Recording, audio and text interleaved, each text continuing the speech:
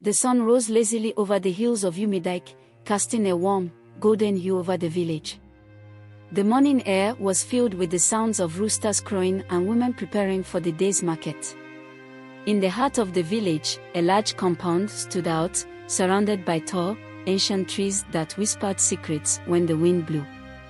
This was the home of Chidimma, a young woman known throughout the kingdom for her beauty, intelligence, and kind heart. Chidimma's father, Izudo, was a respected elder in Umidike. He was known for his wisdom and fairness, and people often came to him for advice. Her mother, Zara, was different. She wasn't from Umidike or even from the kingdom.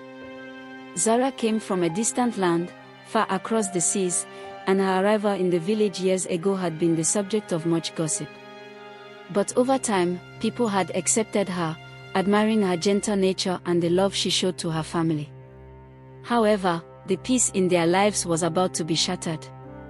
One morning, as Chidimma was helping her mother in the kitchen, a group of men arrived at their compound. They were led by Chief Okoye, a powerful man in the kingdom, known for his harsh judgment and quick temper. He was accompanied by a few guards and some elders from the village. Izudo, Chief Okoye called out, his voice booming. "We have come with grave news." Izudo stepped out of his hut, his face calm but his eyes wary. "What is it, Chief Okoye?" he asked, his voice steady. Chief Okoye's eyes narrowed as he looked at Zora. "It concerns your wife," he said coldly. "There are accusations against her, serious accusations." Zora's eyes widened in shock, and she instinctively reached for Chidimma's hand. "What accusations?" Izudo demanded, his voice rising. "She is accused of identity theft," Chief Okoye declared. "It is said that she is not who she claims to be. That she has stolen the identity of another, and her true origins are far more sinister." The words hung in the air like a dark cloud, and the villagers who had gathered around began to murmur among themselves. Chidimma felt her heart pound in her chest. How could this be true?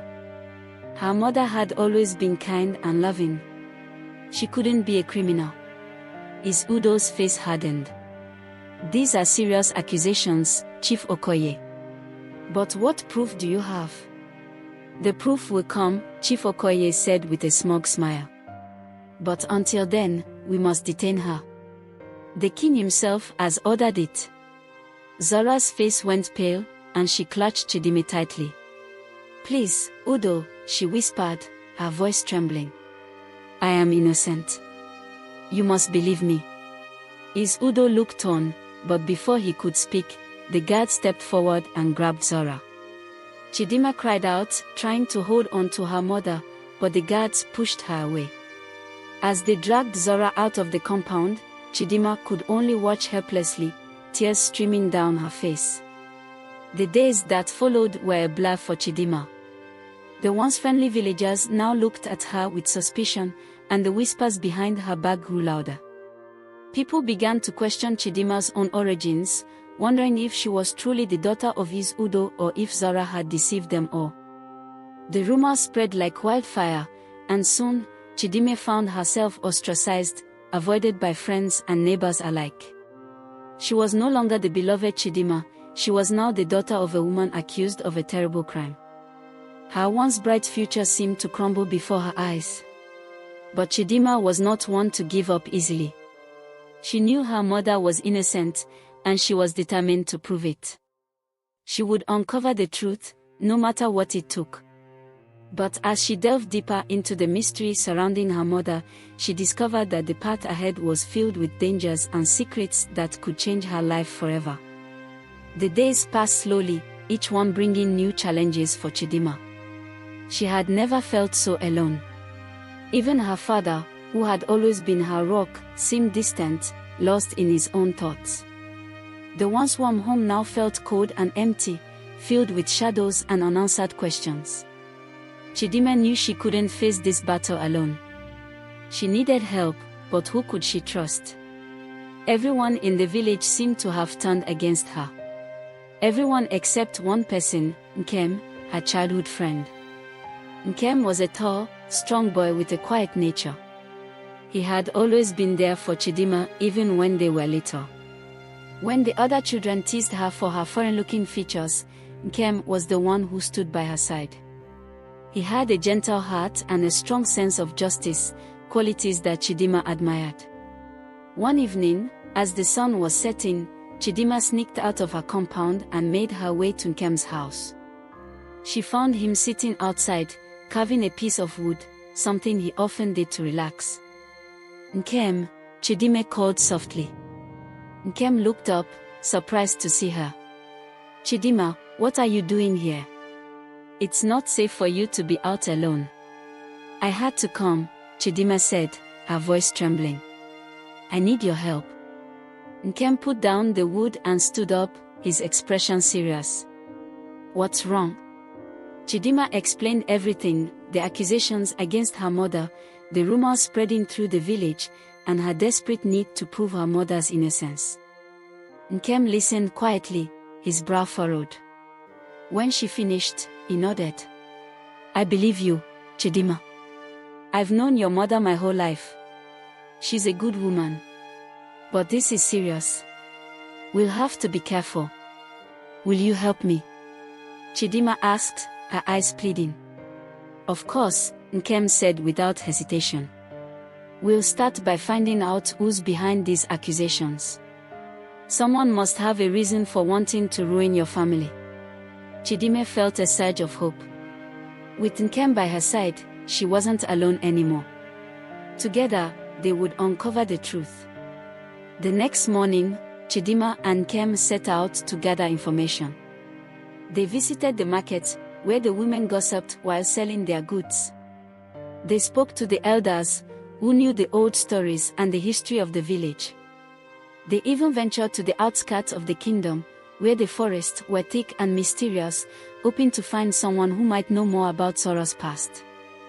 Days turned into weeks, and slowly, pieces of the puzzle began to fall into place. They learned that Chief Okoye had a history of targeting outsiders, using his influence to stir up fear and hatred. But why he had chosen Zara, they still didn't know. One day, while searching through old records in the village archives, Nkem found something strange. It was an old letter, written by a man from a distant land, addressed to someone in the village. The letter spoke of a woman who had fled her home, seeking refuge in a new land. The description of the woman matched Zara perfectly. "This must be about your mother," Nkem said, showing Chidimma the letter. "But who wrote it? And why?" Chidimma asked, her mind racing. "There's only one way to find out," Nkem said. "We have to find the person this letter was addressed to." The name on the letter was faded, almost unreadable, but with some effort, they deciphered it: Obioma, an elder who lived on the outskirts of the village. Chidimma and Nkem wasted no time. They made their way to Obioma's hut, a small, thatched roof building surrounded by tall grasses. The old man was sitting outside, his eyes closed as he enjoyed the warm sun. "Elder Obioma," Nkem called out respectfully. The old man opened his eyes and smiled at them. "What brings you young ones here?" Chidimma stepped forward and showed him the letter. "Elder Obioma, do you recognize this?" Obioma's smile faded as he took the letter in his trembling hands. His eyes widened as he read the words, and a look of sorrow crossed his face. "This letter, it's from a long time ago," Obioma said quietly. "It speaks of a woman who came to this land seeking a new life. That woman is your mother, Chidimma." Chidimma's heart pounded in her chest. "What do you know about her? Please, tell me everything." Obioma sighed deeply. "Your mother is not a thief, Chidimma. She was running from danger. In her homeland, she was falsely accused of a crime and had to flee for her life. She came here to start over, to find peace." "Who accused her? And why?" Nkem asked. "There was a powerful man in her land, much like Chief Okoye," Obioma explained. "He wanted something she had, something valuable. When she refused to give it to him, he used his power to destroy her life. Chidimma felt a mixture of relief and anger. Relief that her mother was innocent, and anger at the injustice she had suffered. Why didn't she tell anyone? Chidimma asked, her voice trembling with emotion. She was afraid, Obioma replied gently. She didn't want to bring trouble to this village or to your family. She wanted to protect you, Chidimma. But secrets have a way of catching up, and now the past has returned to haunt her. Chidimma's mind raced as she tried to piece everything together. If what Obioma said was true, then the accusations against her mother were based on lies and manipulation. But the question remained, how did Chief Okoye find out about Zoro's past, and why was he so determined to destroy her? As they left Obioma's hut, Chidimma and Nkem knew that they were getting closer to the truth, but the danger was also growing. Chief Okoye was a powerful man, and if he discovered that they were investigating him, there could be severe consequences. We need to be careful, Nkem warned as they walked back to the village. Chief Okoye won't take kindly to us digging into his affairs. Chidimma nodded, her expression determined. I won't stop until I clear my mother's name, no matter the risk. The next few days were tense. Chidimma and Nkem continued their investigation, but they were more cautious now, aware that they were being watched.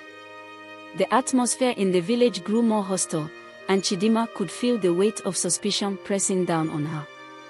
People avoided her in the streets, and even the children whispered and pointed as she passed.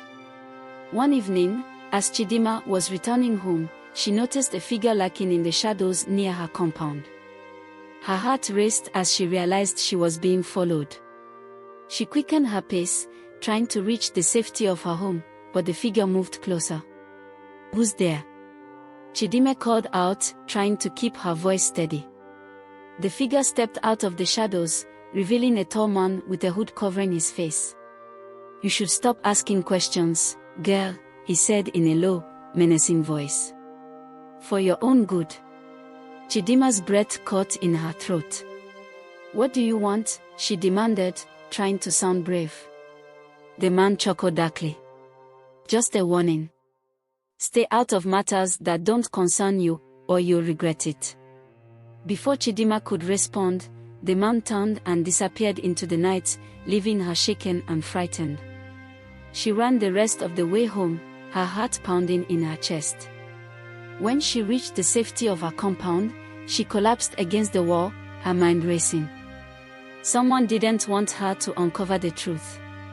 But who? And why? That night, Chidimma couldn't sleep. The man's warning echoed in her mind, filling her with dread. But she knew she couldn't give up now. If anything, the threat only strengthened her resolve. Whoever was behind this was desperate to keep their secrets hidden, which meant she was on the right track. The next morning, Chidimma told Nkem about the encounter. He frowned, his expression serious. This is getting dangerous, Chidimma. Maybe we should go to your father. He needs to know what's happening. Chidimma shook her head. Not yet. If we tell him now, he might try to stop us. We need more evidence before we confront Chief Okoye. Nkem sighed, but he didn't argue. He knew how stubborn Chidimma could be, and he also knew she was right. They needed to be sure of their facts before taking any action. As the days passed, Chidimma and Nkem continued their investigation, carefully gathering information and piecing together the truth. They discovered that Chief Okoye had connections to powerful men in distant lands, men who had dealings with Zoro's homeland. It became clear that he had learned about Zoro's past through these connections and had decided to use it against her. But the question remained, why? What did Chief Okoye stand to gain by ruining Zoro's life and tarnishing Chidimma's reputation? The answer came one evening when Nkem overheard a conversation between Chief Okoye and one of his associates. Hidden behind a thick grove of trees, Nkem listened as the men discussed their plans. It's almost done, Chief Okoye was saying. Once Zora is out of the way, we can move forward with the land deal. And the daughter, the associate asked. "She'll be dealt with," Chief Okoye replied coldly. "Without her mother's protection, she's nothing.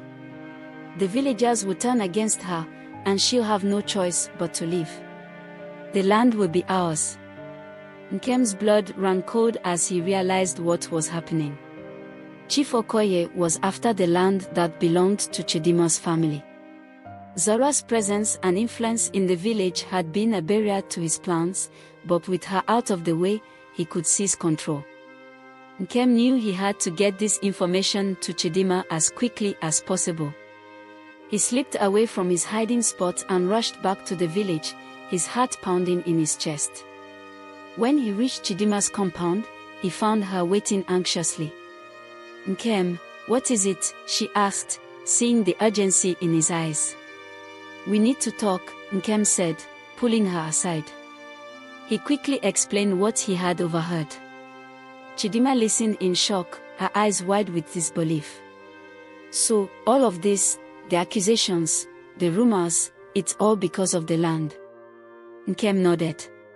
"Chief Okoye wants control, and he's willing to destroy your family to get it." Chidimma's hands clenched into fists, her anger burning like a fire inside her. "He won't get away with this. We need to expose him." "But how?"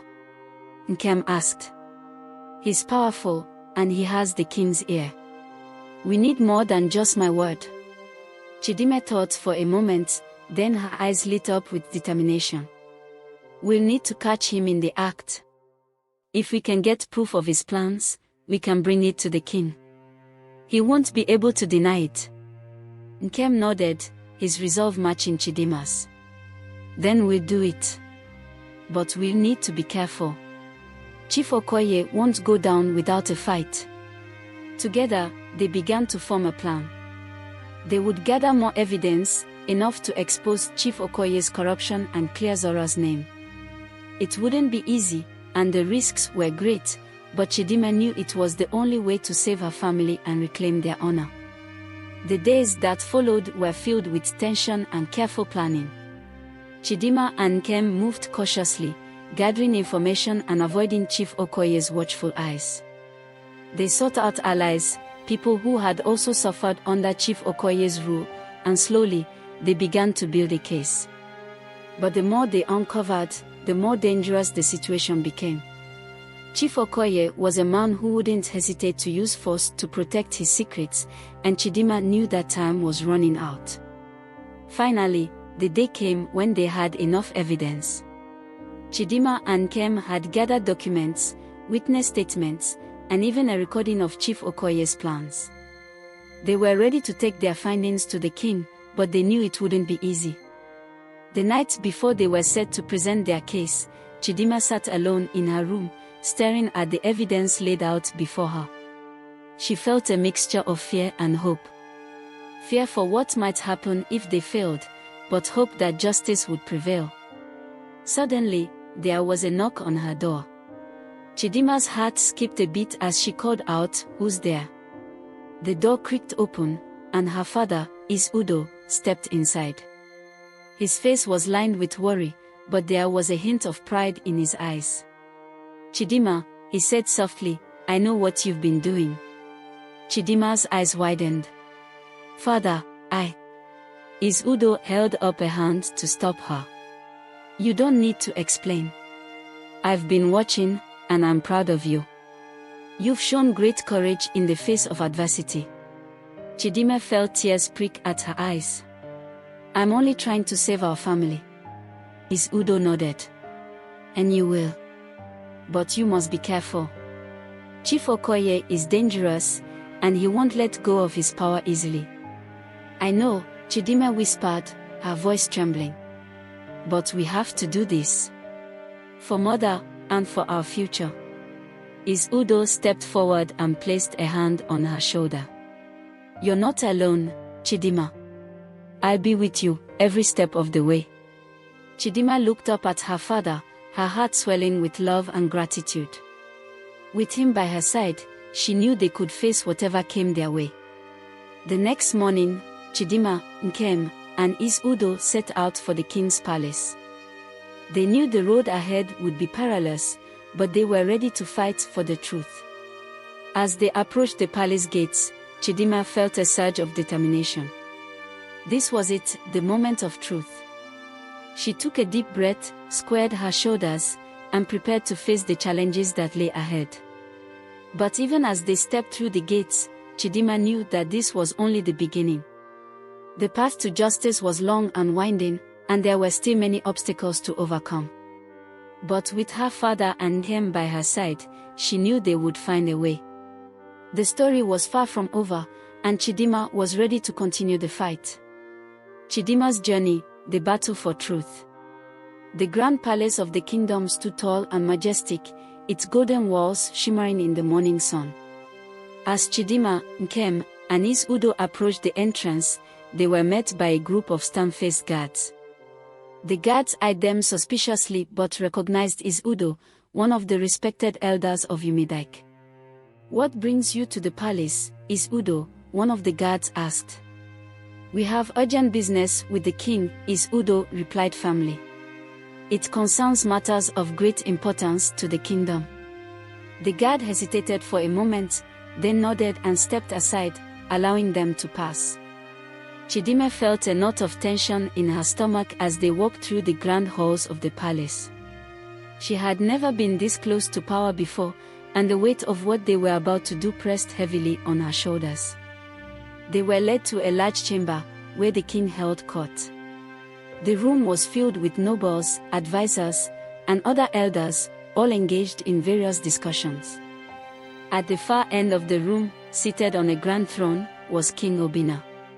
He was a tall, regal man with a wise and commanding presence, his eyes sharp and observant. As they entered, all eyes turned to them. Chidimma felt her heart race, but she held her head high, determined not to show fear. "Is Udo," King Obinna said, his voice deep and resonant. "What brings you to my court?" Is Udo stepped forward, bowing respectfully. "Your Majesty, I come with a grave matter that concerns the honor of my family and the well-being of our kingdom." The king's expression grew serious. "Speak, and we shall listen." Is Udo motioned for Chidimma to step forward. She took a deep breath and held out the documents and evidence they had gathered. "Your Majesty," Chidimma began, her voice steady despite the fear she felt, "my family has been the target of a cruel and unjust plot. My mother, Zora, has been falsely accused of crimes she did not commit, all as part of a scheme by Chief Okoye to seize our land and destroy our honor." The room fell silent as Chidimma spoke, her words echoing off the walls. She handed the evidence to one of the king's advisors, who began to examine it closely. "We have gathered proof of Chief Okoye's plans," Chidimma continued. "He has used his power and influence to spread lies and manipulate others, all for his own gain." There was a murmur of shock and disbelief among the gathered nobles. Chief Okoye was well known in the kingdom, and the accusations against him were serious. The king's eyes narrowed as he looked at Chidimma. "These are heavy accusations, young one. Are you prepared to stand by them?" Chidimma met the king's gaze, her voice unwavering. "Yes, Your Majesty. I stand by every word." At that moment, the large doors at the back of the chamber swung open, and Chief Okoye entered the room, flanked by several of his loyal followers. His eyes were cold as he surveyed the scene before him. "Your Majesty," Chief Okoye said with a bow, though his voice held a sharp edge, "I see you've been listening to the wild accusations of a girl desperate to save her disgraced family." King Obinna raised a hand to silence the murmurs that followed Chief Okoye's words. "Chief Okoye, this girl has presented serious evidence against you. Do you deny these claims?" Chief Okoye's eyes flicked to Chidimma, a smirk playing on his lips. "These are nothing but fabrications, Your Majesty. A child's attempt to deflect the shame of her mother's crimes. Zora is an outsider, and her presence has always been a threat to our kingdom's peace." Chidimma's hands clenched into fists, but she held her tongue, knowing this was not the time for anger. The king's advisor, who had been examining the evidence, stepped forward and whispered something in the king's ear. King Obinna's expression grew more severe as he listened. "Chief Okoye," the king said slowly, "this evidence is compelling. It speaks of deceit and corruption. Do you have anything to say in your defense?" Chief Okoye's smirk faltered for a moment, but he quickly regained his composure. "Your Majesty, I have served this kingdom faithfully for many years. I only seek to protect it from those who would do it harm." "And yet," the king continued, his voice growing colder, "the evidence suggests that you have used your position to further your own interests at the expense of others." A tense silence filled the chamber as everyone waited for the king's judgment. Chief Okoye's face darkened, and he cast a venomous look at Chidimma. "Your Majesty," Chief Okoye said, his voice now laced with desperation, "you mustn't listen to this girl. She is the daughter of an outsider, a woman who has brought nothing but trouble to our lands. If you allow these lies to take root, it will bring chaos to the kingdom." King Obinna stood from his throne, his presence towering over the room. "Enough, Chief Okoye. You have spoken, and now I will give my verdict." Chidimma held her breath, praying that justice would prevail. The king turned to face Chidimma and her father. "Izudo, your daughter has shown great courage in bringing this matter to light. The evidence she has presented cannot be ignored." Chief Okoye's face paled as the king continued. "I have always sought to rule with fairness and justice. No one, not even a chief, is above the law. Chief Okoye, you are hereby stripped of your title and your lands. You will be placed under arrest and brought to trial for your crimes." A collective gasp filled the chamber. Chief Okoye's expression turned to one of fury and disbelief. "You can't do this," he shouted, but the guards were already moving to seize him. Chidimma watched as the once powerful chief was led away, his face twisted in rage and humiliation. She felt a wave of relief wash over her, but she knew this wasn't the end. There were still many questions left unanswered, and her mother's fate was still uncertain. As the guards took Chief Okoye away, King Obinna turned back to Chidimma. His expression softened slightly. "You have done a great service to this kingdom, Chidimma. Your bravery will not be forgotten." Chidimma bowed her head, humbled by the king's words. "Thank you, Your Majesty. I only wish to clear my mother's name and restore our family's honor." King Obinna nodded. "Your mother will be given a fair trial, with all the facts presented. If she is innocent, she will be freed, and her name will be cleared." Tears of gratitude filled Chidimma's eyes. "Thank you, Your Majesty."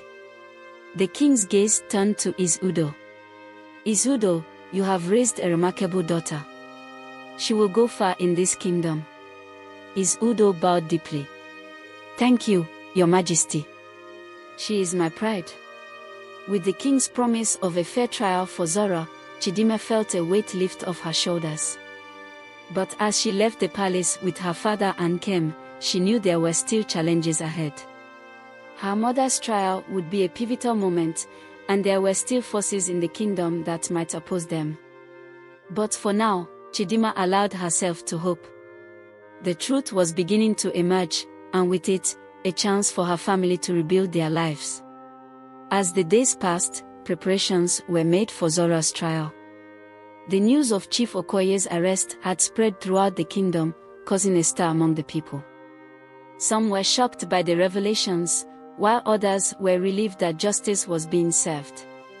Chidimma spent most of her time at home, supporting her father and preparing for the trial. She knew it would be a difficult battle, but she was determined to see it through. One evening, as Chidimma sat by the fire, lost in thought, Nkem arrived at her compound. He had been busy gathering more information and ensuring that all the witnesses were ready to testify at the trial.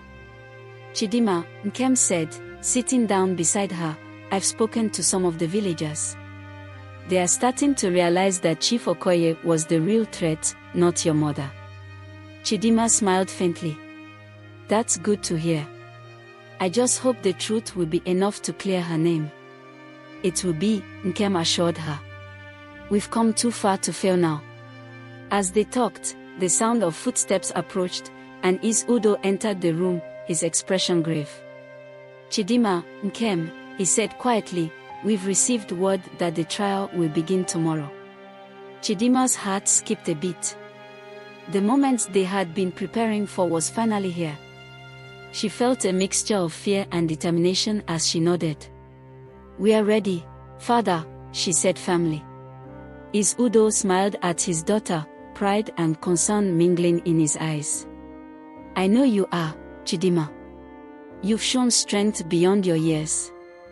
But remember, no matter what happens, we stand together as a family. Chidimma nodded, feeling the weight of her father's words. The trial would determine not only her mother's fate but also the future of their family in the kingdom. She knew that the coming day would be one of the most challenging of her life. That night, sleep was elusive. Chidimma lay in bed, staring up at the ceiling, her mind filled with worries and questions. What if the trial didn't go as they hoped? What if there were forces working against them that they hadn't anticipated? She tried to push these thoughts away, reminding herself of the strength she had found within her over the past weeks. As dawn broke, Chidimma rose early, preparing herself for the long day ahead. She dressed carefully, choosing a simple but dignified outfit that reflected her determination and respect for the occasion. When she stepped outside, she found her father and Nkem waiting for her. They shared a brief, solemn moment of solidarity before setting out for the palace. The courtroom was already filled with people by the time they arrived. Villagers, nobles, and elders had gathered to witness the trial, their faces reflecting a mix of curiosity, concern, and anticipation. Chidimma felt their eyes on her as she entered, but she kept her head high, refusing to let their stares intimidate her. At the front of the room, the king sat on his throne, flanked by his advisors. Zora stood before him, her hands bound, but her posture was proud and unyielding. Chidimma's heart ached at the sight of her mother, but she was relieved to see that Zora had not lost her strength. The trial began with the king's advisor reading out the charges against Zora. The room was silent as he listed the accusations, each one more damning than the last. Chidimma clenched her fist, knowing that these were the lies Chief Okoye had spread to ruin her mother. When the advisor finished, King Obinna turned to Zora. You have heard the charges against you, Zora of Umidike. How do you plead? Zora lifted her head, her voice clear and steady. Not guilty, Your Majesty. I am innocent of these crimes. The king nodded and motioned for the proceedings to continue. One by one, witnesses were called to testify. Some were villagers who had been influenced by Chief Okoye's lies, but others were people who had known Zora and could speak to her character and the good she had done for the community. Chidimma watched as Nkem stepped forward to testify. He spoke confidently, recounting the evidence they had gathered and the truth they had uncovered about Chief Okoye's schemes. The crowd murmured in surprise as Nkem revealed the depth of the chief's corruption. Next, Chidimma herself was called to testify. She took a deep breath and walked to the center of the room, feeling the weight of everyone's eyes on her. She spoke from her heart, describing the pain her family had endured, the lies that had been spread, and the truth they had fought so hard to uncover. As she spoke, she could see the expressions of those in the room change. Some looked thoughtful, others ashamed, as if realizing for the first time how they had been misled. Chidimma's words seemed to reach them, and she felt a flicker of hope. Finally, it was Zora's turn to speak. She stood tall and proud, her voice filled with the wisdom and dignity that had always defined her. Your Majesty, Zora began, I came to this kingdom as a stranger, but I have always sought to contribute to its well-being. I have treated its people with kindness and respect, and I have worked to build a life here with my family. The accusations against me are false, the result of a man's greed and hunger for power. She paused, looking around the room, her gaze meeting each person's eyes. I ask only for the truth to be recognized, and for justice to be done. Not just for me, but for my daughter, Chidimma, who has shown more courage and determination than anyone I have ever known. Chidimma felt tears well up in her eyes at her mother's words. She reached out and squeezed her father's hand, drawing strength from his steady presence. When Zora finished speaking, the room was silent. King Obinna looked thoughtful, his eyes narrowed as he considered everything that had been said. The weight of the decision he was about to make was clear on his face. Finally, after what felt like an eternity, the king spoke. "Zora of Umudike," King Obinna said, his voice carrying authority and finality, "you have been accused of grave crimes, but the evidence presented in your defense is strong. It is clear that you have been the victim of a malicious plot, and the true culprit has already been brought to justice." He paused, letting his words sink in. "In light of this, I find you not guilty of all charges. You are hereby free, and your honor is restored." A collective gasp of relief swept through the room. Chidimma felt a surge of joy and gratitude as tears streamed down her face. Her mother was free. Justice had prevailed. Zara bowed her head in gratitude. "Thank you, Your Majesty," she said, her voice filled with emotion. The king nodded. "Your strength and resilience have been an example to us all. Go in peace, Zora, and may your family find the happiness they deserve." As Zora was unbound and allowed to leave the courtroom, Chidimma rushed forward to embrace her. They held each other tightly, the weight of the past weeks melting away in that moment of relief and love. Udo and Nkem joined them, and the four of them stood together, a family reunited and stronger than ever. The trial was over, and they had won, but Chidimma knew that this was not the end of their journey. As they left the palace, the sun shining brightly above them, Chidimma felt a sense of peace and hope for the future. There were still challenges ahead, but she was no longer afraid. She had faced the darkness and come out stronger on the other side.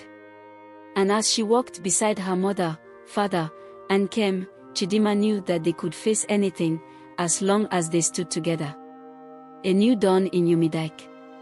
In the days following Zara's acquittal, the village of Umudike buzzed with conversation. The trial had left a lasting impact on the kingdom, with many people reflecting on the events that had unfolded. The once powerful Chief Okoye had been stripped of his title and land, and Zora's name had been cleared. But the journey had only begun for Chidimma and her family. As life slowly returned to normal, Chidimma found herself at the center of attention. Villagers who had once looked at her with suspicion now approached her with admiration and curiosity. Some apologized for their previous treatment of her and her family, while others offered help and support in any way they could. But not everyone had accepted the outcome of the trial. In the shadows, whispers of dissent and discontent began to spread. There were those who still believed that an outsider like Zora had no place in their kingdom, and they resented the power and influence that Udo's family now held. One evening, as the sun dipped low in the sky, Chidimma sat on a small hill overlooking the village. The air was cool and calm, but her mind was troubled. Despite the victory in court, she couldn't shake the feeling that something was brewing beneath the surface. Nkem joined her, sitting down beside her on the grass. He had been a constant source of strength throughout their ordeal, and his presence always brought her comfort. "Chidimma," Nkem said gently, "you seem worried. What's on your mind?" Chidimma sighed, hugging her knees to her chest. "I don't know, Nkem. I just can't help feeling that it's not over. There are still people in the village who don't accept my mother, who don't accept me. I've heard the whispers. They are angry that we won." Nkem nodded, his expression thoughtful. "Change doesn't happen overnight, Chidimma. What we did was important, but it also challenged a lot of deeply held beliefs. Some people will need time to come around, and others may never change. Chidimma looked out at the village, her heart heavy. I just want peace for my family, for my mother. She's been through so much. Nkem placed a reassuring hand on her shoulder. And she's strong, just like you. But you're right to be cautious. We've won one battle, but the fight isn't over. We have to stay vigilant. Chidimma nodded, appreciating his words. She knew he was right. The victory in court had been a huge step, but there were still challenges ahead. And as much as she wanted to believe that everything would be fine, she couldn't ignore the uneasy feeling in her heart. The next day, Chidimma decided to visit the market with her mother. It was a bright, bustling place, filled with the vibrant colors and sounds of everyday life. As they walked through the market, Chidimma noticed how people greeted her mother warmly, offering smiles and kind words. It was a stark contrast to how they had treated her before the trial. But as they moved through the crowded stalls, Chidimma also noticed a few cold stares and hushed conversations. Some people quickly turned away when they saw her looking, while others seemed to deliberately avoid them. It was clear that not everyone had accepted Zora's innocence. As they were selecting vegetables from a stall, a woman approached them. She was older, with a stern expression, and Chidimma recognized her as one of the villagers who had been particularly vocal in her support of Chief Okoye. Zara, the woman said, her voice dripping with disdain. It must be nice, walking around like you're one of us. But don't forget, not everyone believes in your so-called innocence. Chidimma bristled at the woman's tone, but Zora remained calm, meeting her gaze steadily. I have nothing to prove to you or anyone else. The truth has been spoken. The woman scoffed. The truth. We all know how easy it is to twist the truth in your favor when you have friends in high places. But mark my words, Zara, people like you don't belong here. You'll never truly be one of us. With that, the woman turned and walked away, leaving Chidimma fuming. She wanted to chase after the woman, to defend her mother's honor, but Zora gently touched her arm, stopping her. Let it go, Chidimma, Zora said softly. There's no use in arguing with people like her. We can't change everyone's mind. Chidimma took a deep breath, trying to calm the anger that surged within her. But it's not fair, Mama. After everything we've been through, they still won't accept us. Zara smiled sadly. Life isn't always fair, my daughter.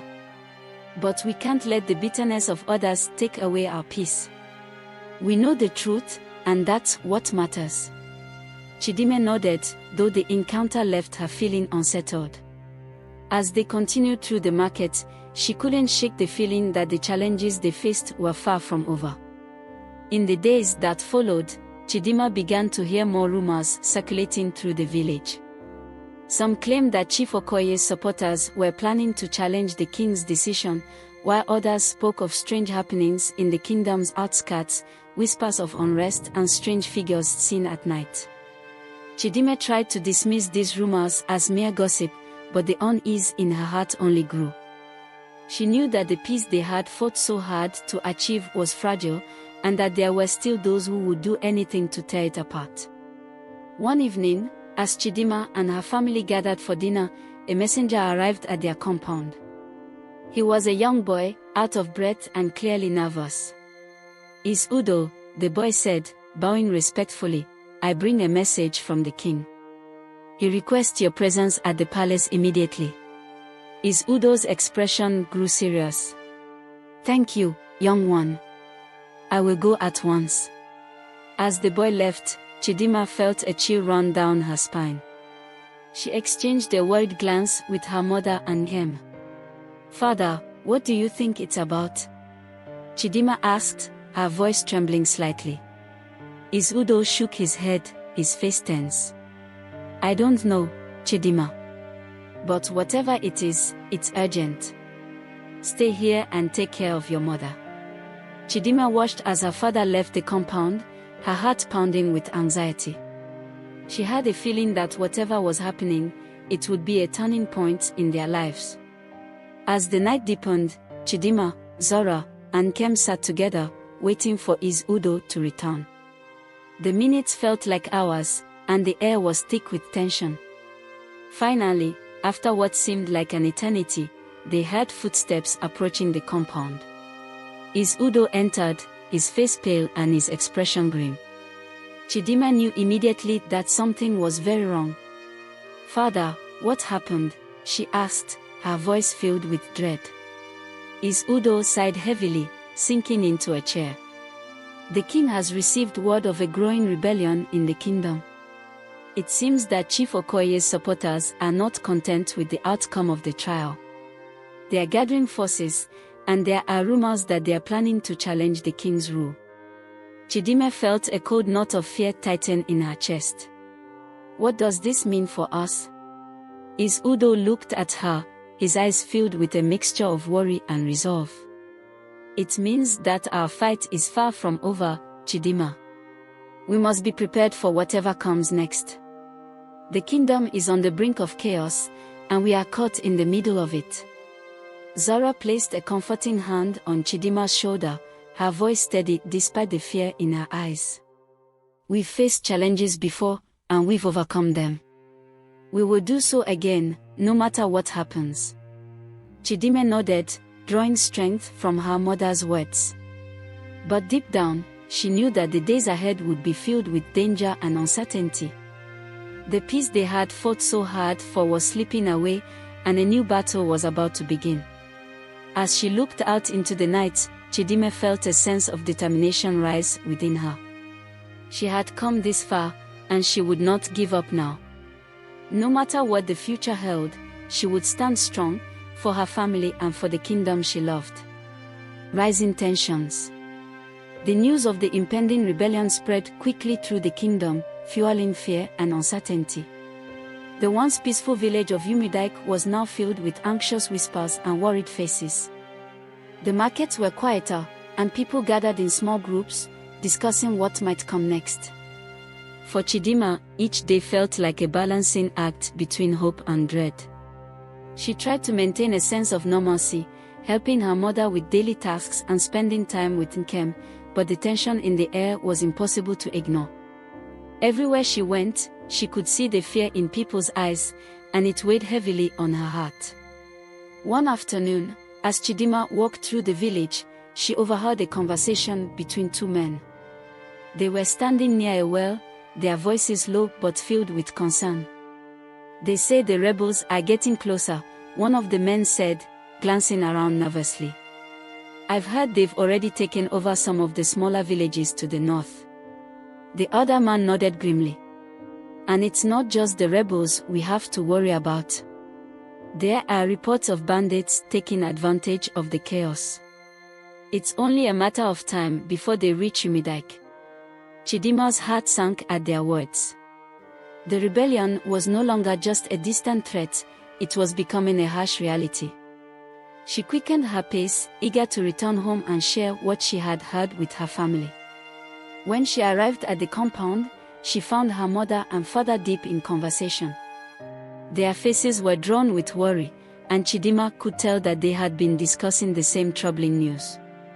"Father, mother," Chidimma began, her voice trembling slightly, "I overheard some villagers talking. They said the rebels are getting closer, and that bandits are taking advantage of the situation. What are we going to do?"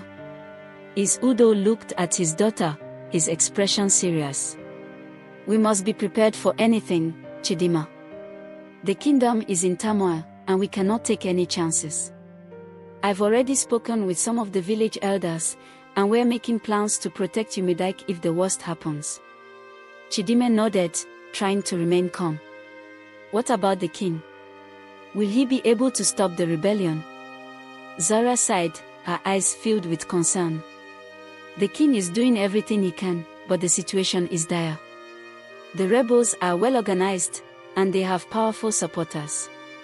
We must hope for the best, but we must also be ready for the worst." The weight of her parents' words settled heavily on Chidimma's shoulders. She knew that the days ahead would be filled with challenges and dangers they had never faced before. but she also knew that she couldn't afford to be afraid. She had to be strong, for her family and for the people of Umidike. As the days passed, the village prepared for the possibility of conflict. Men worked together to reinforce the village's defenses, while women and children gathered supplies and made plans to seek shelter if needed.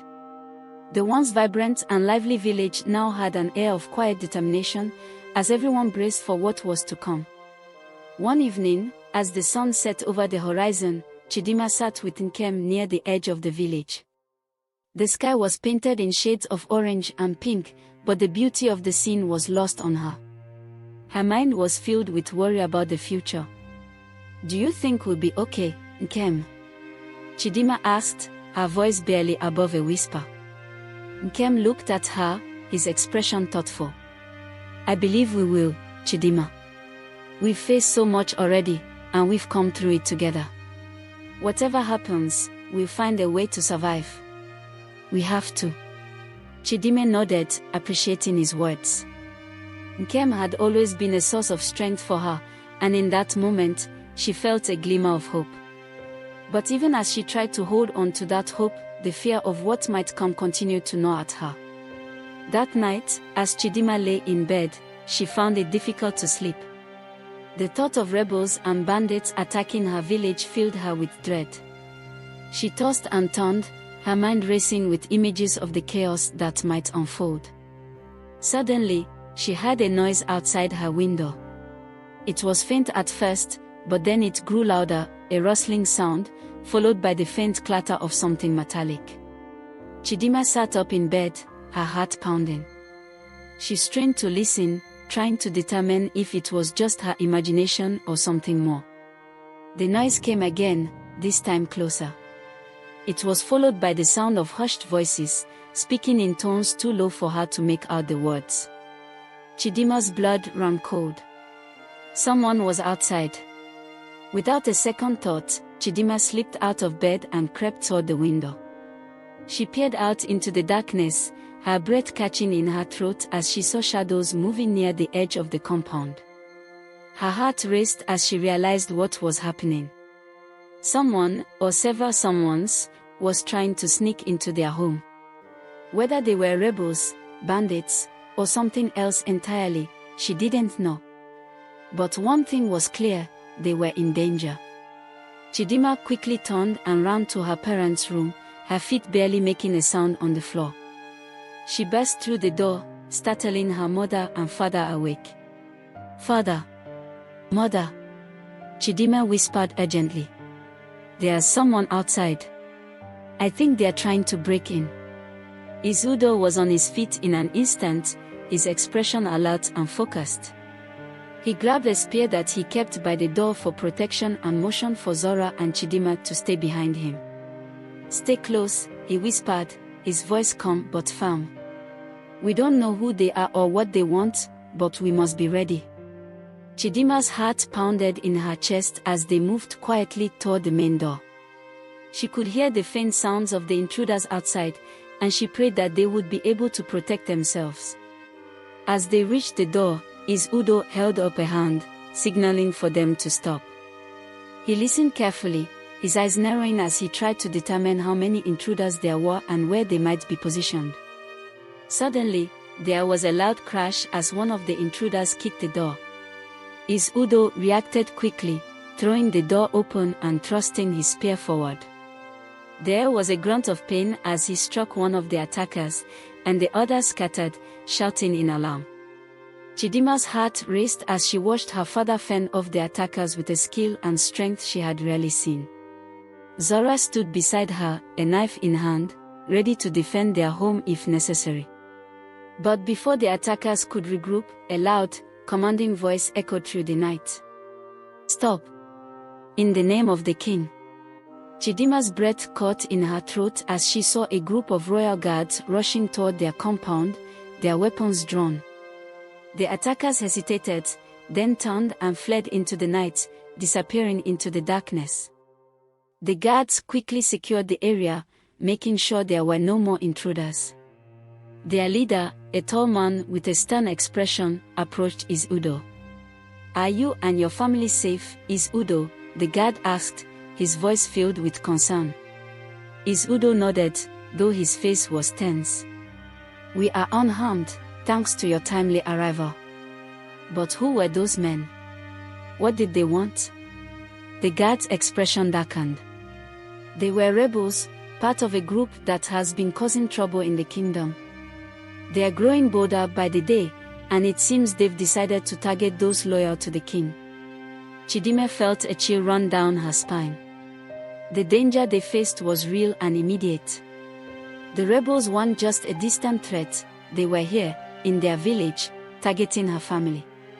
"Thank you for your help," Is Udo said, his voice filled with gratitude. "We will stay on high alert." The guard nodded. "We'll be patrolling the area more frequently.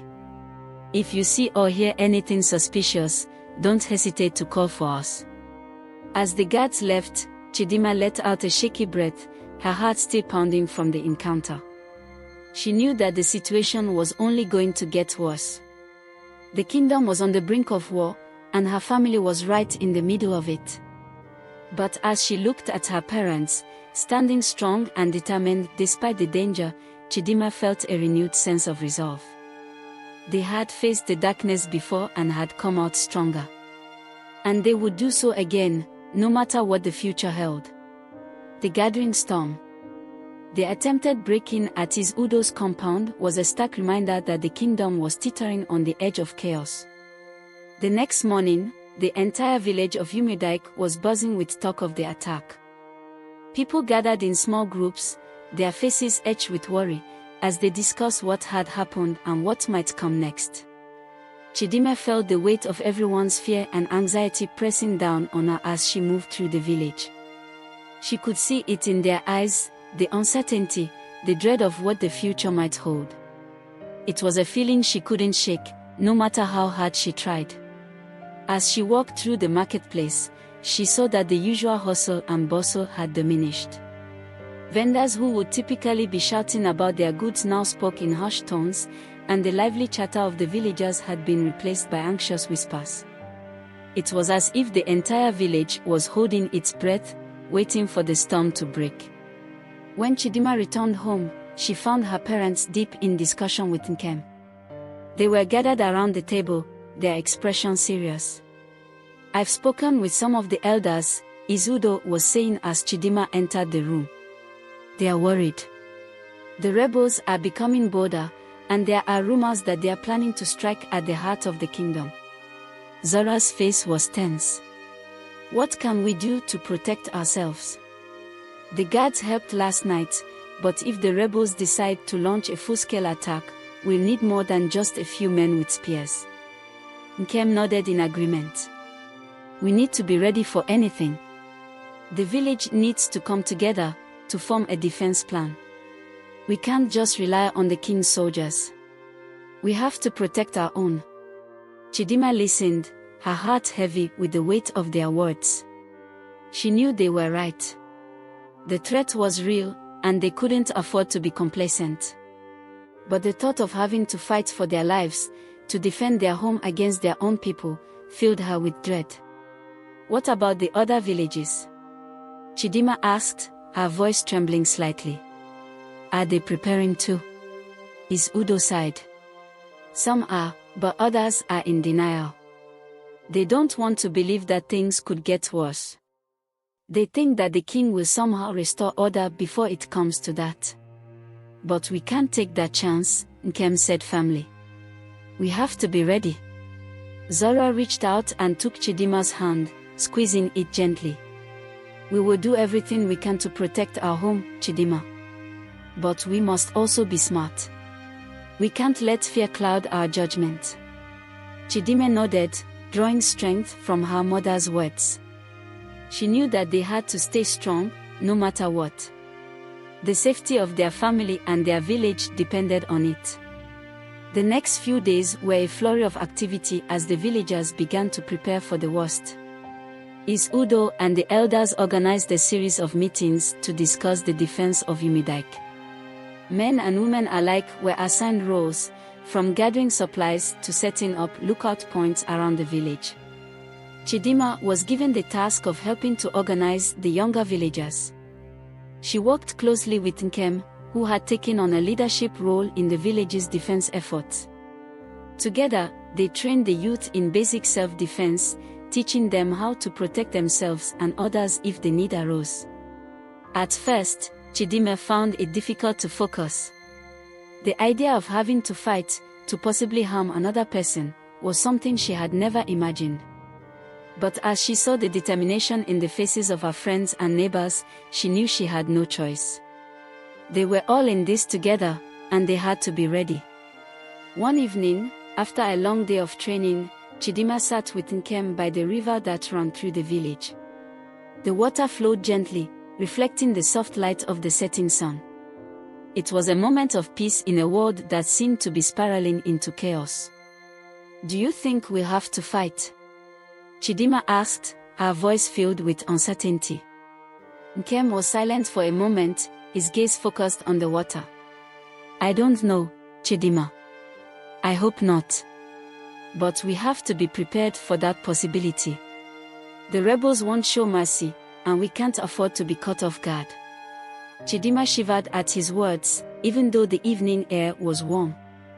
The thought of having to face the rebels in battle terrified her, but she knew that Nkem was right. They couldn't afford to let fear paralyze them.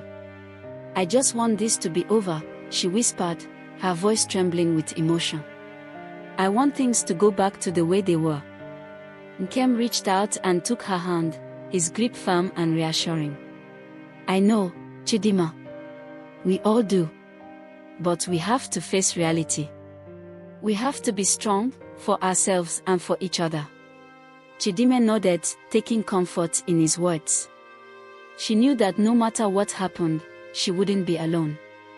They would face whatever came together, and they would do everything in their power to protect their home. As the days passed, the tension in the village continued to build.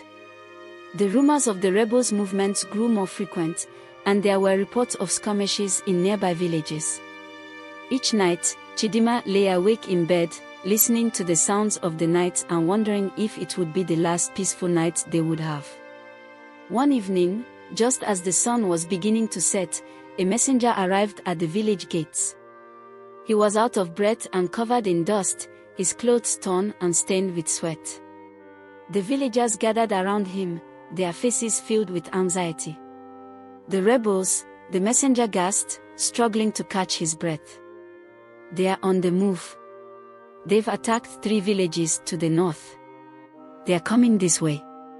The news sent a shockwave through the village.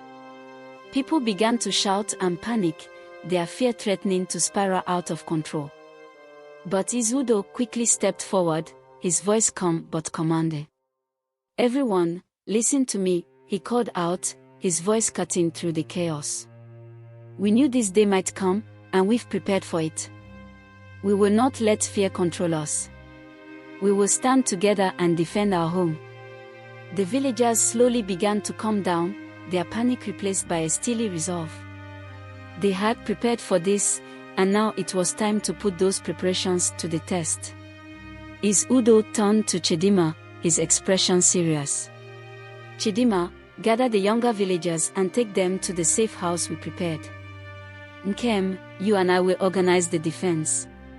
Chidimma nodded, her heart pounding with a mix of fear and determination. She quickly gathered the younger villagers, leading them to the safe house, a small, fortified building on the edge of the village that had been stocked with supplies in case of an attack. As they entered the safe house, Chidimma tried to keep her voice calm and reassuring. "We'll be safe here," she told the others, even though her own heart was racing.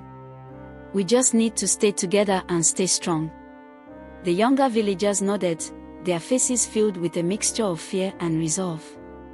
They trusted Chidimma, and they knew that she would do everything in her power to protect them. As night fell, the village was plunged into an eerie silence. The only sounds were the occasional rustle of leaves and the distant call of an owl.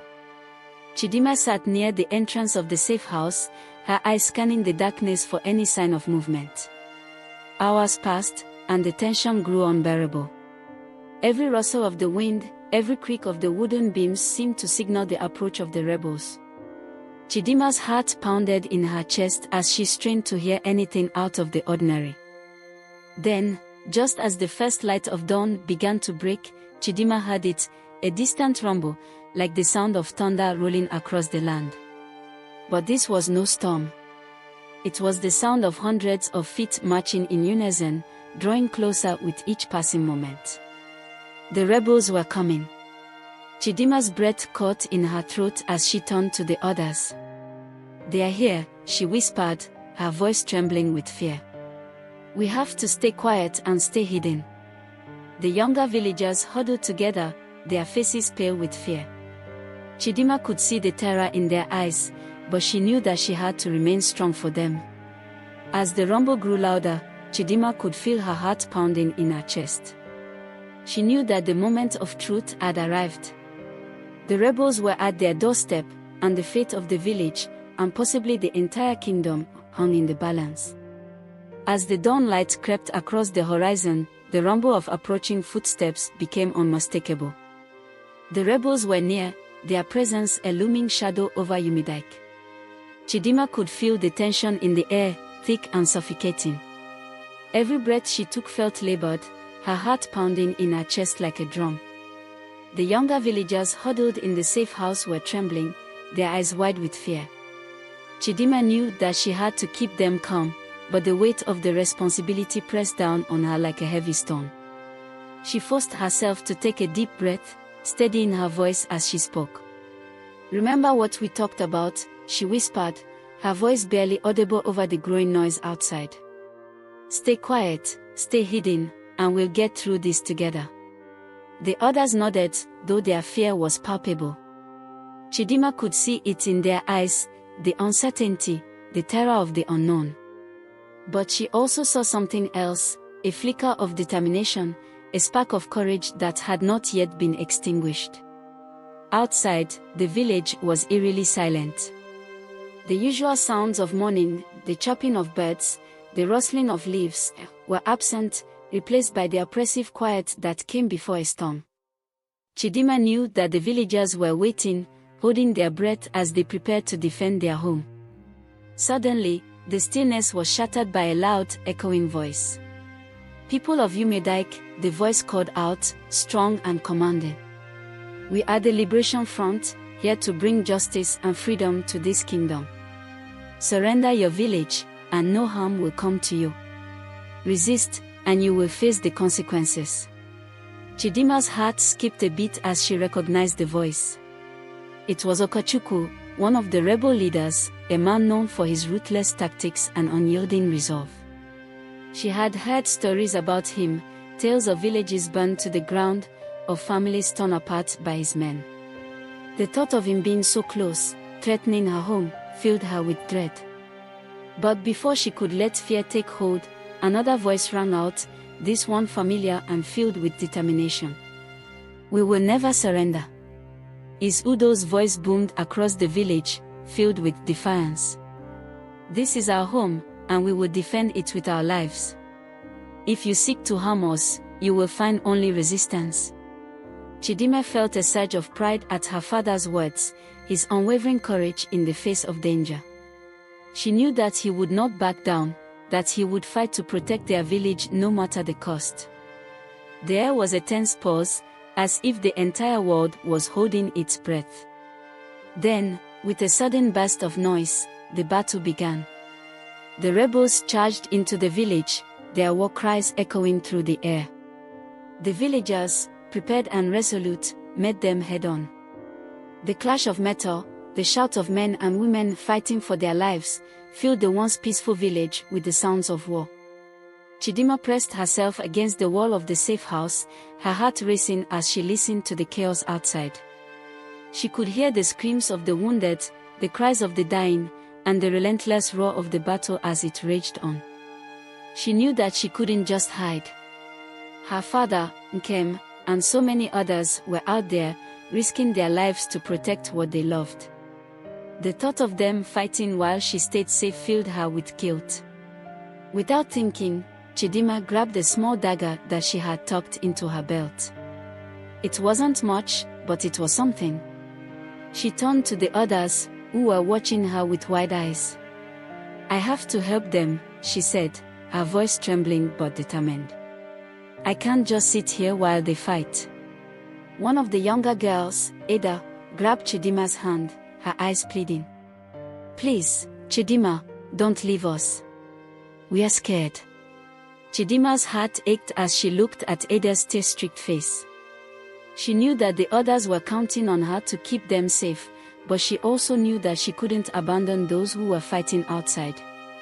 "I won't be gone long," Chidimma promised, squeezing Ada's hand. "I just need to make sure my family is okay. Stay here and stay quiet, and I'll come back as soon as I can." With that, Chidimma took a deep breath and slipped out of the safe house, moving quietly through the shadows. The village was a scene of chaos, fires burned in the distance, and the air was thick with smoke and the smell of blood. She could see the villagers locked in combat with the rebels, their faces grim and determined. Chidimma's heart pounded as she searched for her father and Nkem. She spotted his Udo near the center of the village, fighting off several rebels with a skill and ferocity that took her breath away. Despite his age, he moved with the strength and agility of a warrior, defending his home with everything he had. But as Chidimma moved closer, she saw something that made her blood run cold. Okachukwu, the rebel leader, was approaching her father, his sword drawn and his eyes locked on his Udo with deadly intent. "No!" Chidimma screamed, her voice breaking through the noise of the battle. His Udo turned just in time to see Okachukwu charging at him. He raised his spear to block the attack, but Okachukwu was fast, too fast. With a swift, brutal strike, Okachukwu knocked the spear from his Udo's hands and sent him crashing to the ground. Chidimma's heart stopped as she watched in horror. She couldn't let this happen. Without thinking, she sprinted toward her father, her dagger clutched tightly in her hand. Okachukwu raised his sword, preparing to deliver the final blow.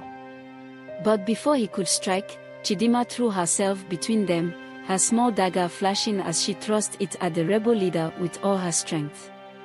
The blade found its mark, sinking into Okachukwu's side. The rebel leader gasped in pain and stumbled back, his eyes wide with shock as he clutched his wound. Chidimma's breath came in ragged gasps as she stood over her father, her hands trembling. She had never hurt anyone before, never even considered taking a life. But in that moment, she knew that she had done what she had to do. His Udo looked up at her, his eyes filled with a mixture of shock and pride. "Chidimma." But before he could say more, Okachukwu let out a furious roar. He lunged at Chidimma, his sword slashing through the air. She barely had time to react, raising her dagger to block the attack. The force of the blow sent her stumbling back, but she managed to hold her ground. Okachukwu's face twisted with rage as he advanced on her, his eyes burning with hatred. "You dare to strike me, girl," he snarled, his voice dripping with venom. "I'll make you pay for that." Chidimma's heart pounded as she faced the rebel leader. She knew that she was no match for him, that he was stronger, faster, and more experienced. But she also knew that she couldn't back down. Not now. As Okachukwu lunged at her again, Chidimma ducked and rolled to the side, barely avoiding his blade. She knew that she had to keep moving, had to stay one step ahead if she was going to survive. But Okachukwu was relentless. He came at her with a series of rapid strikes, each one more brutal than the last. Chidimma could feel her strength waning, her arms growing heavy as she struggled to keep up. Just as she thought she couldn't hold out any longer, a loud shout echoed through the village. "Chidimma!" Nkem appeared out of nowhere, his spear raised as he charged at Okachukwu. The rebel leader barely had time to react before Nkem slammed into him, sending them both crashing to the ground. Chidimma gasped in relief as she watched Nkem grapple with Okachukwu. The two men rolled across the ground, locked in a fierce struggle for dominance. Nkem fought with a ferocity that Chidimma had never seen before, his face contorted with determination. But Okachukwu was strong, and he quickly regained the upper hand. He threw Nkem off him and rose to his feet, his eyes blazing with fury. "You're all going to die!" Okachukwu shouted, raising his sword for the final strike. But before he could bring it down, a loud, piercing horn sounded in the distance. The sound echoed through the village, causing everyone, villagers and rebels alike, to freeze in place. Chidimma's heart raced as she recognized the sound. It was the signal horn, the one used by the king's soldiers to announce their arrival. The rebels looked around in confusion, their confidence wavering. Okachukwu's face twisted with anger as he realized what was happening. "The king's soldiers," he muttered, his voice filled with rage. "They are here." Sure enough, moments later, a group of soldiers appeared at the edge of the village, their armor gleaming in the early morning light. They moved quickly, their weapons drawn as they advanced on the rebels. The sight of the king's soldiers arriving was like a beacon of hope amidst the chaos. Their disciplined formation and determined advance pushed back the rebels, who were already faltering under the pressure of their own battle fatigue and fear. Chidimma watched in awe as the soldiers surged into the village, their presence a powerful reminder of the kingdom's strength. The rebels, initially so confident, began to retreat, their once boastful cries turning into desperate shouts as they fell back from the fight. Nkem, still grappling with Okachukwu, saw the soldiers' arrival and seized the opportunity. With a final, powerful thrust of his spear, he managed to knock the rebel leader off balance. Okachukwu, now wounded and disoriented, struggled to get up, but the arrival of the soldiers marked the end of his rebellion. Chidimma, her heart still racing, saw her father struggling to his feet. She ran to him, helping him up and checking him for injuries. His Udo looked at her with a mix of relief and pride. "You fought bravely, my daughter," he said, his voice filled with gratitude. "I'm proud of you." Chidimma nodded, though her heart was heavy. "We are not out of danger yet. We have to make sure everyone is safe." With the arrival of the soldiers, the tide of the battle turned swiftly. The rebels, outnumbered and disorganized, were forced to flee, their retreat marked by the clattering of weapons and the cries of the wounded. The village, still reeling from the violence, began to emerge from the shadows of fear and despair. The king's soldiers moved through the village with precision, helping the wounded and securing the area. Chidimma, Nkem, and his Udo joined them, working tirelessly to tend to those in need. The village was a mess of overturned carts, smoldering fires, and exhausted fighters, but amidst the destruction, there was a glimmer of hope. As the sun climbed higher in the sky, the soldiers began to restore order. The village healers set up stations to tend to the injured, while the villagers, now recovering from the shock, began to clean up and assess the damage. Despite the chaos, there was a strong sense of camaraderie, a collective resolve to rebuild and recover. Chidimma's thoughts were a whirlwind as she helped with the cleanup. Her hands were covered in grime, and her clothes were torn and stained, but she couldn't stop moving. She was driven by a deep sense of purpose and a need to ensure that everything was returned to normal as quickly as possible. Amidst the flurry of activity, Chidimma saw Okachukwu being led away in chains by the soldiers. His face was a mask of anger and defeat, his earlier confidence shattered. The sight of him, now a prisoner, was a powerful symbol of the village's resilience and the justice they had fought so hard to achieve. Later that evening, as the village gathered to pay their respects to the fallen and to honor the bravery of those who had fought, his Udo called for a meeting with the village elders and the soldiers. Chidimma joined them, her face still smudged with dirt and her hair tangled from the battle. "Today, we have faced a great challenge," his Udo began, his voice carrying the weight of both sorrow and pride. "But we have also shown that our spirit cannot be broken. Our village stands strong, and we will rebuild what has been lost." The elders nodded in agreement, their faces marked by both exhaustion and determination. The soldiers, standing in their polished armor, looked out at the gathered villagers with respect and admiration. The battle had been fierce, but it had also brought a renewed sense of unity and strength. Chidimma felt a wave of emotion wash over her. She was exhausted, her body aching from the day's events, but she also felt a deep sense of accomplishment. They had faced their fears and had come out victorious, their village saved from the brink of destruction. As the evening wore on, the village slowly returned to its routines. The sounds of laughter and conversation began to fill the air, replacing the echoes of battle. Chidimma, though weary, felt a profound sense of relief. The threat of the rebels had been vanquished, and the village could begin to heal. She found a quiet spot by the river, the same place where she had sat with Nkem before the battle began. The water flowed gently, reflecting the soft light of the setting sun. It was a peaceful scene, a stark contrast to the turmoil of the past few days. Nkem joined her, his face tired but triumphant. "We did it," he said, his voice filled with quiet satisfaction. "We fought hard, and we protected our home." Chidimma nodded, her eyes fixed on the water. "I still can't believe it's over.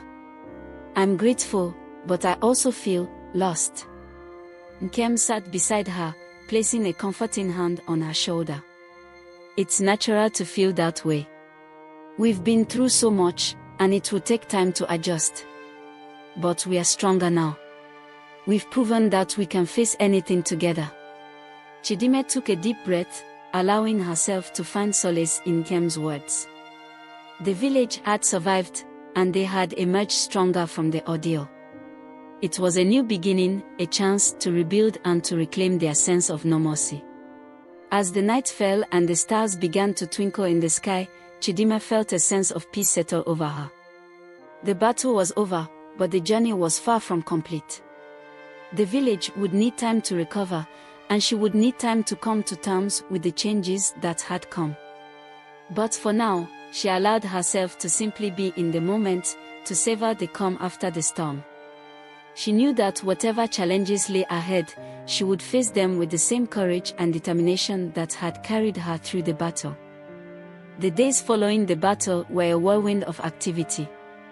The village of Umidike was filled with the sounds of rebuilding, hammers and saws, the chatter of workers, and the occasional call of a child playing amidst the debris.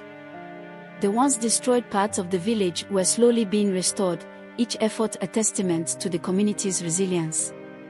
Chidimma and Nkem walked alongside the villagers, helping to clear the rubble and repair the damage. The task was immense, but the spirit of cooperation and determination made it bearable. The villagers were motivated not just by the desire to rebuild, but by a renewed sense of unity that had emerged from the crisis. One morning, as Chidimma helped her mother in the garden, she noticed a subtle change in the atmosphere.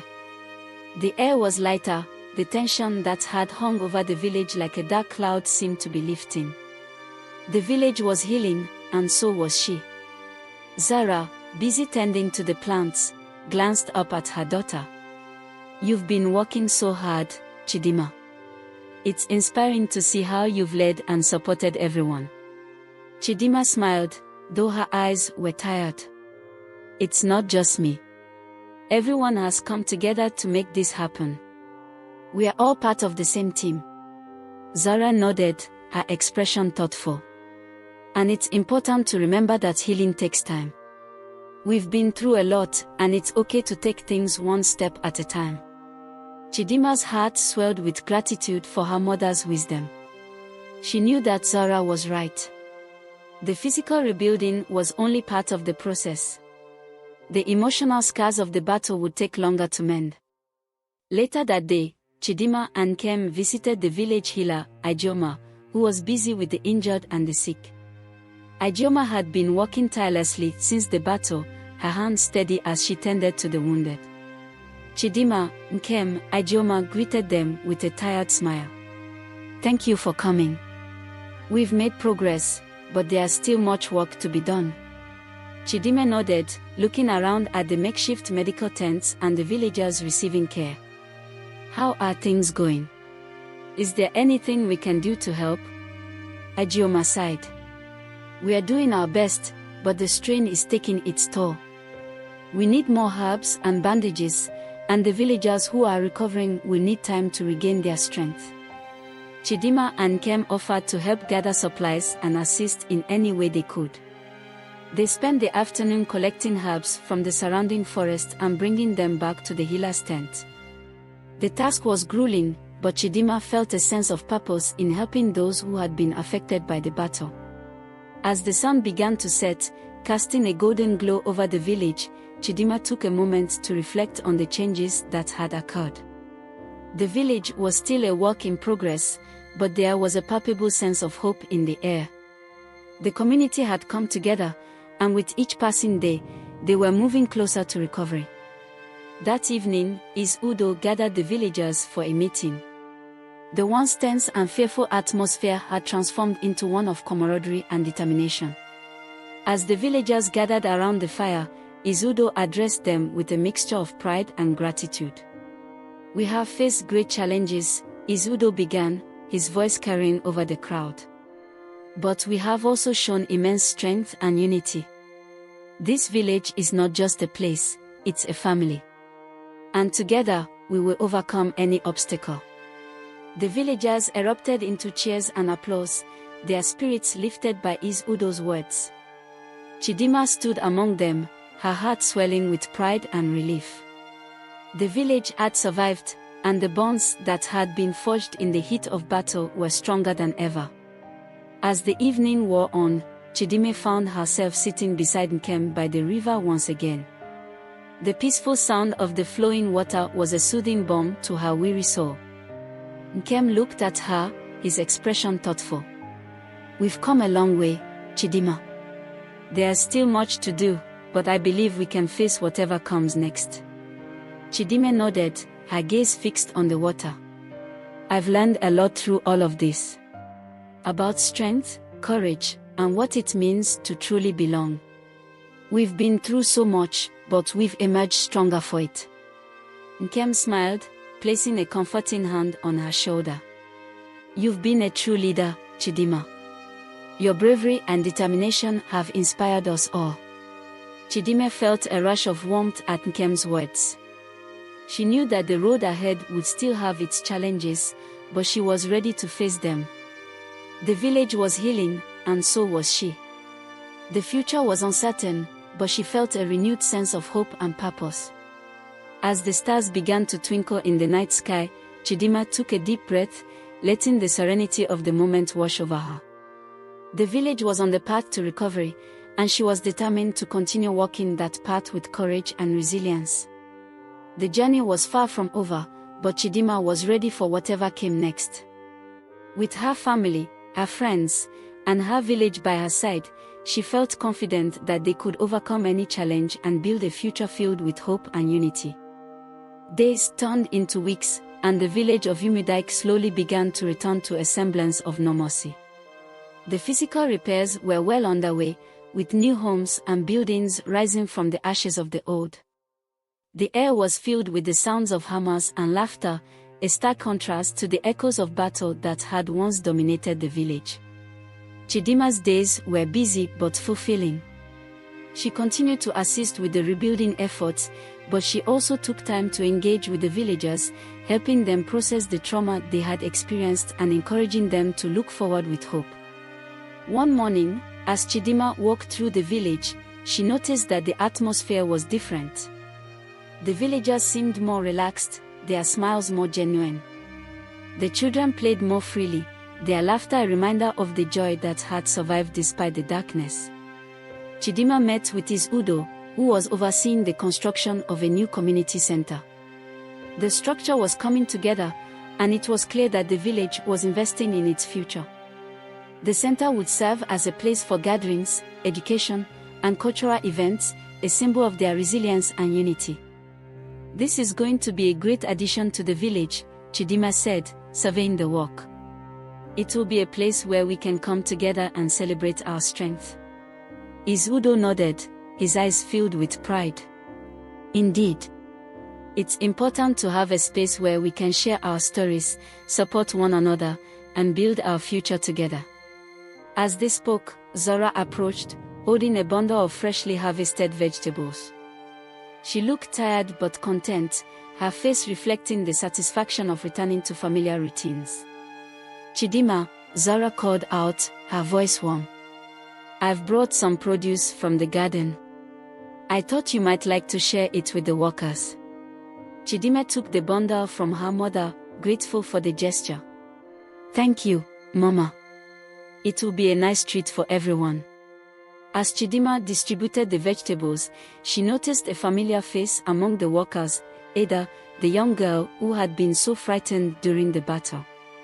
Ada had grown more confident and was now walking alongside the others, her face alight with determination. "Good to see you out here, Ada," Chidimma said, giving her a friendly smile. "How are you feeling?" Ada looked up, her eyes bright. "I'm doing well, Chidimma. I've been helping wherever I can. It feels good to be part of the rebuilding." Chidimma was heartened by Ada's progress.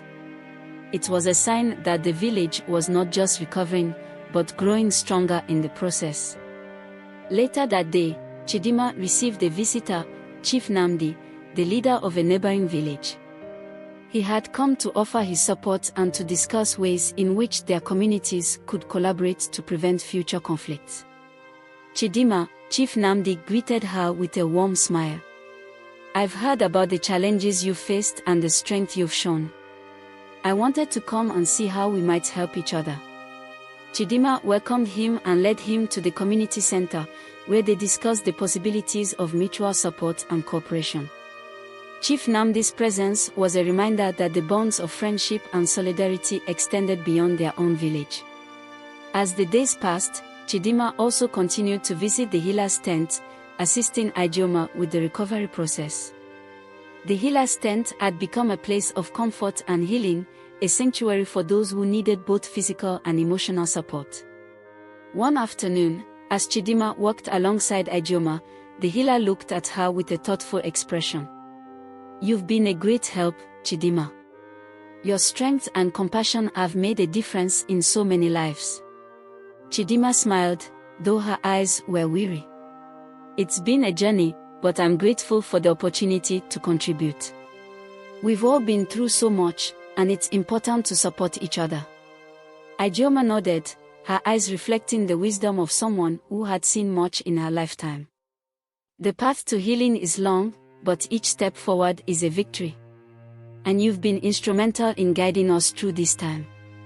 Chidimma felt a surge of determination. The village was on the path to recovery, and she was committed to helping it thrive. The challenges had been great, but they had also brought the community closer together, strengthening their bonds and their resolve. As the village continued to rebuild, Chidimma began to think about the future. She knew that there would always be challenges ahead, but she was confident that with the support of her family, friends, and the village, they could face whatever came their way. One evening, as Chidimma sat by the river, watching the sunset paint the sky in hues of orange and pink, she felt a profound sense of peace. The battle was behind them, and the village was moving forward with hope and determination. Nkem joined her, his presence a comforting reminder of their shared journey. "The village is recovering well," he said, his voice filled with quiet satisfaction. "We've come a long way since the battle." Chidimma nodded, her eyes fixed on the horizon. "We have. And I believe that we are stronger for it. The village, the people, it's all a testament to our resilience and our unity." Nkem smiled, placing a reassuring hand on her shoulder. "You've been an incredible leader, Chidimma.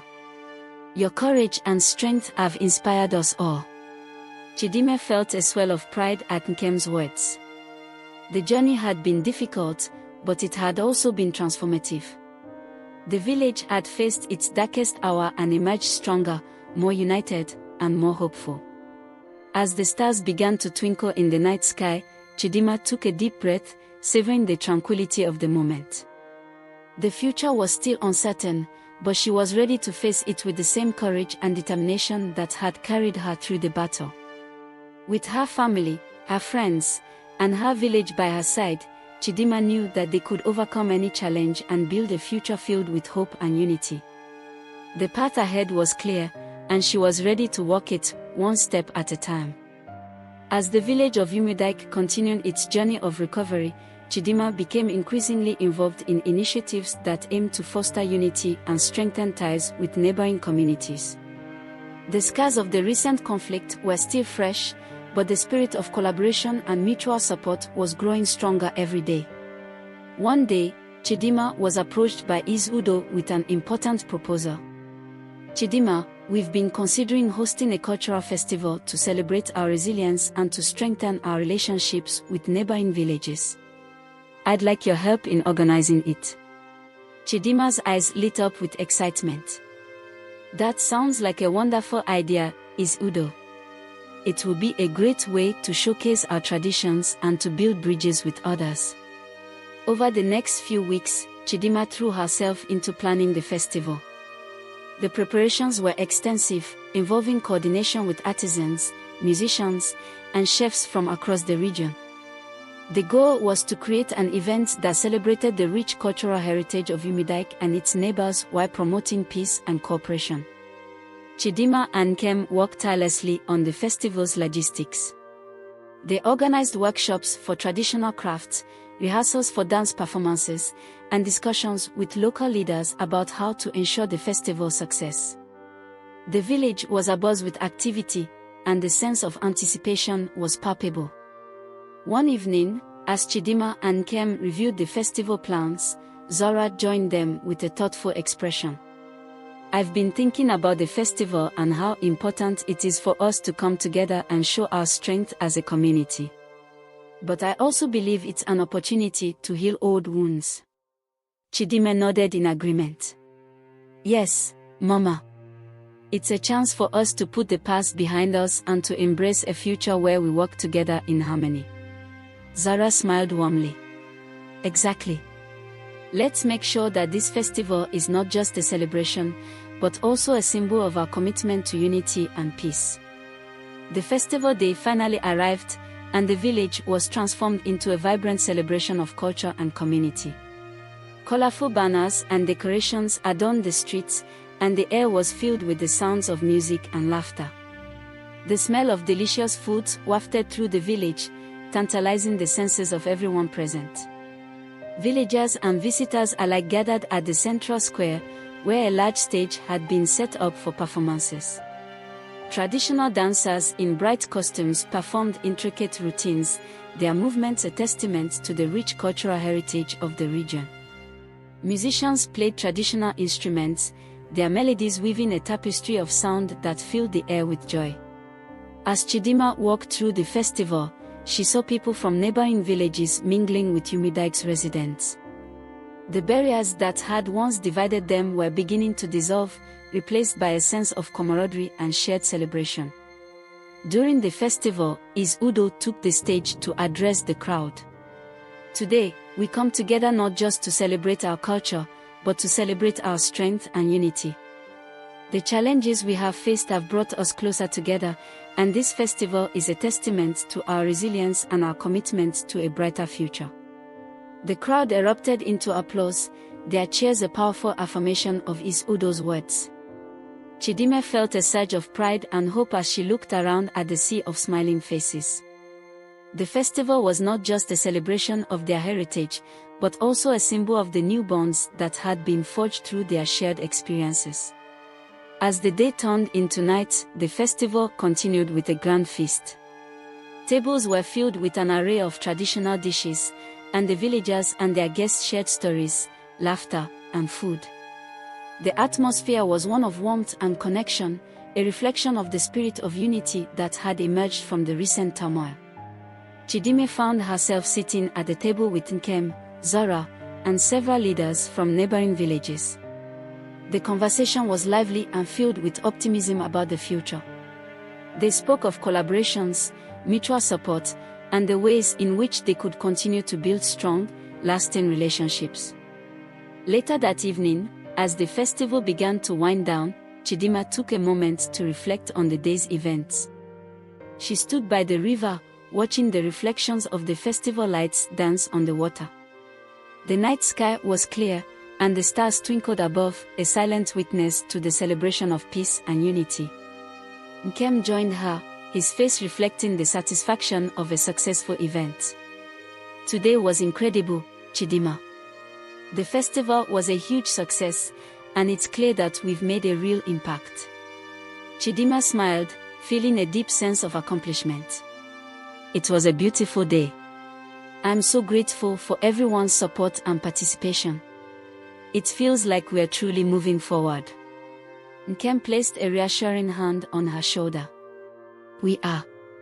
And with each step we take, we are building a stronger, more connected community. Chidimma nodded, her heart swelling with hope for the future. The festival had been a powerful reminder of the strength and unity of their community, and it had laid the groundwork for a future filled with promise and collaboration. As she looked out over the river, Chidimma felt a renewed sense of purpose.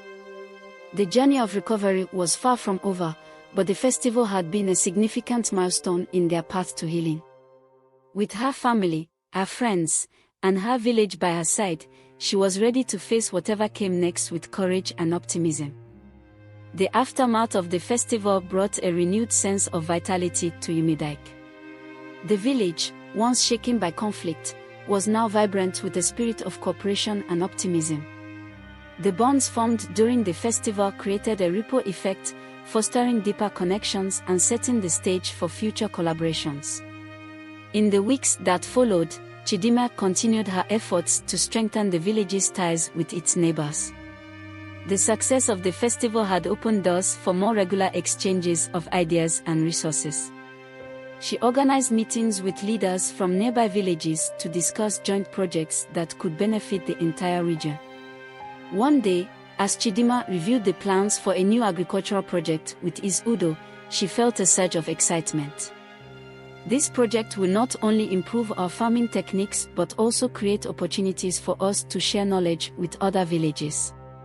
It's a step towards greater self-sufficiency and cooperation. Udo nodded, his eyes reflecting the same enthusiasm. Indeed. It's a chance for us to showcase our innovations and to learn from others. This collaborative spirit is exactly what we need to build a stronger community. The project involved implementing advanced farming techniques and sharing them with neighboring villages. Workshops were organized to teach new methods and technologies, and the response from the community was overwhelmingly positive. Farmers from different villages came together to learn and exchange ideas, creating a network of support that extended beyond Umidike. Chidimma's role in the project was pivotal. She coordinated the workshops, facilitated discussions, and ensured that the knowledge was effectively shared. Her dedication and leadership earned her the respect and admiration of the participants. One evening, as Chidimma walked through the village, she saw the impact of the project firsthand. The fields were lush with crops, and the villagers worked side by side, their efforts a testament to the success of the new techniques. The sense of camaraderie was palpable, and Chidimma felt a deep sense of fulfillment. Later that week, Chidimma received a visit from Chief Nnamdi, who had come to discuss the progress of the agricultural project. Chidimma, I wanted to personally thank you for your efforts. The knowledge you've shared has made a significant difference in our farming practices. Chidimma smiled, grateful for the recognition. It's been a collaborative effort.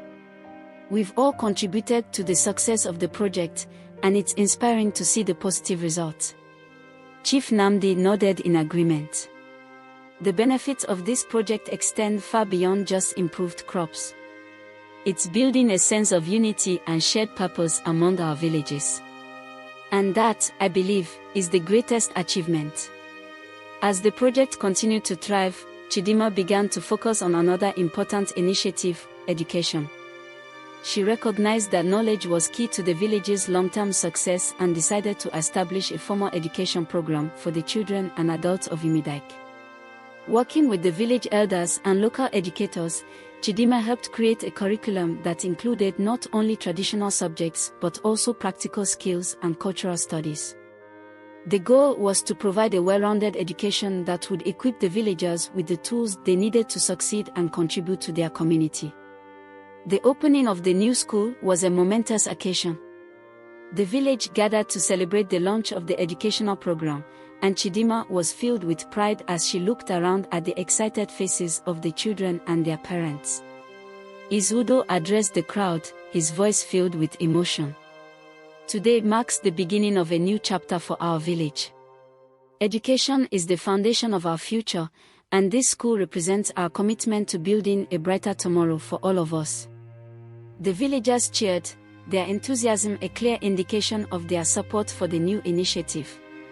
Chidimma felt a deep sense of satisfaction as she watched the children eagerly enter the school, their faces alight with curiosity and hope. As the school year progressed, Chidimma continued to be involved in the educational program. She visited the school regularly, interacting with the students and teachers and ensuring that the program was meeting its goals.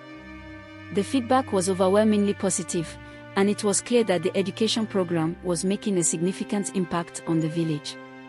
One day, as Chidimma walked through the schoolyard, she was approached by a group of children who were eager to share their experiences. "Chidimma, we've learned so much in school," one of the children exclaimed. "We've been studying new subjects and learning about our culture. It's so exciting." Chidimma smiled, her heart swelling with pride. "I'm glad to hear that. Education is a powerful tool, and I'm thrilled to see you all so engaged and enthusiastic." The children beamed, their excitement contagious. Chidimma knew that the investment in education was a critical step towards ensuring the long-term success and growth of the village. As the village of Umudike continued to evolve, Chidimma's efforts to foster unity, promote education, and support collaboration were making a lasting impact. The sense of community and shared purpose was stronger than ever, and the future was filled with promise. In the quiet moments by the river, Chidimma reflected on the journey she had undertaken. The path had been challenging, but it had also been filled with moments of triumph and transformation. The village had faced adversity and emerged stronger, and Chidimma was proud to have played a role in that process. With each passing day, the village grew more vibrant and resilient. The bonds that had been forged through shared experiences and collaborative efforts were a testament to the strength of the community. As the stars began to twinkle in the night sky, Chidimma took a deep breath, savoring the tranquility of the moment. The future was bright, and she was ready to continue working towards a better tomorrow for her village and her people. The village of Umudike was thriving. The cultural festival, the successful agricultural project, and the new education program had transformed the community into a beacon of hope and progress. However, even as the village celebrated its achievements, a new challenge began to stir beneath the surface, one that would test the unity and resilience they had worked so hard to build. It began with a series of strange occurrences. Livestock started disappearing from the village, crops were found damaged, and unsettling rumors began circulating. Some villagers whispered about mysterious figures seen at the edge of the forest, while others spoke of omens and signs that something was amiss. Chidimma noticed the growing unease in the community. During a meeting with Udo and other village leaders, she raised her concerns. "I've heard reports of missing livestock and damaged crops. There are rumors about strange figures in the forest. We need to address this before it escalates." Udo nodded, his expression serious.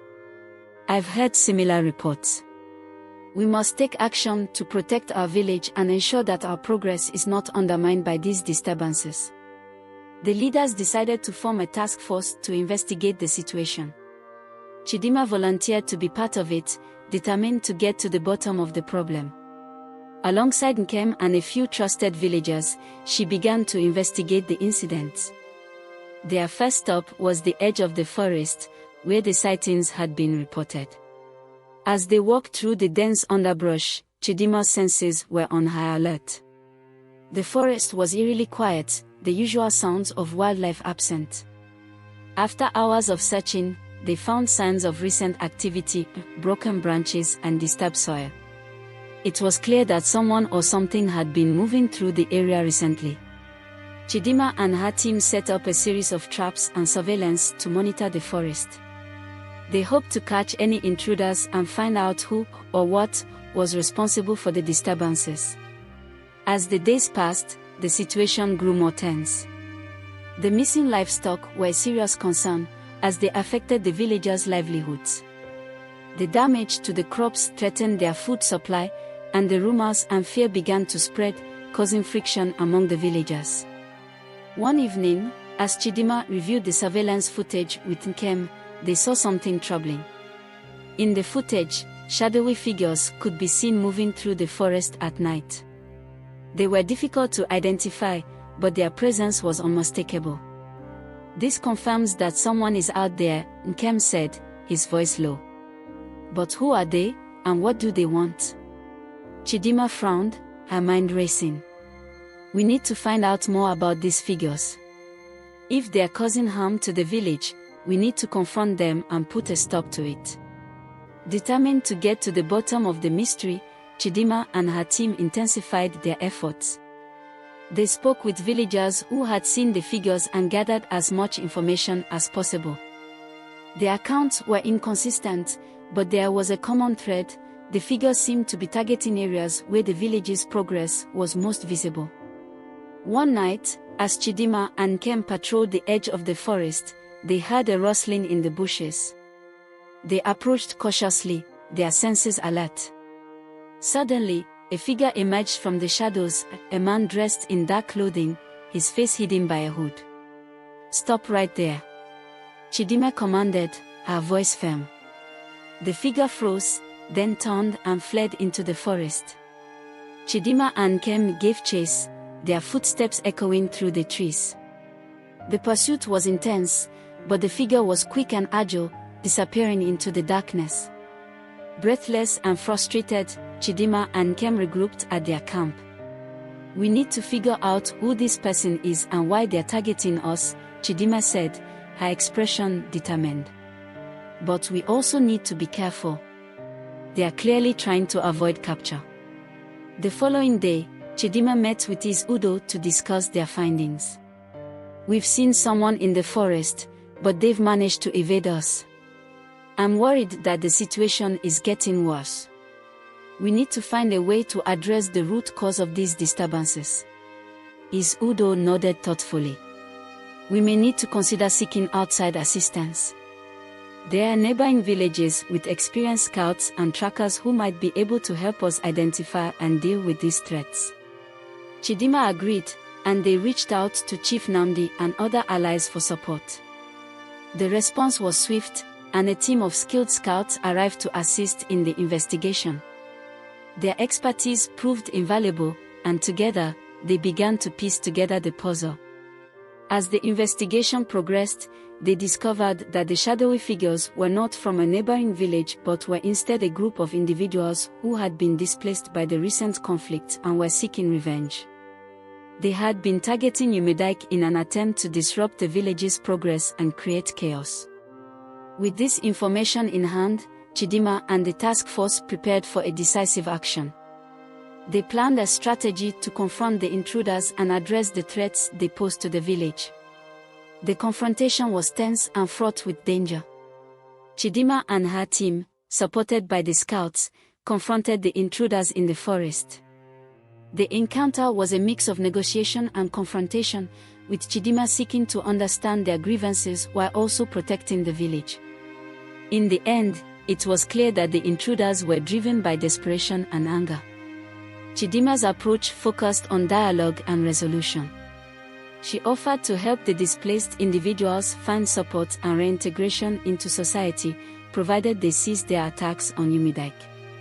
The resolution was not easy, but it was a step towards healing and understanding. The intruders agreed to stop their attacks and work towards rebuilding their lives with the assistance offered by Chidimma and the village. As the situation settled, Chidimma reflected on the challenges they had faced and the lessons learned. The village of Umidike had faced an unseen threat and emerged stronger, thanks to the unity and determination of its people. The path to healing and progress was ongoing, but Chidimma felt a renewed sense of hope. The village had overcome adversity and continued to move forward, building a future that embraced cooperation and resilience. As the sun set over the village, casting a warm glow over the land, Chidimma felt a deep sense of satisfaction. The journey had been fraught with obstacles, but with each challenge, the village had grown stronger and more united. With her family, her friends, and her community by her side, Chidimma was ready to face whatever came next, knowing that the strength and spirit of Umidike would guide them towards a brighter future. With the threats from the forest behind them, Umidike began to return to its normal rhythm.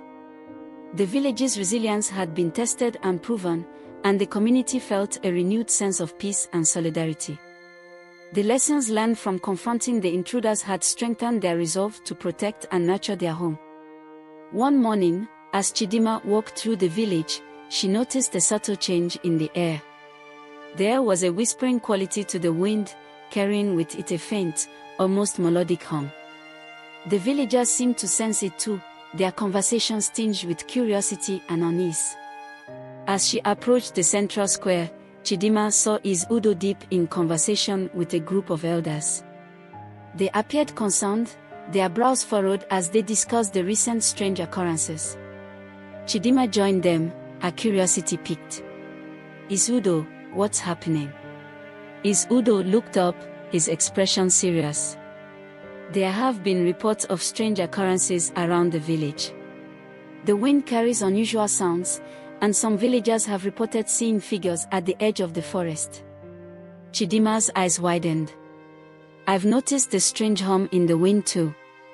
Do you think it's connected to the disturbances we faced before? Is Udo nodded. It's possible. We need to investigate these new occurrences to ensure that our village remains safe. Chidimma agreed and decided to conduct her own investigation. She began by visiting the edge of the forest where the figures had been seen. The forest seemed unusually quiet, and the whispering wind grew louder as she ventured deeper. As she walked, Chidimma felt a sense of unease. The wind seemed to guide her towards an ancient, forgotten part of the forest. There, hidden among the trees, she discovered an old, abandoned shrine covered in vines and moss. The shrine was adorned with faded carvings and symbols that seemed to pulse with a faint, magical energy.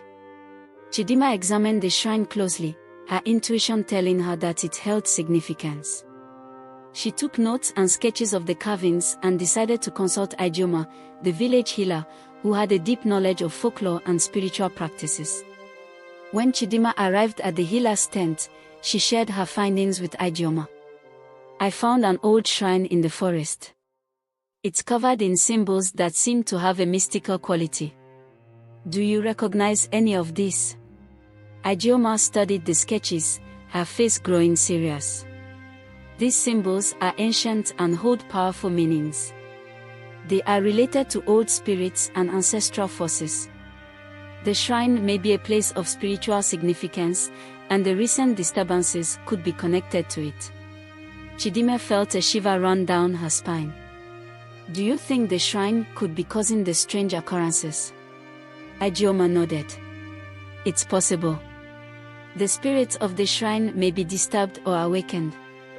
We need to approach this with respect and caution.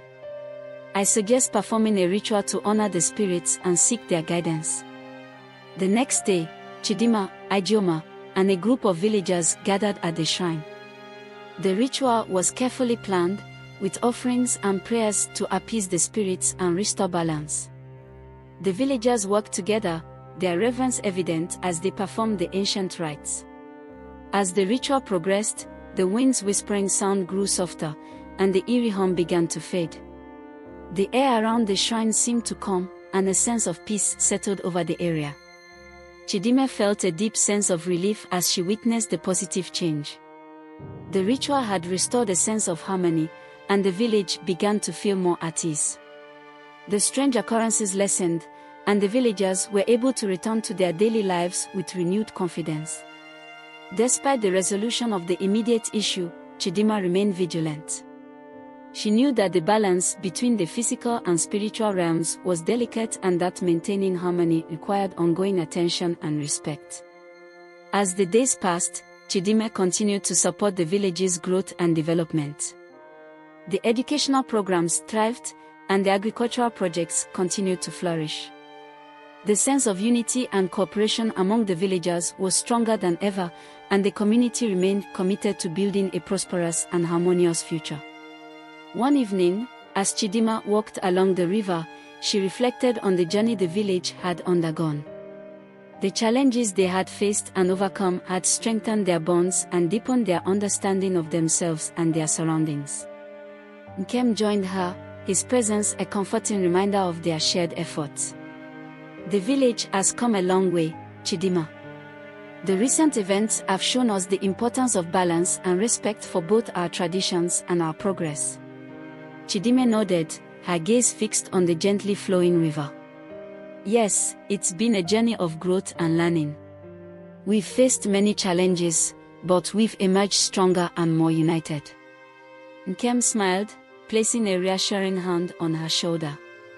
And we'll continue to face whatever comes next with the same strength and resilience. Chidimma felt a surge of hope as she looked out over the river. The future was filled with possibilities, and she was ready to embrace them with courage and determination. With her family, her friends, and her village by her side, she knew that they could navigate any challenge and build a future of lasting peace and prosperity. As the stars began to twinkle in the night sky, Chidimma took a deep breath, savoring the tranquility of the moment. The journey was far from over, but she was ready to continue walking towards a better tomorrow for Umidike and its people. As Umidike settled into a sense of normalcy after the recent disturbances, the village's newfound peace was accompanied by a subtle tension. The whispers in the wind had subsided, but the villagers remained wary, their senses attuned to any signs of impending trouble.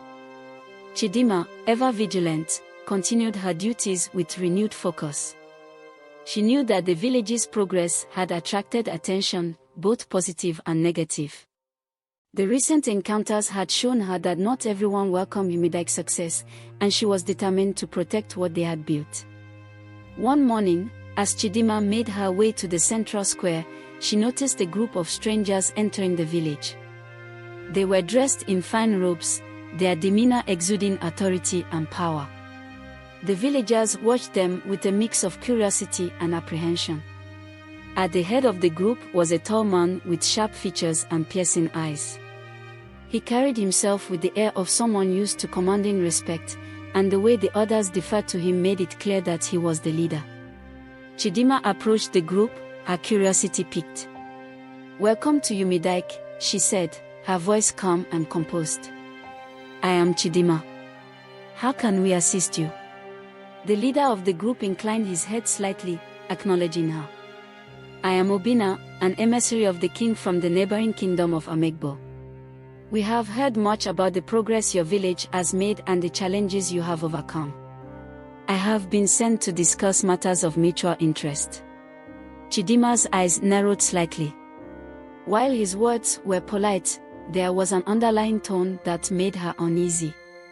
"We are honored by your visit, Obina. What matters would you like to discuss?" Obina smiled, though it didn't reach his eyes. "Your village has become a beacon of prosperity in the region. The king is keen to establish an alliance with Umidike, one that will be mutually beneficial." Chidimma felt a prickle of unease. Alliances were not uncommon, but they often came with strings attached. She decided to tread carefully. "We appreciate the offer of alliance, but such decisions are not made lightly. We must consider what is best for our people." Obina's smile widened, though there was a hint of steel in his gaze. "Of course, we understand. The king values your independence and would not seek to infringe upon it. However, it would be wise to consider the advantages of aligning with a kingdom as powerful as Amegbo." Chidimma nodded, her mind racing. There was something about Obina that didn't sit right with her. She decided to buy some time. We will discuss your proposal with our leaders and elders. In the meantime, you are welcome to stay as our guest."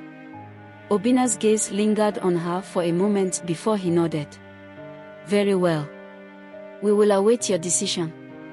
As Obina and his entourage were shown to their accommodations, Chidimma quickly sought out his Udo and the other village leaders. She explained the situation, her concerns evident in her voice. "There's something about this that doesn't feel right," she said. Obina's words were polite, but there was an underlying tension. "We need to be cautious." His Udo frowned, his expression thoughtful. An alliance with Amegbo could bring both benefits and risks. "We must be careful not to compromise our village's autonomy." The elders agreed, and it was decided that they would take their time to consider the proposal. They would gather more information about Amegbo and its king before making any decisions. As the days passed, Chidimma kept a close eye on Obina and his group. They seemed polite and respectful, but Chidimma couldn't shake the feeling that they were hiding something. She noticed that they often spoke in hushed tones and that Obina seemed particularly interested in the village's resources and defenses. One evening, as Chidimma walked through the village, she overheard a conversation between two of Obina's men. They were speaking in low voices, unaware of her presence. "Obina is growing impatient," one of them said. "The king expects results. We can't leave without securing the alliance." "The village leaders are cautious," the other replied. "They won't agree easily. We may need to apply more pressure." Chidimma's heart raced as she realized the implications of their words. Obina's visit was not just a diplomatic mission, it was an attempt to coerce Umudike into an alliance that might not be in their best interest. Determined to uncover the truth, Chidimma decided to confront Obina directly. The next morning, she requested a private meeting with him. Obina greeted her with a smile, but Chidimma could see the calculating look in his eyes. "What can I do for you, Chidimma?" "I overheard a conversation between your men," Chidimma said, her voice steady. "It seems that your king is expecting results, and you are under pressure to secure an alliance. I'd like to know what that means for Umudike." Obina's smile faltered slightly, but he quickly regained his composure. "The king is eager to form a partnership with your village. He believes it will be beneficial for both parties. However, I understand your concerns. We have no intention of forcing your hand." Chidimma held his gaze, her expression unyielding. "I appreciate your candor, but I must be honest as well. Umudike values its independence and the well-being of its people above all else. We will not be pressured into an alliance that does not serve our best interests." Obina's eyes hardened, and for a moment, Chidimma saw a flash of anger. But then he smiled again, though it lacked warmth. "Of course. I respect your resolve, Chidimma. I only hope that you will consider the benefits of what we offer." Chidimma nodded, but the conversation had confirmed her suspicions. She knew now that Obina's visit was not as friendly as it seemed, and that the village would need to be on guard. As Obina and his men continued their stay in Umudike, Chidimma and the village leaders began to prepare for the possibility of conflict. They strengthened their defenses and quietly rallied the villagers, ensuring that they were ready for whatever might come. The storm was gathering, and Chidimma knew that the days ahead would be challenging. But she was determined to protect her home and her people, no matter the cost. Days turned into weeks, and the atmosphere in Umudike grew increasingly tense. The villagers could sense the unease, though they weren't fully aware of the looming threat. Chidimma, Isudo, and the elders worked tirelessly behind the scenes, trying to maintain a sense of normalcy while preparing for potential conflict. Obina and his men, still residing in the village, became a source of growing concern. Though they continued to present themselves as polite and respectful guests, Chidimma could feel the weight of their expectations bearing down on Umudike. One evening, as Chidimma was meeting with Nkem to discuss their next steps, they were interrupted by one of the village scouts. The young man was breathless, his eyes wide with fear. "Chidimma, Nkem," he gasped. "I've just returned from patrolling the outskirts of the village. There's a large group of armed men camped at the border, just out of sight. They are not from any of the neighboring villages, they are from Igbo." Nkem's expression darkened. "This is more serious than we thought. Obina's men are likely reinforcements, sent to ensure that we agree to their terms." Chidimma's heart pounded as she considered the implications. "We need to inform Izudo and the elders immediately. If Obina intends to use force, we must be ready to defend ourselves." They hurried to Izudo's compound, where the elder was deep in thought, considering the latest developments. When Chidimma and Nkem relayed the scout's report, Izudo's expression grew grave. "This confirms our fears," Izudo said, his voice tinged with sadness. "Amegbo is determined to bring us under their control. We must prepare for the worst." The village leaders quickly convened a council meeting, where they discussed their options. It was clear that Obina's proposal was not a genuine offer of alliance, but rather a thinly veiled ultimatum. Yumidike had no choice but to resist. "We need to strengthen our defenses and ensure that the villagers are ready," Chidimma said, her voice steady despite the fear gnawing at her. "But we must also consider our options for diplomacy. If there's a way to avoid bloodshed, we should pursue it." Izudo nodded in agreement. "We will send a message to Obina, requesting a meeting to discuss our concerns. We must make it clear that we will not be intimidated, but we are willing to negotiate peacefully." As preparations were made, Chidimma couldn't shake the feeling that time was running out. The village's defenses were strong, but they were no match for a full-scale invasion. She knew that if it came to battle, many lives would be lost. The following day, Chidimma and Nkem, along with a few trusted elders, approached Obina's camp. They had sent a message ahead, requesting the meeting, and Obina had agreed. When they arrived, they were greeted by Obina, who stood at the entrance to the camp with his men flanking him. His smile was polite, but there was an air of smugness about him that made Chidimma uneasy. "Chidimma, Izudo, I'm glad you agreed to meet," Obina said, his tone deceptively friendly. "I hope we can come to an understanding that benefits both our peoples." Chidimma stepped forward, her eyes locking onto Obina's. "We are here to ensure the safety and independence of Yumidike. We've seen your men camped at our border, and we know you've brought more soldiers. This doesn't feel like a peaceful offer of alliance." Obina's smile faltered slightly, but he quickly recovered. "The soldiers are merely a precaution. The king wishes to protect his interests, and we hope that you will see reason and accept our terms. We offer protection, resources, and trade opportunities. But if you refuse, we cannot guarantee your safety."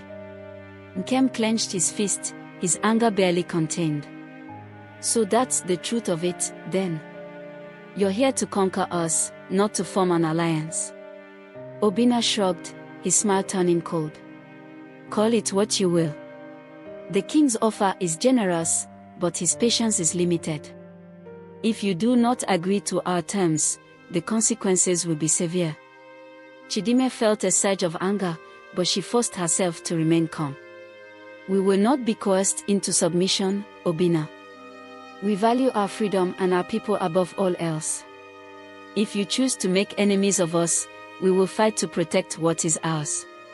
Obina's expression darkened. "So be it. You've made your choice. But remember this, the king does not tolerate defiance. When the time comes, you will regret your decision." With that, Obina turned and walked back into his camp, leaving Chidimma and her companions standing at the edge of a brewing storm. As they returned to the village, Chidimma's mind raced with thoughts of the coming conflict. She knew that they had made the right decision, but the weight of what lay ahead was heavy on her heart. Yumidike was on the brink of war, and the days of peace were rapidly slipping away. That night, as the village prepared for what seemed inevitable, Chidimma stood alone at the edge of the forest, looking out into the darkness. The stars above flickered faintly, as if dimmed by the gathering clouds of war. But deep within her, a fire burned bright. She would fight for her home, her people, and the future they had worked so hard to build. No matter the cost, she would not let Umidike fall into the hands of those who sought to destroy their way of life. The storm was coming, and Chidimma was ready. The next morning, Umidike awoke to a tense stillness. The villagers moved about with purpose, their faces set with determination as they prepared for what was to come. The children, usually full of laughter, were kept close to their homes, their parents' anxiety weighing heavily on them. Chidimma walked through the village, offering words of encouragement and support. She could see the fear in their eyes, but she also saw strength. The people of Umidike were resilient, and they had faced many challenges before. This would be no different, she told herself, even though the threat now loomed larger than ever. Udo had called a meeting of the village leaders to finalize their strategy. They had already fortified the village's defenses, but they needed to decide how to respond if Obina's men made the first move. As Chidimma entered the meeting hall, she was greeted by the somber faces of the elders.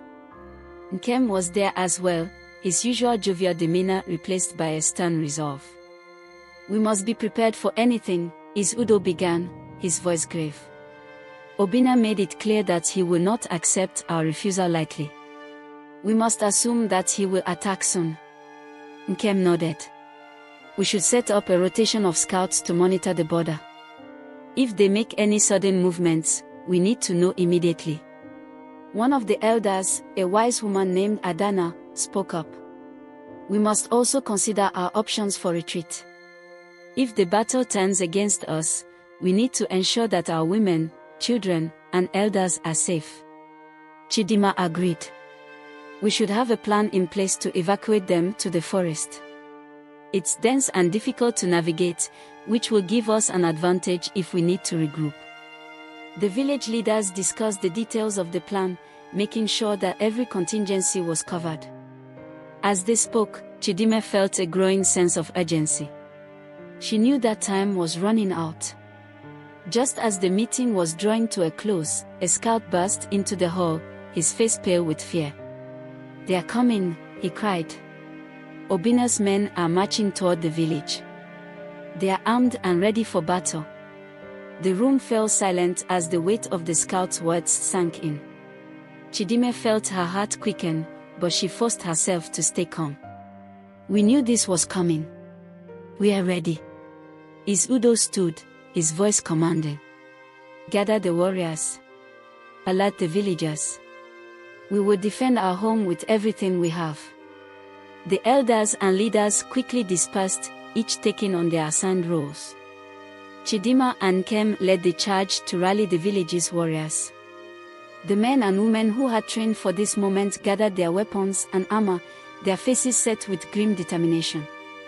Chidimma's heart swelled with pride as she saw the courage in their eyes.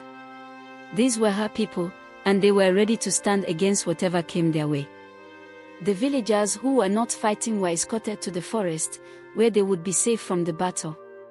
Chidimma watched as mothers clutched their children close, their faces lined with worry. She offered them a reassuring smile, hoping to give them strength. As the warriors took their positions, Chidimma and Nkem stood at the forefront, ready to lead. The tension in the air was palpable, and the sound of approaching footsteps grew louder with each passing moment. Then, in the distance, they saw them, Obina's men, marching in formation. There were more of them than Chidimma had anticipated, and they were armed to the teeth. At their head was Obina, his face twisted in a sneer of triumph. "People of Umidike," Obina called out, his voice echoing across the field. "You have defied the will of the king, and now you will pay the price. Surrender now, and we may show mercy. Resist, and you will be crushed." Chidimma stepped forward, her voice clear and unwavering. "We will not surrender our freedom. We will fight for our home, our people, and our future." If you choose to attack, know that you will face the full strength of Yumidike." Obina's sneer deepened, and he raised his hand, signaling his men to prepare for battle. "So be it," he spat. "Destroy them." With a deafening roar, Obina's men charged forward, their weapons gleaming in the morning light. Chidimma and Kem led the warriors of Yumidike into the fray, their hearts pounding with the thrill and terror of battle. The clash was brutal and fierce. The air was filled with the sound of metal clashing against metal, the cries of the wounded, and the shouts of warriors locked in combat. Chidimma fought with everything she had, her movement swift and precise as she parried blows and struck down her enemies. But the battle was not without its cost. Yumidike's warriors were brave and skilled, but they were outnumbered. Chidimma could see that the tide was turning against them, and her heart sank as she realized that they might not be able to hold out much longer. In the midst of the chaos, she caught sight of Obina, standing at the edge of the battlefield, watching the carnage with a satisfied smirk. Fury surged through Chidimma, and she knew that she had to take him down if they had any chance of winning. With a fierce determination, she fought her way through the throng of enemies, her eyes locked on Obina. She could feel the weight of the battle pressing down on her, but she pushed forward, her resolve unshakable. Finally, she reached him. Obina's eyes widened in surprise as he saw her approaching, but he quickly regained his composure. He drew his sword, ready to face her. "You should have surrendered," Obina sneered. "Now you'll die along with the rest of your pathetic village." Chidimma raised her weapon, her voice steady despite the fear gnawing at her. "You underestimate us, Obina. We will never bow to tyrants like you." The two clashed, their swords ringing out as they struck and parried. Obina was skilled, but Chidimma's determination gave her strength. She fought with everything she had, knowing that the fate of her village rested on this moment. Finally, with a swift and powerful strike, Chidimma disarmed Obina, sending his sword flying from his hand. He stumbled back, his eyes wide with shock and fear. Chidimma stood over him, her sword pointed at his chest. "Leave now," she said, her voice cold and commanding. "Tell your king that Yumidike will never be his. If you ever return, we will show no mercy." Obina's face twisted with rage and humiliation, but he knew he was defeated. He spat on the ground, his voice seething with hatred. "This isn't over, Chidimma. The king will hear of this, and when he does, you'll all suffer." With that, he turned and fled, his men following him in retreat. The warriors of Yumidike watched as they disappeared into the distance, a mixture of relief and exhaustion washing over them. Chidimma lowered her sword, her body trembling with the adrenaline and fatigue of battle. They had won, but the victory was bittersweet. The cost had been high, and she knew that this was only the beginning. As the villagers began to tend to the wounded and mourn their fallen, Chidimma looked out at the horizon, where the sun was beginning to set. The storm had passed, but another loomed on the horizon. Yumidike had survived the first strike, but the fight was far from over. Chidimma knew that they would have to be stronger, smarter, and more united than ever before if they were to protect their home from the darkness that threatened to consume them. As the dust settled and the echoes of battle faded, Yumidike was left in a somber stillness. The village, though standing, bore the scars of the conflict. Homes had been damaged, fields trampled, and the air was heavy with the scent of sweat and blood. The warriors who had fought so bravely now moved with weary steps, their faces etched with the grief of loss and the relief of survival. Chidimma stood in the center of the village, her eyes scanning the scene before her. The sight of the wounded being tended to by the healers, the families mourning their fallen loved ones, and the elders consoling those who had lost everything weighed heavily on her heart. She knew that this battle, though won, had come at a great cost. Nkem approached her, his face grim but his eyes filled with respect. "You fought with the strength of 10 warriors, Chidimma. We owe this victory to your courage." Chidimma shook her head, her voice tinged with sadness. This victory is ours, Nkem, but it came at a high price. Too many lives were lost today. And Obina's words. He won't stop. The king won't stop. Nkem placed a reassuring hand on her shoulder. We knew the risks, and we were prepared to face them. But you're right, this isn't over. The king will send more men, stronger forces. We must be ready. As they spoke, his Udo approached, his expression weary but resolute. We've sent scouts to ensure that Obina and his men have truly retreated. We need to take this time to regroup, to mourn our losses, and to prepare for what's to come. Chidimma nodded. We need to strengthen our defenses, and we need to reach out to our neighboring villages. If the king is determined to conquer Umidike, he won't stop here. We must unite with those who share our desire for freedom. His Udo agreed. I'll send messengers to the other villages. We'll need their support if we're to stand a chance against the king's army. As the village began the slow process of recovery, Chidimma found herself drawn to the edge of the forest, where the families who had been evacuated were now returning. She watched as they emerged from the trees, their faces filled with a mixture of relief and apprehension. Among them was her mother, Amina, who rushed to Chidimma's side as soon as she saw her. Amina's eyes were filled with tears as she embraced her daughter. I heard the fighting. I was so afraid. Chidimma held her mother close, drawing strength from her presence. We are safe for now, Mama. But the battle isn't over. The king will come for us again. Amina pulled back, her expression fierce. Then we'll fight again. We won't let them take our home. Chidimma nodded, feeling a renewed sense of determination. She had always known that this fight would not be easy, but standing here with her mother, surrounded by the people she loved, she felt a fire burning within her. They would not be defeated. They would not surrender. As the sun dipped below the horizon, casting a golden glow over the village, Chidimma gathered the villagers together.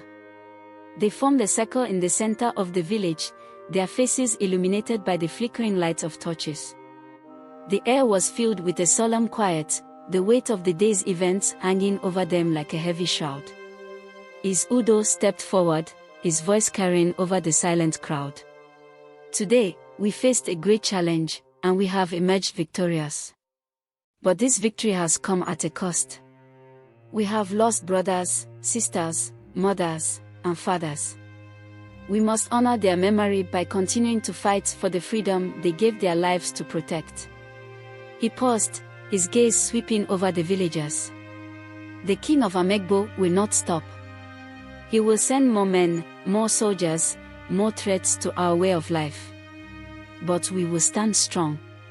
We will not be broken. We will fight for our land, our people, and our future.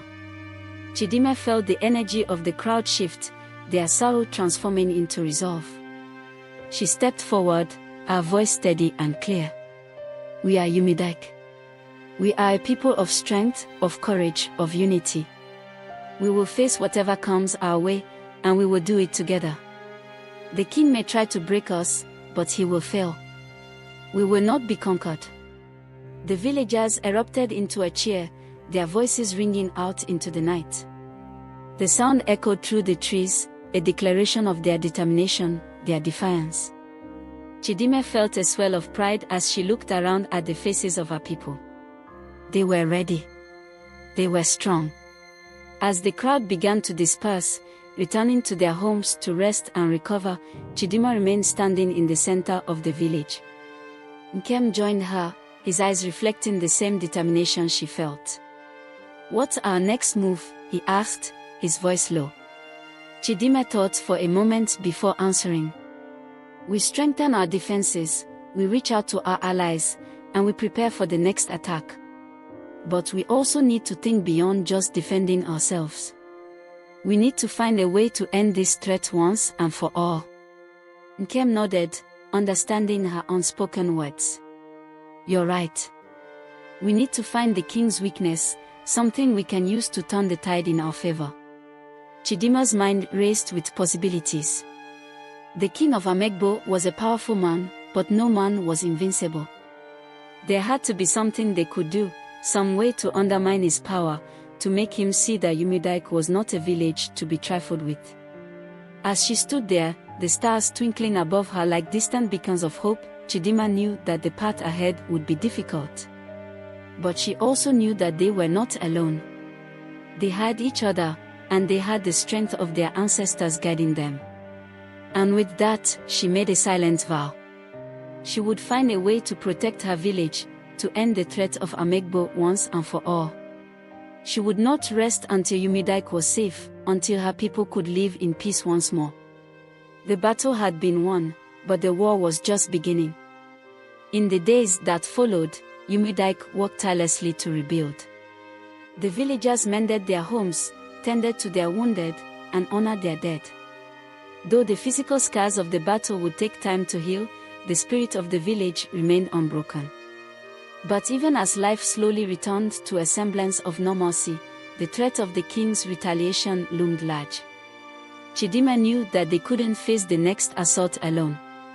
They needed allies, villages and communities who were also under the shadow of the king's tyranny. If they could unite the surrounding villages, they might stand a chance against the might of Amegbo.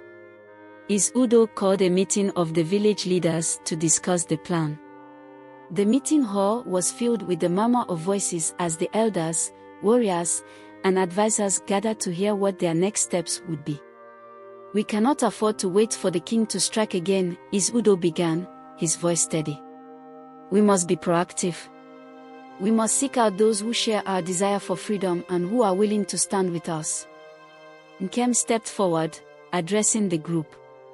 "There are several villages to the north that have long resisted the king's influence. If we can persuade them to join our cause, we could form a powerful alliance." Chidimma nodded in agreement. "I propose that we send emissaries to these villages. We must convince them that our fight is their fight too. We need to show them that together, we can stand against the king." The elders discussed the proposal, weighing the risks and benefits. They knew that reaching out to other villages was dangerous. If the king's spies learned of their plans, it could lead to even greater retaliation. But they also knew that without allies, Umidike would be vulnerable. After much deliberation, the decision was made. Udo appointed Chidimma and Nkem to lead the delegation. They would travel to the northern villages, speak with their leaders, and try to forge alliances that could turn the tide in their favor. The preparations for the journey began immediately.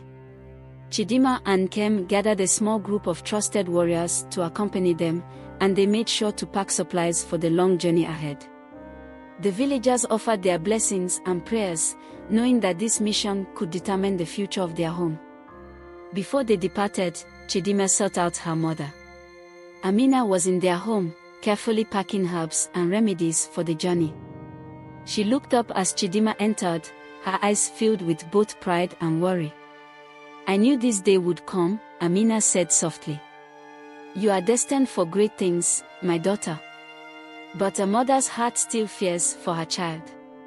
Chidimma embraced her mother, drawing comfort from her warmth. "I will be careful, Mama. And I will return. I promise." Amina smiled, though her eyes glistened with unshed tears. "I know you will. You are strong, just like your father was. And you have the heart of a warrior." Chidimma felt a surge of determination. She would not let her mother down.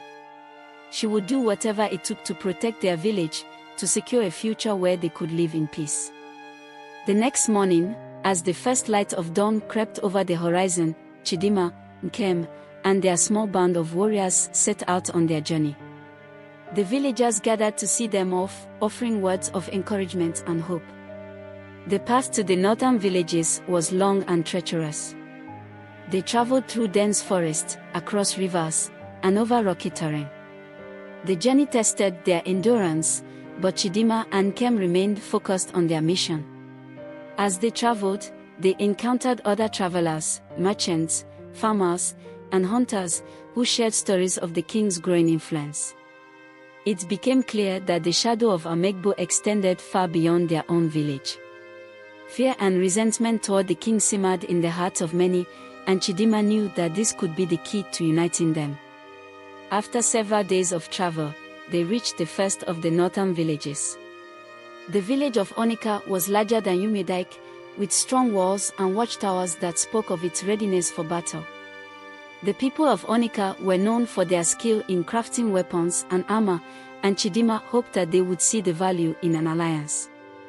They were met at the village gates by the guards, who eyed them warily. "State your business," one of the guards demanded, his hand resting on the hilt of his sword. Nkem stepped forward, his voice calm but firm. "We are emissaries from the village of Umidike. We seek an audience with your leaders to discuss a matter of great importance." The guards exchanged glances before nodding. "Follow us," one of them said, leading the group into the village. Chidimma and Nkem were brought before the village council, a group of stern-faced men and women who listened intently as they explained their mission. Chidimma spoke passionately about the need for unity, about the dangers posed by the king of Amegbo, and about the strength that could be found in standing together. The council members listened in silence, their expressions unreadable. When Chidimma finished, there was a long pause before the leader of the council, a tall woman named Neka, spoke. "You speak wisely, young one," Neka said, her voice measured. "But forming an alliance is not a decision to be taken lightly.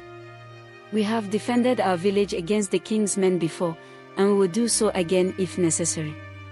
What makes you think that your village, so far to the south, can offer us anything that we do not already have?" Chidimma met Neka's gaze, refusing to be intimidated. "Because the king's power is growing. He won't stop at just one village or even a few.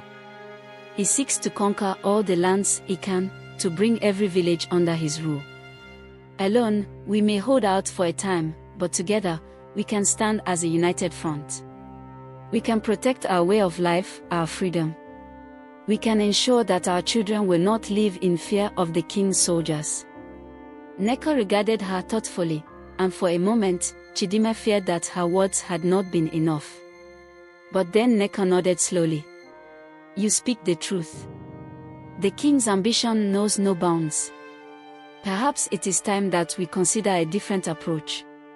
The council members murmured in agreement, and Neka turned to Chidimma and Nkem. "We will discuss your proposal among ourselves, but I believe that an alliance could be in both of our interests. We will send word to the other northern villages and arrange a meeting.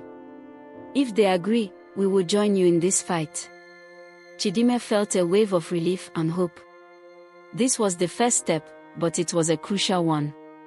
If they could secure the support of the northern villages, they would have a fighting chance against the king. Nkem smiled at Chidimma as they left the council hall. "You did well, Chidimma. We may just have turned the tide in our favor." Chidimma nodded, but she knew that their journey was far from over. There were still more villages to visit, more alliances to forge, and more dangers to face. But for the first time in days, she felt a glimmer of hope. They were not alone in this fight. As they continued on their journey, Chidimma thought of her village, of her mother, of the people she had vowed to protect. She would not rest until she had done everything in her power to secure their future. And with each step, she grew more certain that they could win this fight. But the road ahead was long, and the challenges were many. And in the shadows, the king of Amegbo was already making his next move. While Chidimma and Nkem journeyed through the northern villages, forging alliances and gathering support, the king of Amegbo was not idle. In his grand palace, surrounded by advisors and spies, the king seethed with anger at the news of his army's defeat in Umidike. Obina's failure had been an embarrassment, a blot on his reign that could not be tolerated. Seated on his throne, the king listened as his advisors reported on the growing resistance. "The people of Umidike are rallying other villages to their cause," one advisor said, his voice trembling. "They are gaining support, Your Majesty. If they succeed in uniting the northern villages, they could pose a serious threat. The king's eyes narrowed, his mind already formulating a plan. He could not allow this rebellion to grow. If the villages united, they could indeed challenge his power, and that was something he would not permit. But brute force alone would not suffice. He needed a strategy that would crush this uprising before it gained any more momentum. The king turned to his chief advisor, a shrewd man named Eziania, known for his cunning and ruthlessness. What do you suggest, Eziania? How do we put an end to this rebellion once and for all? Eziania bowed deeply before speaking. Your Majesty, the people of Umedike and their allies believe they are fighting for freedom, for their land, for their future. We must show them that their efforts are futile, that resistance will only bring them more suffering. But to do that, we must strike at their heart.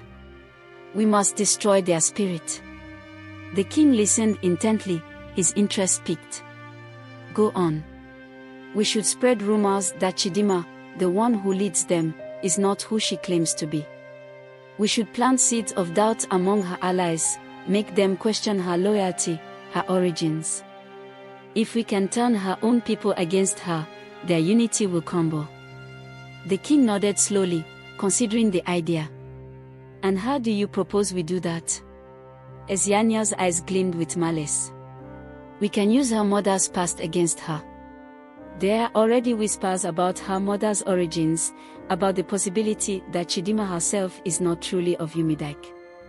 If we spread these rumors, if we make her people believe that she is a spy or an outsider sent to deceive them, it will weaken their resolve. They will doubt her, and doubt leads to division. The king smiled coldly. Yes, that could work. But we need more than just rumors. We need proof, something tangible that will make them believe. Find someone who can forge documents, who can create a false history that will cast her in a suspicious light. Eziania bowed again. I will see to it at once, Your Majesty. And when the time is right, we will reveal this information to her allies. We will let them destroy themselves from within. The king leaned back in his throne, satisfied with the plan. Good. And while you're at it, increase the patrols around Umedike. Make sure they know we are watching, that we are ready to strike at any moment. Keep the pressure on them. Eziania nodded and left the throne room to carry out the king's orders. The king of Amegbo watched him go, a cruel smile playing on his lips. This rebellion would not stand. He would crush it, and he would make an example of Umedike to all who dared defy him. Meanwhile, in Umedike, the village was slowly rebuilding, but the atmosphere remained tense. Though they had won the battle, the villagers knew that the war was far from over. Scouts reported seeing increased activity from the king's soldiers in the surrounding areas, and the elders met frequently to discuss their defenses. Chidimma and Nkem continued their mission, traveling from village to village, spreading their message of unity and resistance. They were met with varying degrees of success. Some villages were eager to join the cause, while others were more hesitant, fearing the wrath of the king. As they traveled, Chidimma felt the weight of responsibility grow heavier on her shoulders. The more allies they gained, the more she realized how much was at stake. These people were placing their trust in her, believing in her vision of a united front against the king. She could not afford to fail them. But even as the alliance grew stronger, Chidimma began to sense an undercurrent of unease among the people they met. She couldn't quite put her finger on it, but there was something in the way some of the village leaders looked at her, in the whispered conversations that stopped abruptly when she approached. It was as if a shadow was creeping into their midst, something that threatened to unravel everything they had worked so hard to build. One evening, as they camped in the forest on their way to another village, Nkem noticed the change in Chidimma's demeanor. They sat by the fire, the warmth of the flames chasing away the chill of the night, but Chidimma's mind was elsewhere. You seem troubled, Nkem said gently. What's on your mind? Chidimma stared into the fire, her brow furrowed. I don't know, Nkem. Something doesn't feel right. I can't shake the feeling that we are being watched, that someone is trying to undermine us. Nkem frowned, considering her words. You may be right. The king is a cunning man. He won't just sit back and let us gather allies without trying to stop us. But whatever he's planning, we'll face it together. We've come too far to turn back now. Chidimma nodded, but the unease in her heart remained. She knew that Nkem was right, they couldn't afford to be deterred by fear or doubt. But as they prepared to continue their journey, she couldn't help but wonder what new challenges awaited them.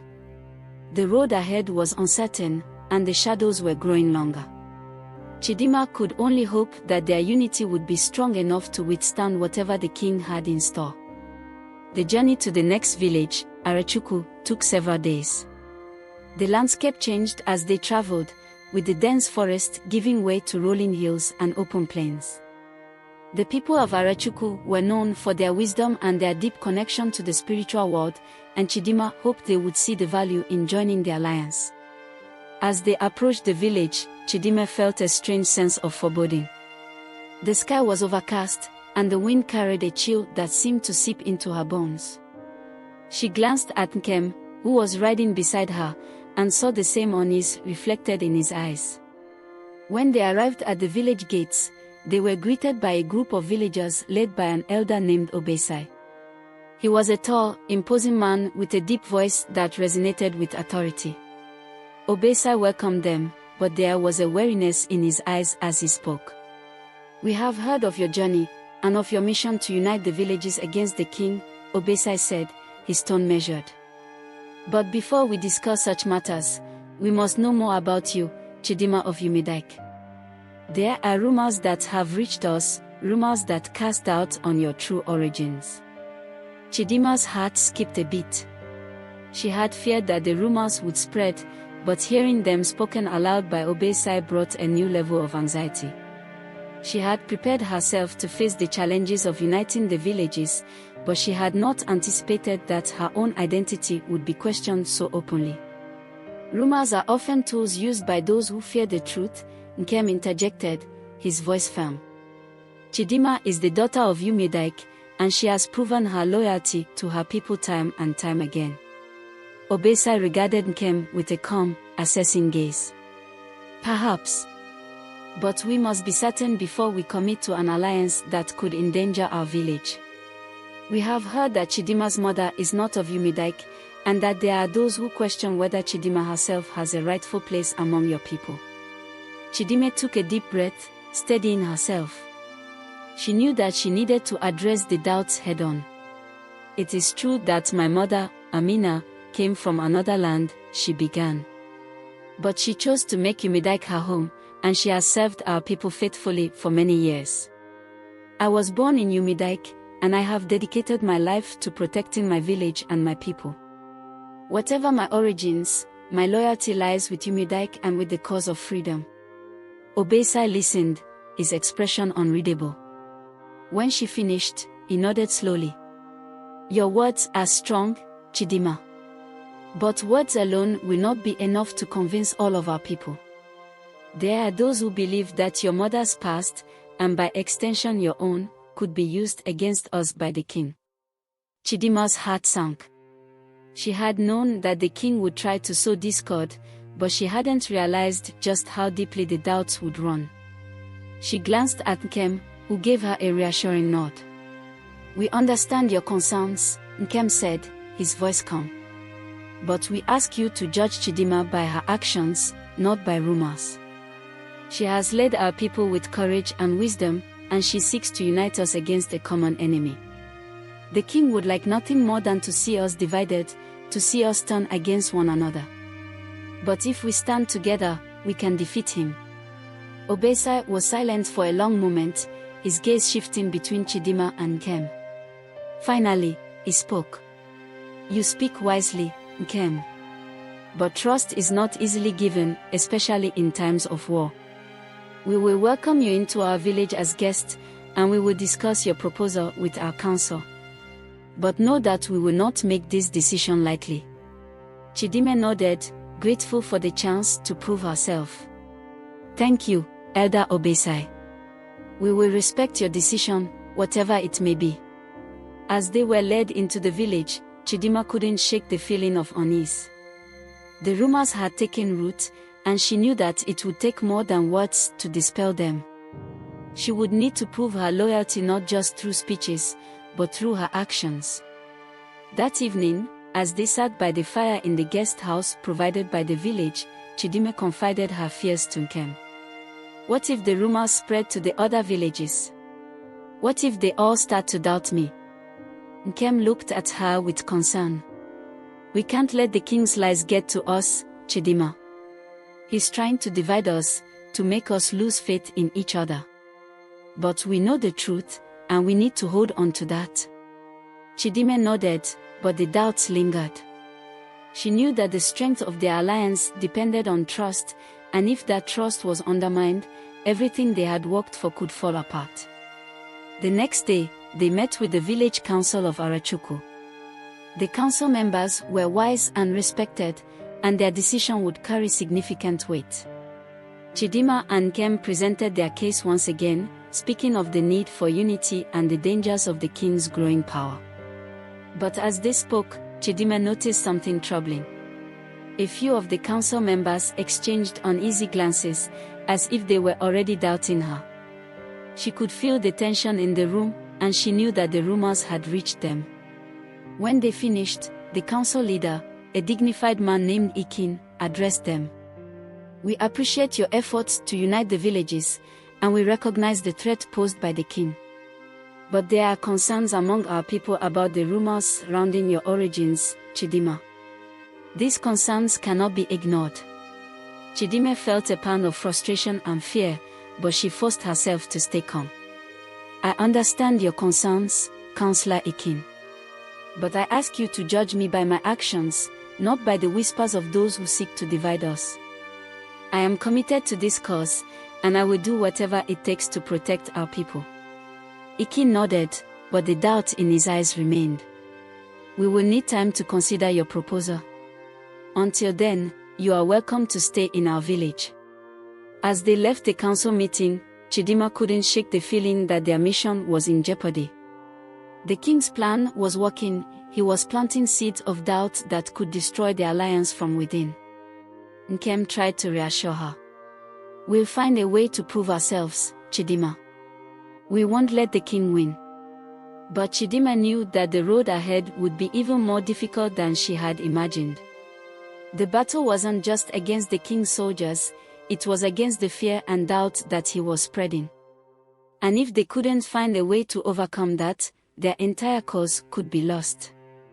The days in Arachuku stretched on as the village council deliberated, and Chidimma felt the weight of their decision looming over her. She knew that time was not on their side. Each day that passed was another day for the king to tighten his grip on the land. But she also knew that forcing the council's hand could backfire, further deepening their suspicions. In the meantime, Chidimma and Nkem continued to engage with the villagers, hoping to build trust and dispel the doubts that had taken root. They participated in the daily activities of the village, helping with the harvest, sharing stories around the evening fires, and learning more about the customs and traditions of Arachuku. Despite their efforts, the undercurrent of unease persisted. Chidimma noticed that some of the villagers were friendly and welcoming, while others kept their distance, their gazes filled with suspicion. Whispers followed her wherever she went, and she could sense the tension growing. One evening, as Chidimma sat by the river that flowed through the village, a young girl approached her. The girl, no older than 10, had a curious look in her eyes as she studied Chidimma. "Are you really from Umidike?" the girl asked, her voice tinged with uncertainty. Chidimma smiled gently at the girl. "Yes, I am. My name is Chidimma. What's your name?" "I'm Ifeoma," the girl replied, still eyeing Chidimma with a mixture of curiosity and doubt. "But my mama says you might not be from here. She says you're different." Chidimma's heart ached at the girl's words, but she kept her smile. "I'm different in some ways," Yes. My mother came from another land, but she chose to make Umidike her home. And I chose to fight for our people, to protect them from the king. Ifeoma seemed to consider this for a moment before nodding. Mama says you're brave. She says you're trying to help us. But some people are scared. Chidimma reached out and gently took Ifeoma's hand. It's okay to be scared, Ifeoma. I get scared sometimes too. But we can't let fear stop us from doing what's right. We have to stand together and be strong. The girl smiled back, her doubts momentarily eased. I think you're good, Chidimma. I hope you can help us. Chidimma watched as Ifeoma ran off to join her friends, her heart heavy with the knowledge that the girl's innocent faith was not shared by all. She knew that if she was to win over the council and the village, she would need to do more than just talk, she would need to prove herself in a way that left no room for doubt. The following morning, Chidimma and Kem were summoned to a meeting with the village council. The atmosphere in the council chamber was tense, and Chidimma could see that the council members were divided. Some looked at her with open distrust, while others seemed more sympathetic. Ikin, the council leader, began the meeting with a somber tone. Chidimma, Nkem, we have discussed your proposal at length. We recognize the threat posed by the king, and we understand the importance of unity. However, the concerns about your origins, Chidimma, cannot be ignored. Chidimma's heart pounded as she listened, knowing that this was a pivotal moment. She could see the conflict in Ikin's eyes, the desire to do what was right, tempered by the fear of making a mistake that could endanger his people. Before Ikin could continue, one of the council members, a stern woman named Chinye, spoke up. We cannot align ourselves with someone whose loyalty is in question. The risks are too great. How do we know that Chidimma is not working for the king, that she is not here to sow discord among us? Nkem opened his mouth to respond, but Chidimma placed a hand on his arm, signaling him to wait. She knew that this was a battle to fight. I understand your concerns, Councillor Chinye, Chidimma said, her voice steady but firm. But I ask you to consider this: if I were working for the king, why would I risk my life and the lives of those I love to oppose him? Why would I seek to unite the villages against him? My actions have always been guided by my love for my people and my desire to see them free. Chinya narrowed her eyes, clearly unconvinced. Words are easy, Chidimma. But words alone cannot prove your loyalty. Chidimma knew that she needed to take a different approach. She couldn't just argue her way out of this, she needed to show them, in a way that would resonate with their culture and values. Councillor Chinye, you are right, Chidimma said, her voice calm. Words are not enough. That is why I am willing to undergo the rite of truth. A shocked silence fell over the council chamber. The rite of truth was an ancient ritual, rarely invoked, that required the subject to undergo a series of trials to prove their integrity and loyalty. The trials were demanding, both physically and spiritually, and failure could result in exile or even death. Ikin looked at Chidimma with a mixture of respect and concern. Are you certain, Chidimma? The rite of truth is not to be taken lightly. It is a dangerous path. I am certain, Chidimma replied, her voice unwavering. I have nothing to hide, and I am willing to prove my loyalty in any way necessary. If this is what it takes to earn your trust and the trust of your people, then I will do it. The council members exchanged glances, clearly taken aback by Chidimma's bold decision. Chinya seemed to waver for a moment before nodding slowly. Very well. If you are willing to undergo the rite of truth, then we will accept your proposal.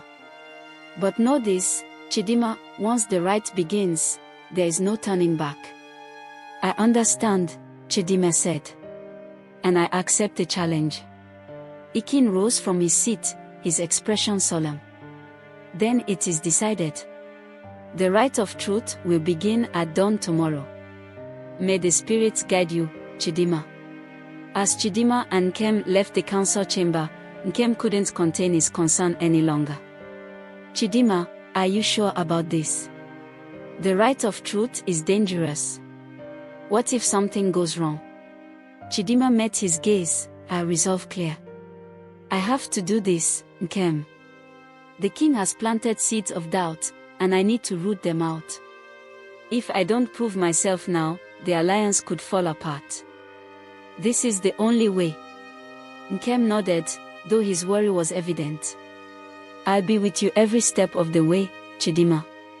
We'll get through this together. That night, as Chidimma prepared for the trials ahead, she couldn't help but feel a mixture of fear and determination. The path she had chosen was fraught with danger, but she knew that she had to face it head-on. The future of the alliance, and the fate of the villages, depended on her success. As the first light of dawn broke over the horizon, Chidimma stood ready to begin the rite of truth, knowing that whatever happened next would determine the course of their struggle against the king. As the sun began to rise, casting a golden glow over the village of Arachuku, Chidimma stood before the gathered council and villagers. The air was thick with anticipation, and the usual sounds of morning activity were replaced by a tense silence. The elders of the village, dressed in ceremonial robes, stood in a semicircle around Chidimma, their faces solemn. They were the keepers of the rite of truth, and it was their duty to oversee the trials. Nkem stood at a distance, his eyes fixed on Chidimma. Though he couldn't participate in the trials, he had vowed to support her in any way he could. Chidimma met his gaze and gave him a reassuring nod. She knew that the trials would be challenging, but she was determined to face them with courage. Elder Ikin stepped forward, holding a staff adorned with ancient symbols. He raised the staff high, and the crowd fell silent. Chidimma of Umidike, Ikin began, his voice resonating through the clearing, you have chosen to undergo the rite of truth, a sacred ritual that will test your spirit, your heart, and your loyalty. The trials you will face are not just physical, but also spiritual. They will reveal your true self, and in doing so, they will determine whether you are worthy of the trust of our people. Chidimma nodded, her expression resolute. I am ready, Elder Ikin. Very well, Ikin said, lowering the staff. The first trial is the trial of the heart. You will be led into the sacred forest, where you must face your deepest fears. If your heart is true and your intentions pure, you will emerge victorious. A murmur ran through the crowd. The sacred forest was a place of mystery and legend, believed to be inhabited by spirits and creatures that tested the souls of those who entered. Chidimma had heard stories of the forest since she was a child, and though she had never entered it herself, she knew that this trial would be a test of her inner strength. Two of the elders stepped forward and led Chidimma to the edge of the forest. The trees loomed high above her, their branches twisted and gnawed, creating a canopy that blocked out much of the morning light. The forest seemed to pulse with a life of its own, and Chidimma could feel the eyes of unseen beings watching her as she took her first steps into the shadows. The elders stopped at the entrance to the forest, allowing Chidimma to continue on her own. She took a deep breath, stilling herself, and walked forward into the darkness. The moment she crossed the threshold, the air around her grew heavy, and the sounds of the village faded away, replaced by the rustling of leaves and the distant calls of unknown creatures. As Chidimma ventured deeper into the forest, the path became more difficult to navigate. Thorny vines reached out to snag her clothing, and the ground beneath her feet was uneven and treacherous. But she pressed on, her heart pounding in her chest. She knew that this was only the beginning, the true trial lay ahead. Suddenly, the trees opened up into a small clearing, and Chidimma found herself standing before a large, still pool of water. The surface of the water was so smooth that it reflected the sky above like a mirror. For a moment, Chidimma felt a sense of peace, but that feeling was quickly replaced by a deep, gnawing fear. From the shadows at the edge of the clearing, a figure emerged, a figure that made Chidimma's blood run cold. It was her mother, Amina, but twisted and distorted, her eyes filled with anger and accusation.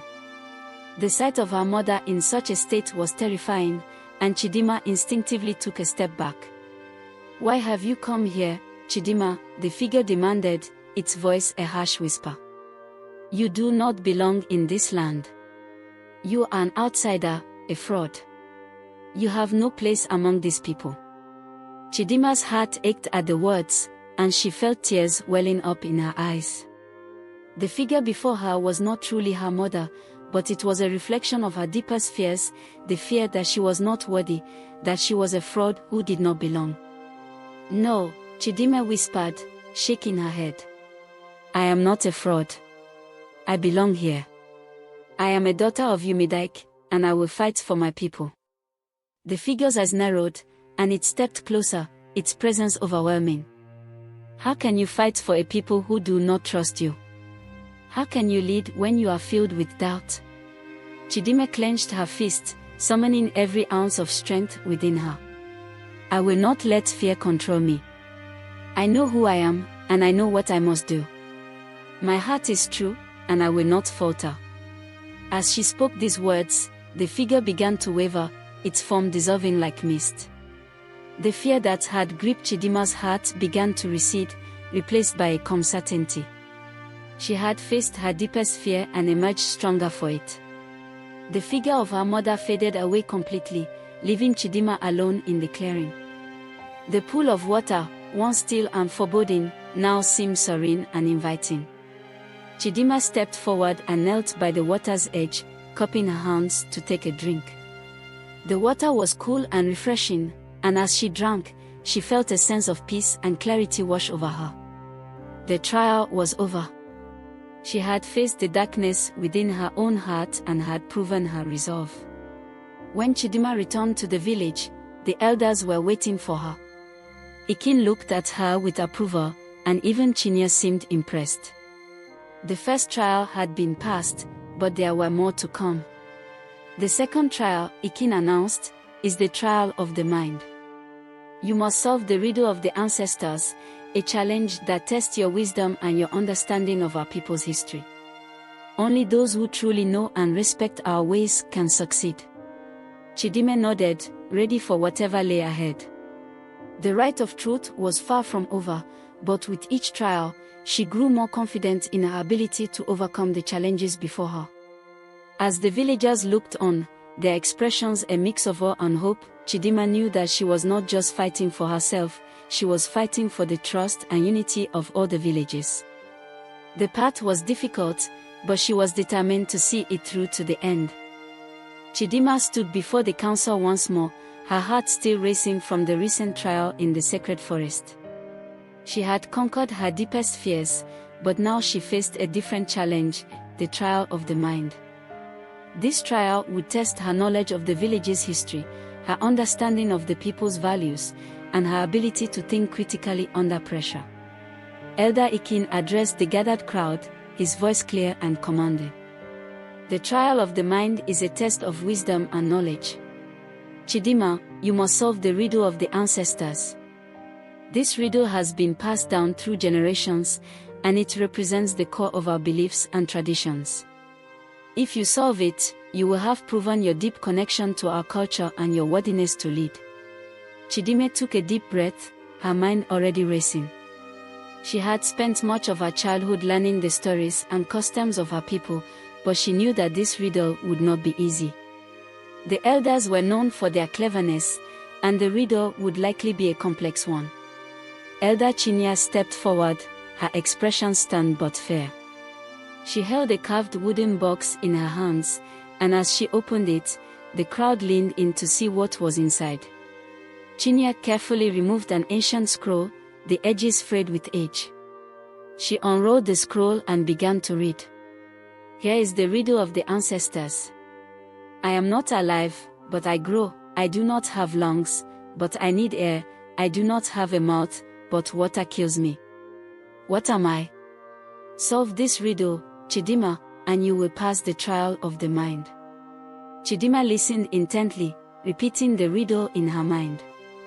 I am not alive, but I grow. I do not have lungs, but I need air. I do not have a mouth, but water kills me. The riddle was cryptic, and the answer wasn't immediately clear. The crowd watched in silence as Chidimma pondered the riddle, her brow furrowed in concentration. She knew she needed to think carefully and not rush her answer. The words played over and over in her mind, each phrase offering a clue. "I am not alive, but I grow," Chidimma whispered to herself. What could grow without being alive? She thought of plants, but they were alive. Then she considered the second line, "I do not have lungs, but I need air." This line ruled out anything that was truly alive. Finally, the third line, "I do not have a mouth, but water kills me." Suddenly, the answer came to her like a spark of lightning. "Fire," she said aloud, her eyes bright with realization. The answer is fire. The murmur ran through the crowd, and the elders exchanged glances. Chinya smiled for the first time since the trials began. "Correct, Chidimma. The answer is indeed fire. You have passed the trial of the mind." A wave of relief washed over Chidimma, and she felt a surge of pride. She had solved the riddle, proving her wisdom and understanding of the ways of her people. The crowd erupted in applause, and for the first time since her arrival in Arachuku, Chidimma felt truly accepted by the villagers. But the trials were not yet over. Elder Ikin raised his hand, signaling for silence. "Chidimma has proven her courage and her wisdom, but there is one final trial she must face, the trial of the spirit. This trial will test her connection to the spirits of her ancestors and her ability to commune with them. Only by passing this final trial can she complete the rite of truth." Chidimma felt a shiver run down her spine. The trial of the spirit was the most mysterious and challenging of all. It required not just strength or intelligence, but a deep spiritual connection, a connection that Chidimma was unsure she possessed. The villagers watched with bated breath as Elder Ikin led Chidimma to the edge of the village, where an ancient shrine stood. The shrine was a sacred place, believed to be where the spirits of the ancestors could be contacted. The air around the shrine was thick with the scent of burning incense, and the ground was covered in symbols etched into the earth by generations of spiritual leaders. Chidimma knelt before the shrine, her heart pounding in her chest. She closed her eyes and tried to calm her racing thoughts. She knew that she needed to clear her mind and open herself to the spirits if she was to succeed in this trial. Elder Ikin spoke softly, his voice guiding her. "Chidimma, you must open your heart and mind to the spirits. Let them guide you. Ask them for their wisdom and their blessing." Chidimma took a deep breath and focused on the rhythm of her breathing.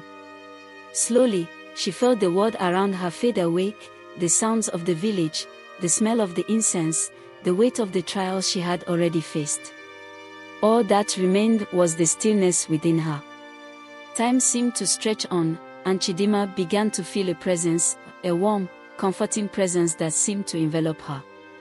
She could not see it, but she could feel it, like a gentle hand resting on her shoulder. In her mind's eye, she saw a figure standing before her. It was a woman, her features indistinct but familiar. Chidimma knew instinctively that this was an ancestor, a guardian of her people's history and wisdom. "Chidimma," the figure said, her voice soft and kind, "you have faced many challenges, and you have shown great courage and wisdom. But the path ahead is still uncertain. You must continue to trust in yourself and in the strength of your ancestors. We are with you, always." Tears welled up in Chidimma's eyes as she listened to the words of the spirit. She felt a deep sense of connection to her people, to her ancestors, and to the land that had shaped her.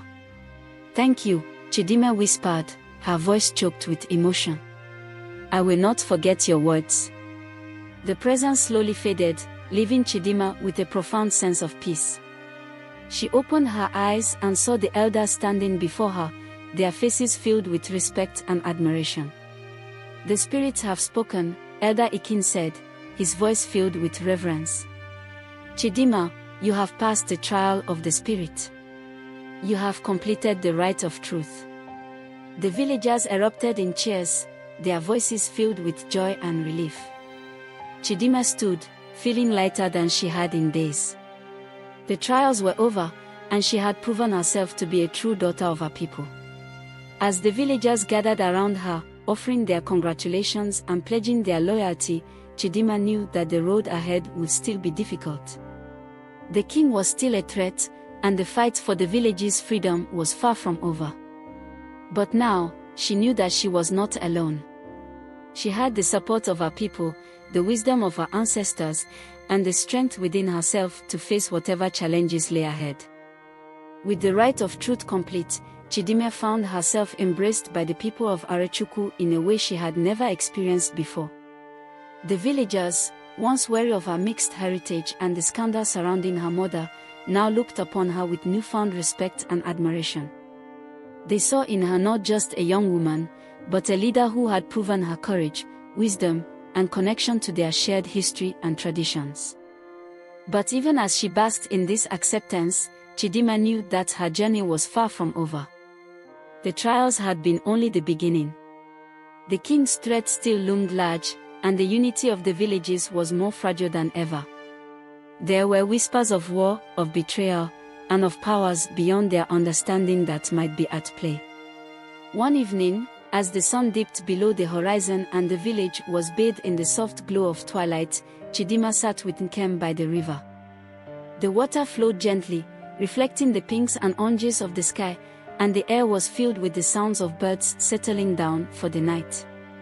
Nkem had been quiet since the end of the rite, watching Chidimma with a mixture of pride and concern. Now, as they sat together, he finally spoke.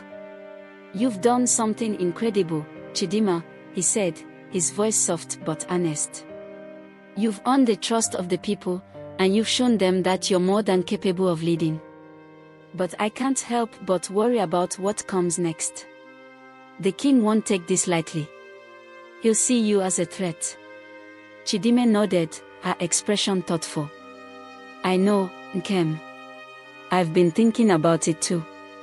The king is powerful, and he's not the kind of man to back down easily. But I believe that if we stand together, the villages can resist him. We have to find a way to unite everyone, Arachukwu, Umidike, and the other villages. Only then can we hope to face whatever comes." Nkem looked at her, his eyes filled with determination. "We'll do it together. You're not alone in this, Chidimma. I'll be by your side, no matter what." Chidimma smiled, feeling a warmth in her chest at his words. Nkem had been her constant support throughout the trials, and she knew she could rely on him in the battles to come. As they sat in comfortable silence, watching the river's gentle flow, Chidimma's thoughts turned to the future. She knew that uniting the villages would be no easy task. The people were divided by old grudges, fears, and mistrust. But she also knew that they were stronger together than apart, and she was determined to find a way to bring them all under one banner. The next morning, Chidimma called a meeting of the village leaders. The elders of Arachukwu, Umidike, and several neighboring villages gathered in the great hall, their faces serious as they awaited her words. Chidimma stood before them, her heart steady. She knew that this was a pivotal moment, one that could determine the fate of all their people. "Leaders of the villages," she began, her voice clear and strong, "we stand at a crossroads. The king's power grows stronger by the day, and he will stop at nothing to bring all the villages under his control. But we have something he doesn't, we have the strength of our unity. If we come together, if we put aside our differences and fight as one, we can resist him. We can protect our homes, our families, and our way of life." The elders exchanged glances, some nodding in agreement, others looking uncertain. Elder Ikin, who had been a guiding figure for Chidimma, spoke up. "Chidimma is right," he said, his voice carrying the weight of his years of wisdom. "The king is a dangerous man, but he is not invincible. If we are to survive, we must stand together. The right of truth has shown us that Chidimma is a leader we can trust. She has proven her strength and her loyalty to our people." Elder Chinye, who had been skeptical of Chidimma at first, also spoke in her favor. "I was not sure of Chidimma when she first came to us. But she has shown that she is more than worthy of our trust. I believe she can lead us in this fight." One by one, the other leaders voiced their support. It was not unanimous. There were still some who doubted, who feared the repercussions of standing against the king, but the majority were willing to follow Chidimma's lead. With the leaders' support secured, Chidimma knew that the next step was to prepare for the coming conflict. The villages would need to be fortified, the warriors trained, and alliances forged. It was a daunting task, but one that Chidimma was ready to face. In the days that followed, the village bustled with activity.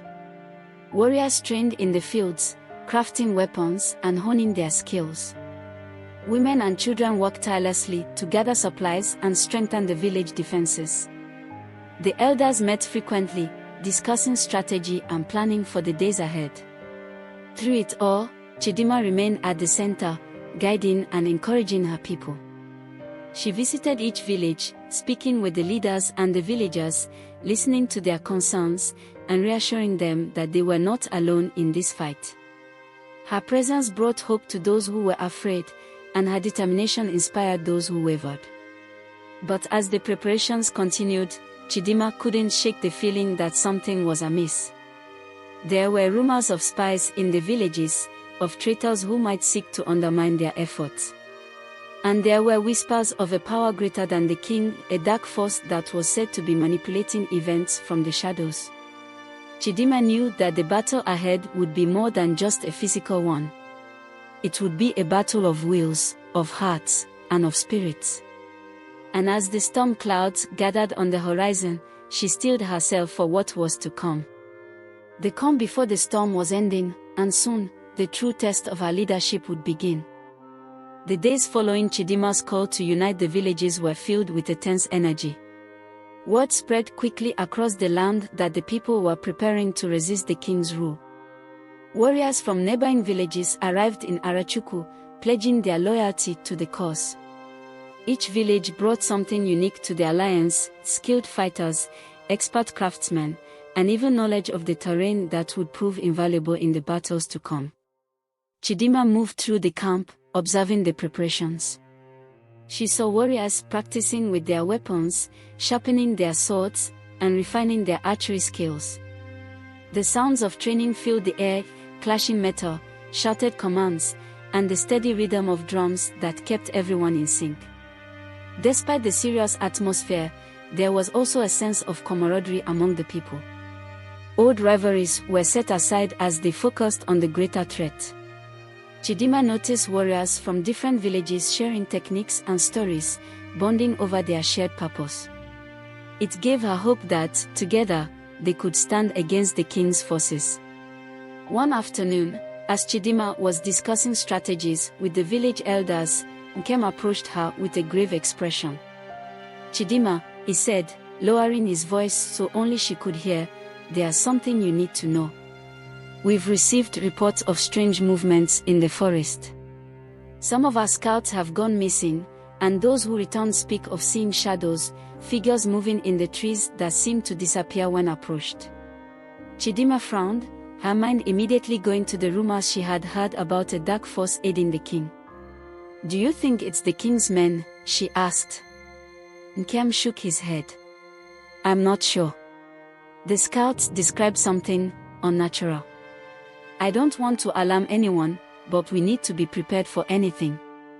The king may have more than just soldiers at his disposal." Chidimma's thoughts raced as she considered the implications. If there was a supernatural element to the coming battle, they would need more than just physical strength to overcome it. She remembered the right of truth and the connection she had felt to the spirits of her ancestors.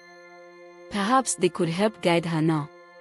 "I need to speak with the elders," Chidimma said, her voice firm.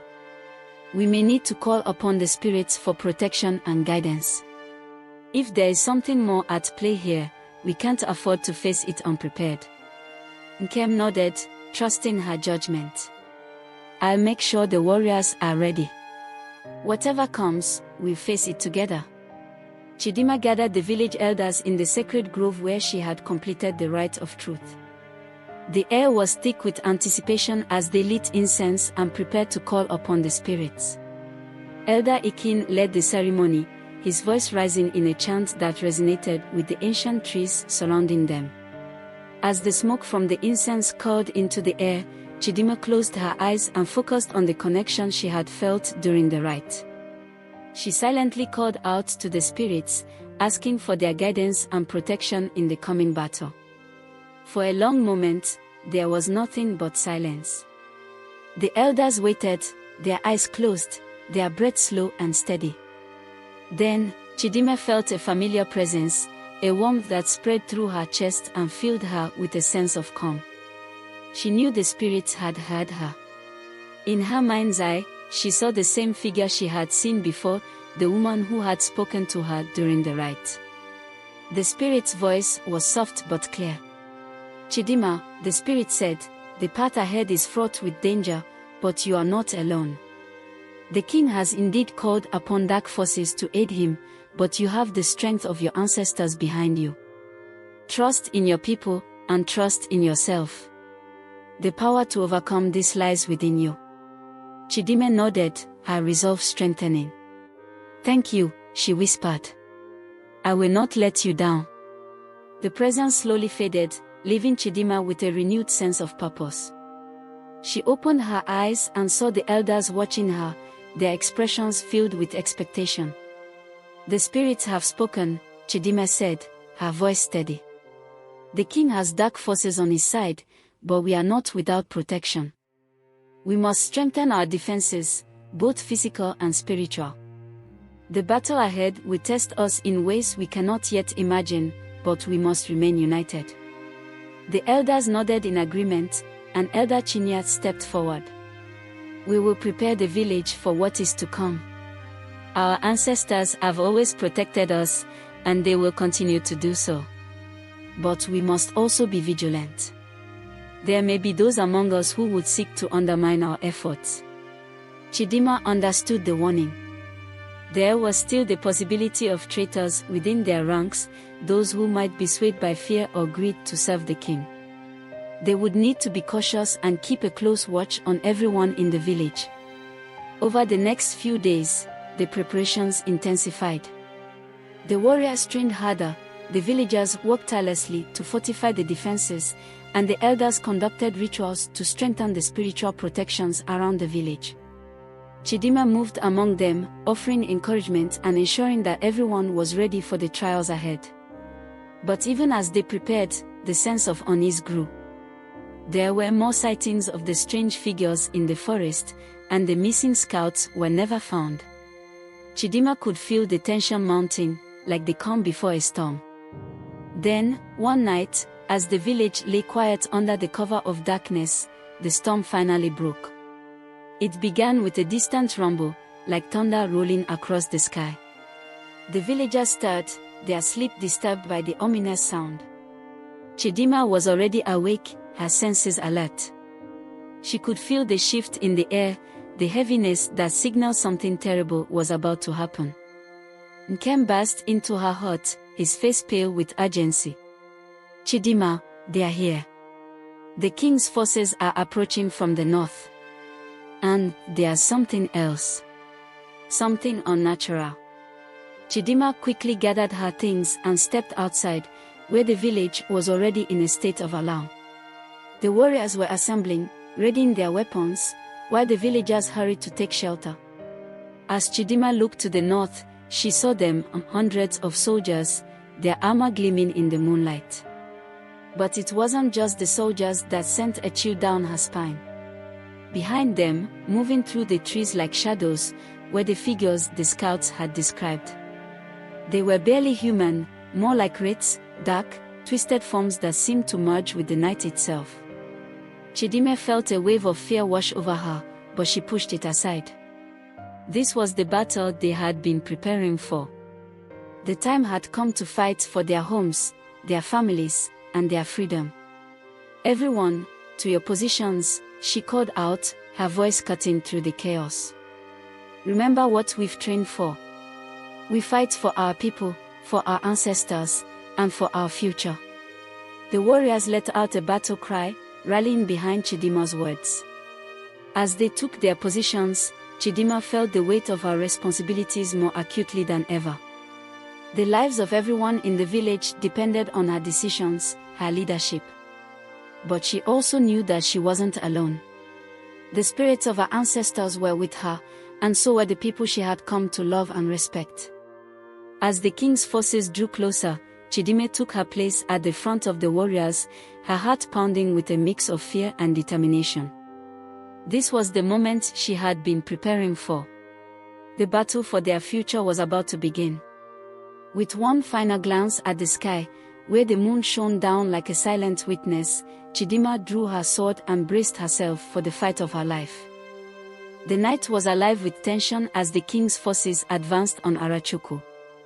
The moon hung high in the sky, casting an eerie glow over the battlefield. Chidimma stood at the forefront of her people, her heart beating fiercely in her chest. She knew the time had come to fight, not just for herself, but for everyone she had come to love.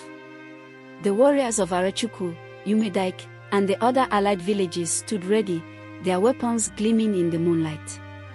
They formed a solid line, each person prepared to give their all to defend their home. Chidimma could see the determination in their eyes, but also the fear. This was no ordinary battle.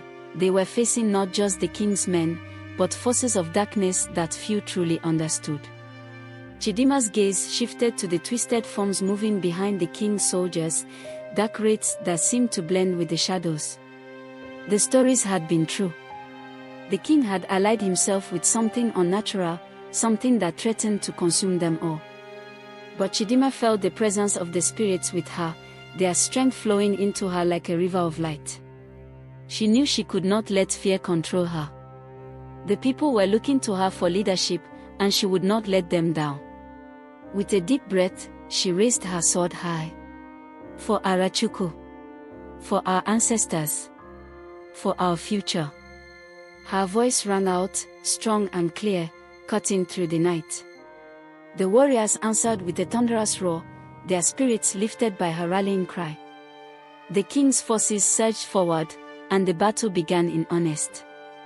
The clash of swords and the cries of warriors filled the air as both sides fought with everything they had. Chidimma found herself in the thick of it, her movement swift and precise as she parried blows and struck back with a strength she hadn't known she possessed. Beside her, Nkem fought valiantly, his spear ablare as he defended their line. He glanced at Chidimma every so often, ensuring she was safe, but he also knew that she could hold her own. They were in this together, side by side, as they had always been.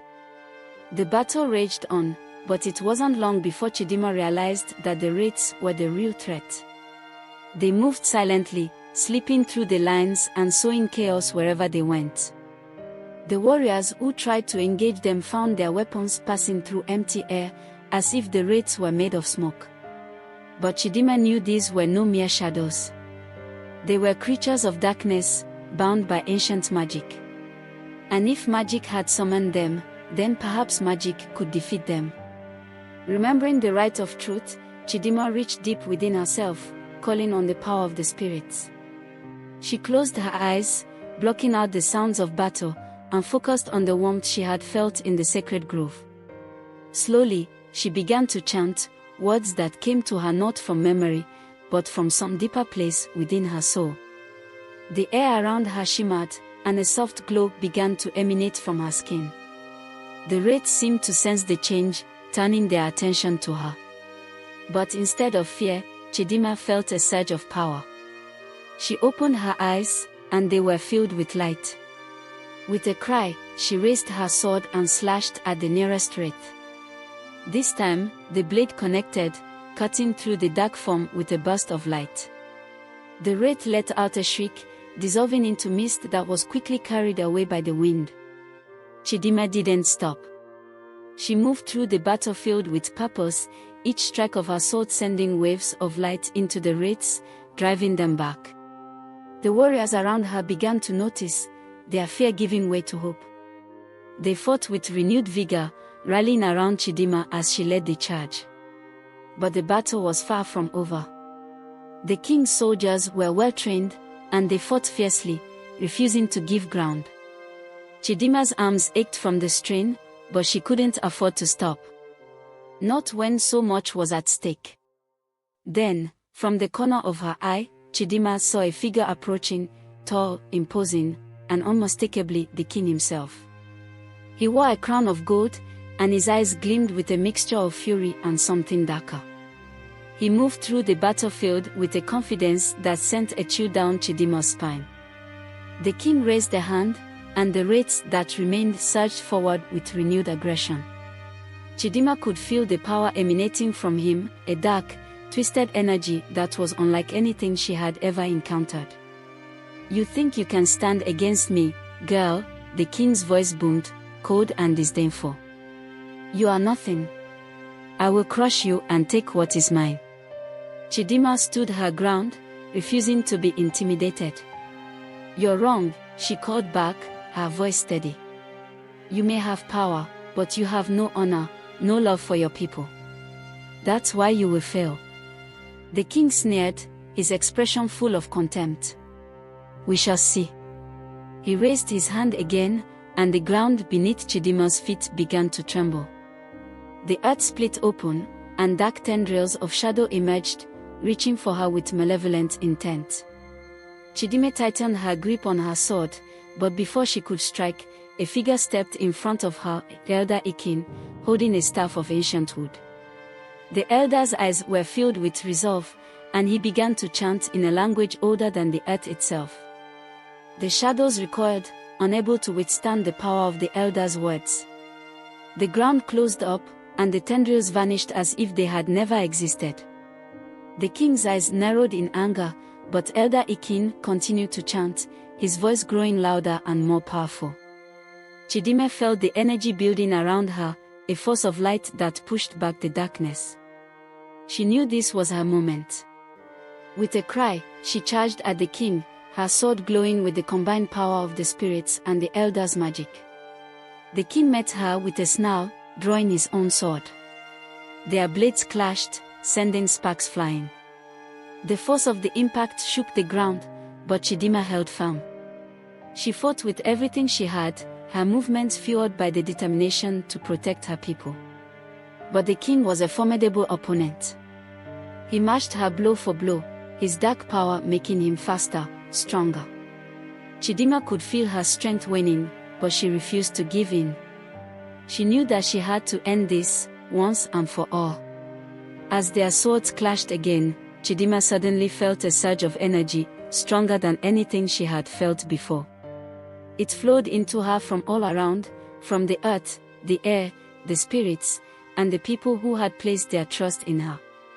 With a final, desperate cry, Chidimma channeled all that energy into one powerful strike. Her sword blazed with light as it cut through the king's defenses, shattering his blade and piercing his heart. The king let out a gasp, his eyes wide with shock and pain. The dark energy around him dissipated, and he fell to the ground, his body crumbling into dust. The battlefield fell silent. The wraiths dissolved into nothingness, and the king's soldiers, now leaderless, dropped their weapons in surrender. Chidimma stood over the fallen king, her chest heaving with exhaustion, but also with a sense of triumph. She had done it. They had won. The warriors of Arachuku let out a cheer, their voices rising in celebration. Chidimma turned to them, a weary but grateful smile on her face. She knew that this victory was not hers alone, it belonged to all of them, to the people who had fought and bled for their freedom. But even as they celebrated, Chidimma knew that this was only the beginning. There would be more challenges ahead, more battles to fight. But she also knew that as long as they stood together, they could overcome anything. As the first light of dawn broke over the horizon, Chidimma sheathed her sword and walked back to her people, ready to face whatever the future held. The sun rose slowly over the horizon, casting a warm, golden light over the battlefield that had, just hours before, been a place of violence and fear. Now, the land was quiet, the only sounds those of the wind whispering through the trees and the distant calls of birds welcoming the new day. Chidimma stood on a small hill overlooking the village, her heart filled with a mixture of relief and uncertainty.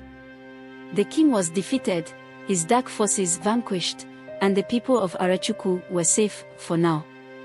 But Chidimma knew that this victory came with new responsibilities, ones that she could not ignore.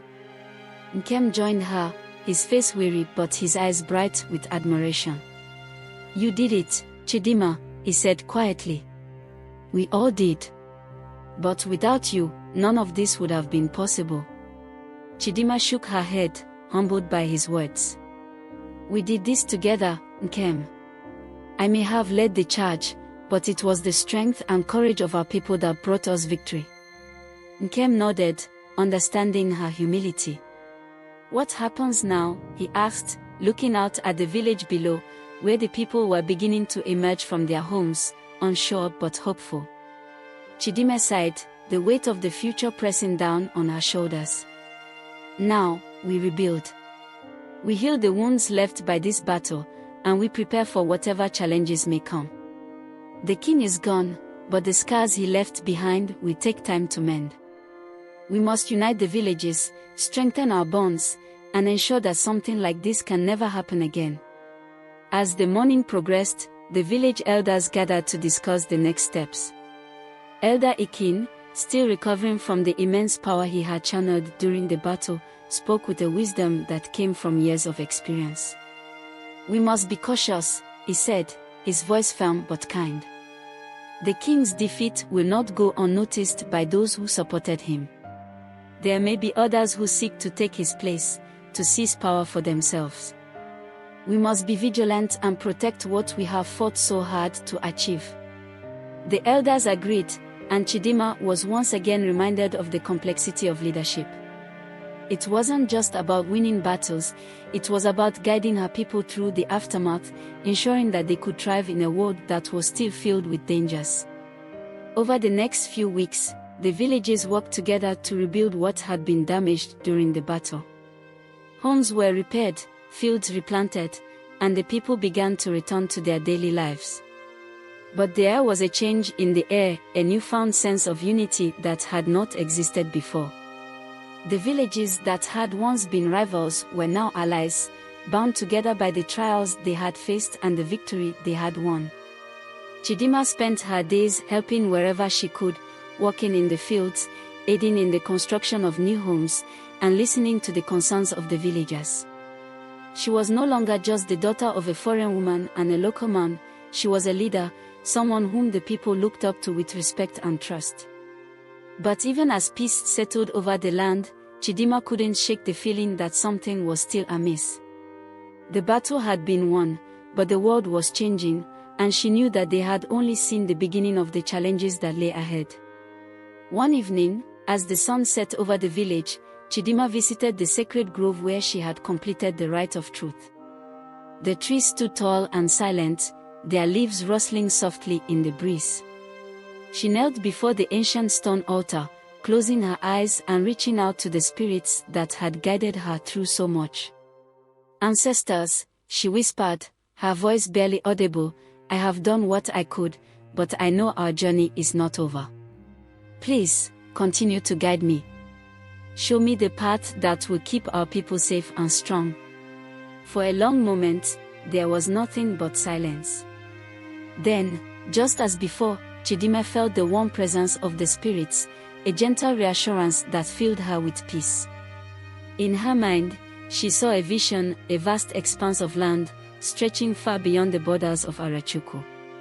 There were people there, people she did not recognize, but who were struggling against forces of their own.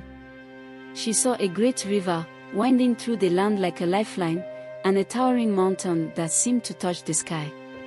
And then she saw herself, standing at the forefront of a large group of people, leading them not into battle, but into a new era of peace and prosperity. The vision faded as quickly as it had come, leaving Chidimma with a sense of purpose she hadn't felt before. She stood up, a new resolve in her heart. The Spirit had shown her the way forward, and she knew what she had to do. It was not enough to protect just Arachukwu, there were others out there who needed help, who were facing challenges just as great, if not greater. Chidimma returned to the village, her mind already racing with plans. She called for a meeting of the elders, sharing with them the vision she had received. They listened carefully, and though some were hesitant, they could not deny the truth of her words. If we are to ensure the safety and prosperity of our people, Chidimma concluded, we must look beyond our borders. We must reach out to others, offer our help, and forge alliances that will strengthen us all. The world is changing, and we must change with it. The elders agreed, and preparations began for a journey that would take Chidimma and a group of trusted warriors and elders far beyond the borders of their village. It would be a journey of discovery, of forging new relationships, and of spreading the strength and unity that had been born in Arachukwu. As Chidimma prepared to leave, she took one last look at the village she had fought so hard to protect. The people waved her off with smiles and blessings, confident that their leader would return with even greater strength. The journey ahead was uncertain, and Chidimma knew that they would face many challenges. But she also knew that they had the strength of their ancestors with them, and that as long as they remained united, they could overcome anything. With Nkem at her side and the spirits guiding her steps, Chidimma set out on the next chapter of her journey, one that would shape not only her future, but the future of all the people of the land. And so, with hope in her heart and determination in her soul, Chidimma led her people into the dawn of a new era. The journey was long and arduous, stretching far beyond the familiar lands of Arachukwu. Chidimma, Nkem, and a group of trusted warriors and elders traveled for many days, crossing rivers, climbing hills, and making their way through dense forests. The land around them changed as they moved forward, becoming both wilder and more beautiful. At first, their journey was peaceful, marked by moments of quiet reflection and the occasional conversation with villagers they met along the way. These villagers were often surprised to see such a group traveling together, led by a young woman of such confidence and strength. Word of their purpose spread quickly, and they were welcomed with curiosity and respect. But as they ventured deeper into unfamiliar territory, Chidimma began to sense an unease in the air. The people they encountered spoke of strange occurrences, crops failing, livestock disappearing, and whispers of a growing darkness that no one could explain. The further they traveled, the more frequent these stories became, until it was clear that something was deeply wrong in the land. One evening, as they set up camp by the edge of a large river, Chidimma gathered her companions around the fire. The moon was high in the sky, and the air was thick with the scent of the forest. "We've heard too many stories to ignore," Chidimma began, her voice low but firm. "There is something troubling these lands, something that seems to be spreading. We need to find out what it is, and if we can, we must help the people here before it's too late." Nkem nodded in agreement. "I felt it too," he said. "An unease, like a shadow lurking just out of sight. Whatever it is, it's not natural. We need to be on our guard." Elder Okoye, one of the oldest and wisest of the group, leaned forward, his face grave. "These lands are ancient, and so are the forces that reside within them. There are spirits here, older than those we know, and not all of them are benevolent. We must tread carefully, and we must be ready to face whatever comes." The group agreed, their resolve hardening. They knew that their journey was no longer just about forming alliances, it was about confronting a darkness that threatened to engulf everything they held dear. The next morning, they crossed the river and continued their journey, following the river's path as it wound through the land. The further they went, the more desolate the landscape became. Villages were abandoned, their once thriving fields now barren. The trees grew twisted and gnarled, their branches reaching out like skeletal hands. It wasn't long before they encountered the first signs of trouble. As they walked through a narrow valley, the sky darkened suddenly, as if the sun had been blotted out. The wind picked up, howling through the valley like a mournful wail. Chidimma's heart raced as she felt the presence of something unnatural, something malevolent. "Stay close," she ordered, her hand resting on the hilt of her sword. The others obeyed, their eyes scanning the shadows for any sign of danger. As they moved forward, the ground beneath their feet began to tremble. The valley walls seemed to close in on them, the shadows growing thicker and more oppressive. Chidimma could feel the dark energy all around them, pressing down on her like a heavy weight. Suddenly, the earth split open with a deafening crack, and a figure emerged from the darkness. It was a creature unlike anything they had ever seen, a towering figure of shadow and flame, its eyes burning with an unnatural light. The air around it shimmered with heat, and the ground beneath it turned to ash. The creature let out a roar that echoed through the valley, shaking the very ground they stood on. Chidimma drew her sword, the blade glowing with the light of the spirits. She knew that this was the darkness they had been warned about, the force that was spreading through the land. "Prepare yourselves," Chidimma shouted, her voice cutting through the roar of the creature. The warriors formed a defensive circle around the elders, their weapons at the ready. The creature lunged at them with terrifying speed, its claws slashing through the air. Chidimma met its attack head-on, her sword clashing with the creature's fiery limbs. The impact sent a shockwave through the valley, but Chidimma held her ground, refusing to be pushed back. Nkem and the other warriors joined the fight, their weapons striking at the creature from all sides. But the creature was strong, its body seemingly impervious to their attacks. Each time they struck, the creature would reform, its flames burning hotter and its shadow growing darker. Elder Okoye began to chant, his voice rising above the chaos. The words were ancient, filled with the power of the spirits, and the air around them began to hum with energy. Chidimma could feel the power building, and she knew that this was their chance. "Now," she shouted, and together, they unleashed a combined attack, their weapons glowing with the light of the spirits. The creature let out a final, anguished roar as the attack struck through, its body disintegrating into a cloud of ash and smoke.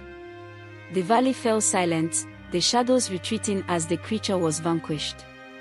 Chidimma lowered her sword, her breath coming in heavy gasps. They had won, but she knew this was only the beginning. The group gathered around Elder Okoye, who was visibly drained from the effort. "That creature was only a fragment of the darkness that plagues this land," he said, his voice weary. "There is something more powerful at work here, something that we must uncover and defeat." Chidimma nodded, her resolve strengthening. "We will find it," she said. "And we will stop it, no matter what it takes." With that, they continued their journey, knowing that the road ahead would be fraught with danger. But they were ready, for they had faced the darkness before, and they would do so again.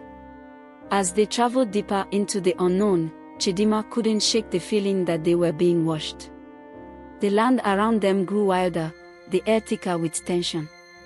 But she knew that they were on the right path, and that whatever lay ahead, they would face it together.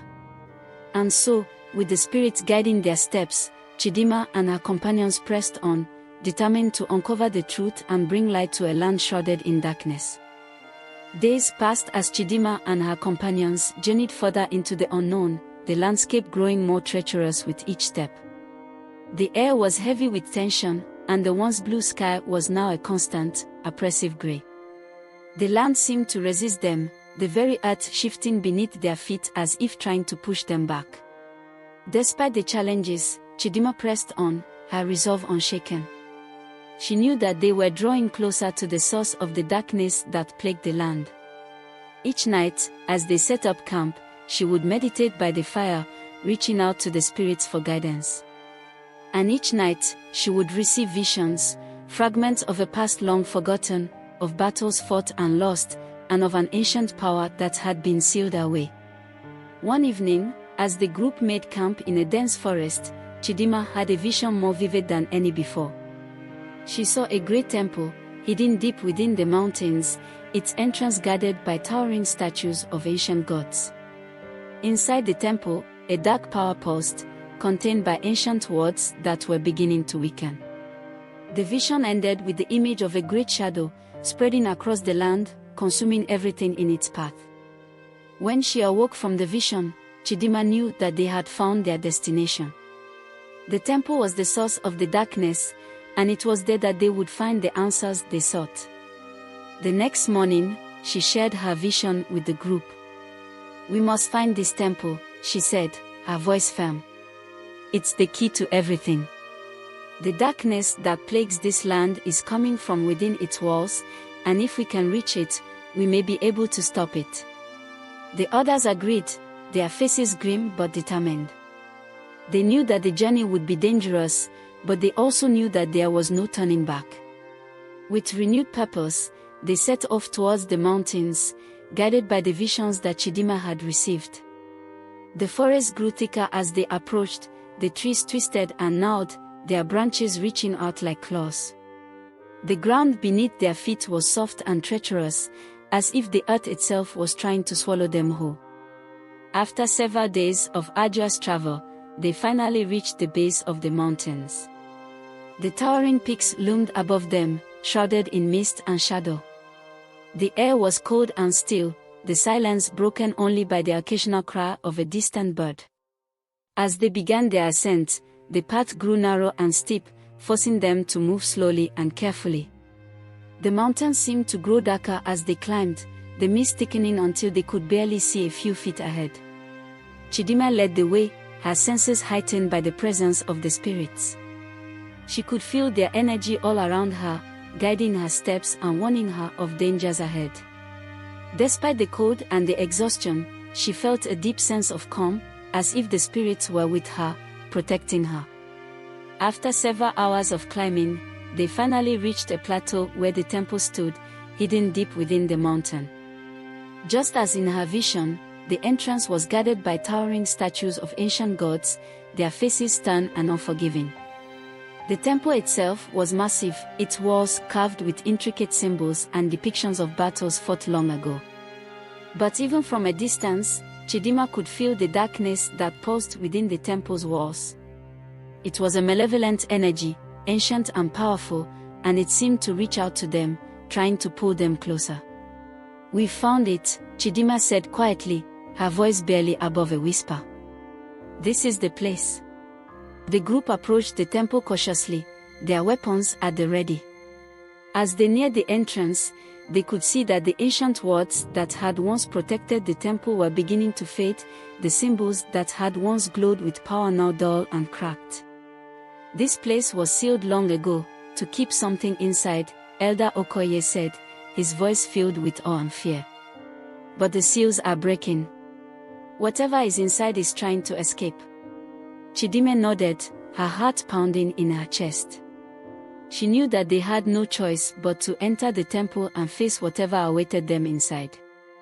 The darkness that had spread across the land was coming from within these walls, and if they did not stop it, it would consume everything.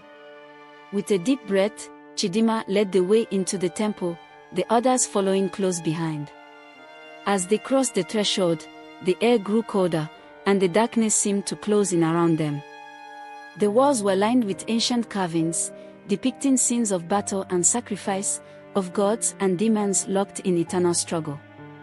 At the center of the temple, they found a massive chamber, its ceiling lost in shadow.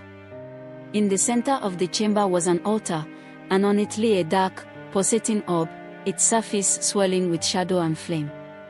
The orb was the source of the darkness, its power filling the room with a sense of dread. As they approached the altar, the ground beneath them began to tremble, and the shadows on the walls seemed to come to life, swirling around them like a dark storm. The orb pulsed with power, and a deep, rumbling voice filled the chamber, speaking in a language that none of them could understand. Chidimma knew that they were in the presence of something ancient and powerful, something that had been sealed away for a reason. But she also knew that they could not turn back now. The darkness had to be stopped, and it was up to them to do it. "Prepare yourselves," she said, her voice steady despite the fear that gripped her heart. "This is our only chance." We must destroy the orb, no matter what it takes. The group formed a circle around the altar, their weapons glowing with the light of the spirits. Elder Okoye began to chant, his voice rising above the rumble of the dark energy that filled the chamber.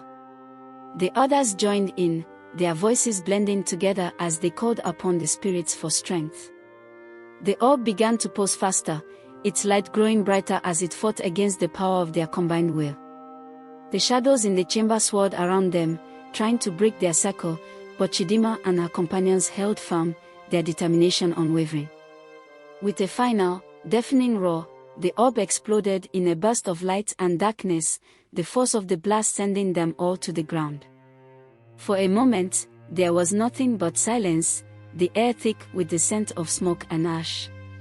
When Chidimma opened her eyes, she saw that the chamber was filled with a soft, golden light. The shadows had vanished, and the oppressive darkness that had filled the temple was gone. The orb was no more, its power shattered by their combined efforts. Slowly, they got to their feet, their bodies aching from the effort. The temple, once a place of darkness and fear, was now filled with a sense of peace and calm. The ancient carvings on the walls seemed to glow with new life, the symbols of the gods now shining with a gentle light. "We did it," Nkem said, his voice filled with wonder. "The darkness is gone." Chidimma nodded, her heart filled with relief. But she knew that their journey was not over. The darkness that had spread across the land was only a symptom of a greater problem, and there were still many questions left unanswered.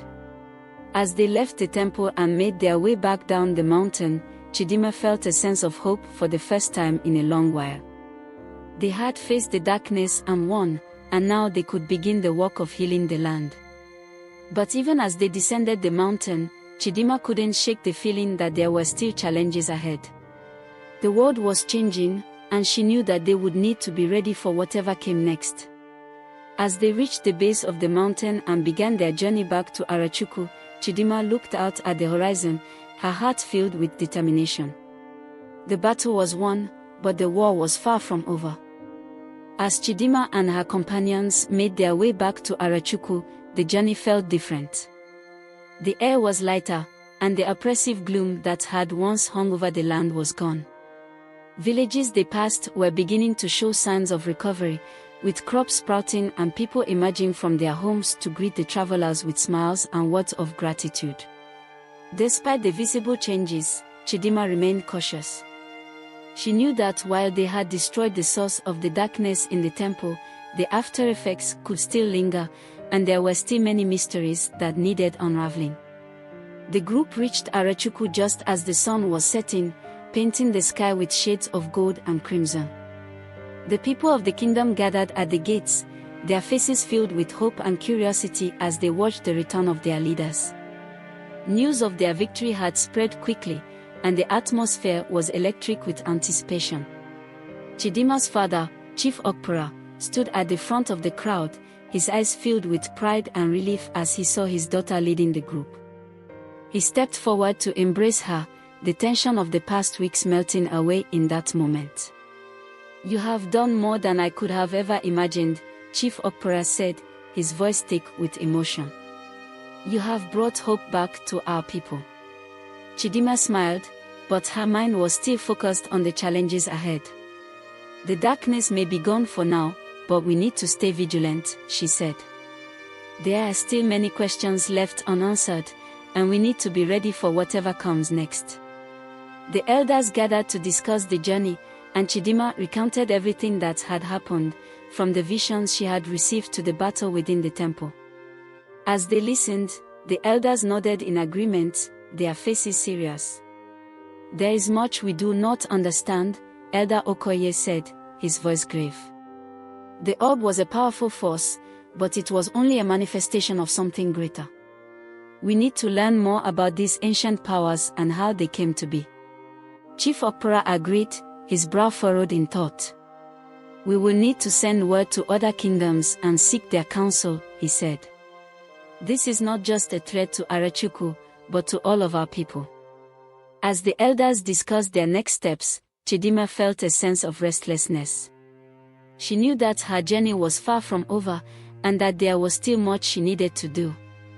The spirits had guided her this far, but she knew that there were still more secrets to uncover, more challenges to face. That night, as she lay in her bed, Chidimma couldn't sleep. Her mind was filled with questions about the temple, the orb, and the visions that had led her to the temple in the first place. She felt a pull deep within her, a sense that there was something she was meant to do, something that would require her to go beyond the borders of Arachukwu. The next morning, she sought out Nkem. He was by the river, sharpening his blade, his expression focused and serious. He looked up as she approached, a smile playing on his lips. "I had a feeling you'd come," he said. "You're not one to sit still for long." Chidimma smiled in return, though her thoughts were heavy. "There's something more out there, Nkem. I can feel it. The orb was just the beginning. I need to understand what's happening, to find the truth." Nkem nodded, his eyes serious. "I'll go with you, wherever this journey takes us. We've come this far together, and I'm not about to stop now." Chidimma was grateful for his support, but she knew that this journey would be different. It wasn't just about defeating a physical threat, it was about uncovering the mysteries of the past, about understanding the forces that had shaped their world. The next few days were spent in preparation. Chidimma met with the elders, explaining her plan to leave Arachukwu in search of answers. Though they were reluctant to see her go, they understood the importance of her quest and offered their blessings. Before she left, Chidimma visited her mother's grave. She knelt before the simple stone marker, her heart heavy with emotion. "Mother," she whispered, "I wish you were here to guide me. I know that I have to do this, but I'm afraid. I don't know what I'll find out there." As she spoke, a gentle breeze rustled the leaves around her, and she felt a warmth in her heart, as if her mother's spirit was with her, offering comfort and strength. Chidimma closed her eyes, letting the feeling wash over her, and she knew that she was on the right path. With Nkem by her side and the blessings of her people, Chidimma set out from Arachukwu once more, this time on a journey that would take her far beyond the borders of her homeland. She didn't know what she would find, but she knew that she had to follow the call of the spirits, to uncover the truth and protect her people from whatever darkness lay ahead. As they traveled, the landscape around them began to change, becoming more foreign and unfamiliar. They passed through lush forests and wide plains, crossed rivers and climbed mountains. Along the way, they encountered new people and new cultures, each with their own stories and legends. Chidimma listened carefully to the tales they were told, searching for any clues that might lead her to the answers she sought. She learned of ancient gods and forgotten wars, of powerful artifacts and hidden temples. Each story added a new piece to the puzzle, bringing her closer to understanding the forces at work in her world. But the further they traveled, the more Chidimma began to sense a growing danger. The visions that had once guided her became more fragmented and chaotic, filled with images of fire and destruction. She felt the presence of a new darkness, one that was even more powerful and insidious than the one they had faced before. Despite the growing sense of unease, Chidimma pressed on, determined to find the answers she needed. She knew that the journey would be long and difficult, but she also knew that she was not alone. The spirits were with her, and so were her companions. As they neared the border of a distant kingdom, Chidimma felt a sudden surge of power, as if the very air around her was charged with energy. She knew that they were close to something important, something that would change everything.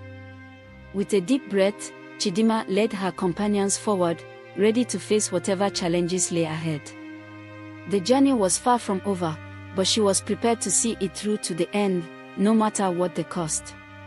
And so, with the spirits guiding their steps, Chidimma and her companions ventured into the unknown, their hearts filled with determination and hope. The darkness had not yet been vanquished, but they would not rest until they had brought light to every corner of the world. As Chidimma and her companions ventured deeper into the unknown, the path grew more treacherous. The terrain became rugged, with jagged rocks and dense forests that seemed to close in around them. The once clear skies were now shrouded in ominous clouds, and the air was thick with the scent of rain. Nkem walked beside Chidimma, his eyes scanning the surroundings for any sign of danger. "We are getting close," he murmured, his voice barely audible over the rustling leaves. "I can feel it in my bones." Chidimma nodded, her senses on high alert. The visions that had once guided her now seemed distant, and she felt a growing unease. It was as if something, or someone, was watching them, waiting for the right moment to strike. The group reached a narrow pass, with towering cliffs on either side. As they walked through, the sound of footsteps echoed off the stone walls, making them all the more aware of how isolated they were. Suddenly, a gust of wind whipped through the pass, carrying with it a faint whisper, a voice speaking in a language they could not understand. Chidimma stopped in her tracks, her heart racing. She strained to listen, trying to make sense of the words, but they remained elusive, slipping away like water through her fingers. "We need to keep moving," Nkem urged, his hand on the hilt of his sword. "This place feels wrong." Reluctantly, Chidimma agreed, and they pressed on. But the further they walked, the stronger the whispers became. It was as if the very air was alive, murmuring secrets that only the dead could understand. They finally emerged from the pass, and before them lay a sight that took their breath away, a vast, crumbling city, hidden deep within the mountains. The buildings were ancient, their walls covered in moss and vines, but there was an unmistakable grandeur to them, a testament to a civilization long forgotten. "This must be it," Chidimma whispered, her eyes wide with awe. "The Forgotten Kingdom." The others nodded, equally mesmerized by the sight.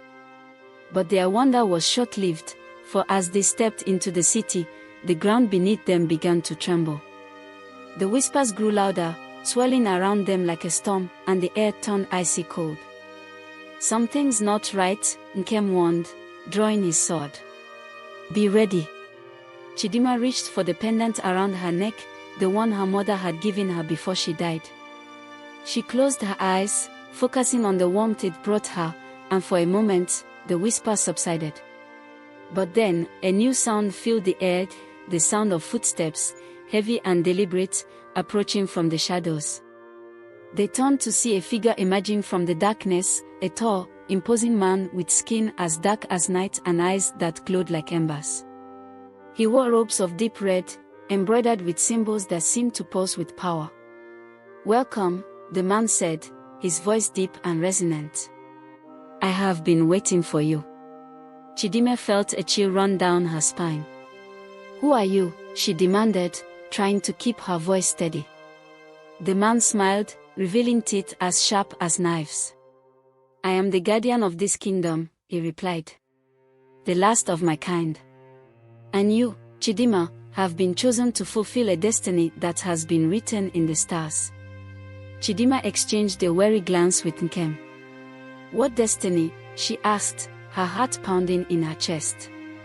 The guardian stepped closer, his eyes never leaving hers. "You carry within you the blood of both worlds, the living and the dead. You are the key to unlocking the ancient power that lies dormant in this land. But to do so, you must prove yourself worthy." Chidimma's mind raced. She had heard of such tests in the old stories, trials that could either grant unimaginable power or bring about certain death. But she had come too far to turn back now. She squared her shoulders, meeting the guardian's gaze with determination. "What do I need to do?" she asked, her voice strong. The guardian's smile widened. "You must enter the chamber of souls and face the trials within. Only then will you be able to claim the power that is rightfully yours." Chidimma nodded, though a part of her was filled with dread. "And if I fail?" The guardian's eyes flickered with something dark and dangerous. "Then your soul will be trapped in this kingdom forever, and the darkness will consume the world you know." Chidimma swallowed hard, but she did not falter. She had faced darkness before, and she had emerged victorious. She would do so again. "I accept the challenge," she declared, her voice ringing out in the stillness. The guardian bowed his head in acknowledgement. Very well. Follow me. As the guardian led them deeper into the city, Chidimma felt the weight of her decision pressing down on her. But she knew she could not turn back now. The fate of her people, and perhaps the entire world, depended on her success. They reached a massive stone structure at the heart of the city, a temple unlike any she had ever seen. The entrance was flanked by towering statues of warriors, their faces stern and unyielding. The doors were carved with intricate patterns, glowing faintly in the dim light. "This is the Chamber of Souls," the guardian said, his voice solemn. "Inside, you will face 3 trials.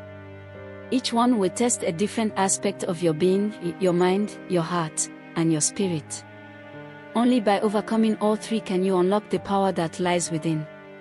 Chidimma took a deep breath, steeling herself for what was to come. She had faced many challenges on her journey, but she knew that this would be the greatest of them all. With a nod to her companions, she stepped forward, ready to face the trials that awaited her. The doors of the temple creaked open, revealing a dark, cavernous interior. Chidimma hesitated for only a moment before stepping inside, the weight of the guardian's words heavy on her shoulders. As the doors closed behind her, plunging her into darkness, she knew that her true test had only just begun. Chidimma stepped into the darkness of the Chamber of Souls, her heart pounding in her chest. The air was thick with a cold, oppressive silence, and she could barely see a few steps ahead of her. She felt the weight of the ancient stone walls closing in, the whispers of forgotten souls echoing through the air. Suddenly, a dim light flickered to life, illuminating a narrow path before her.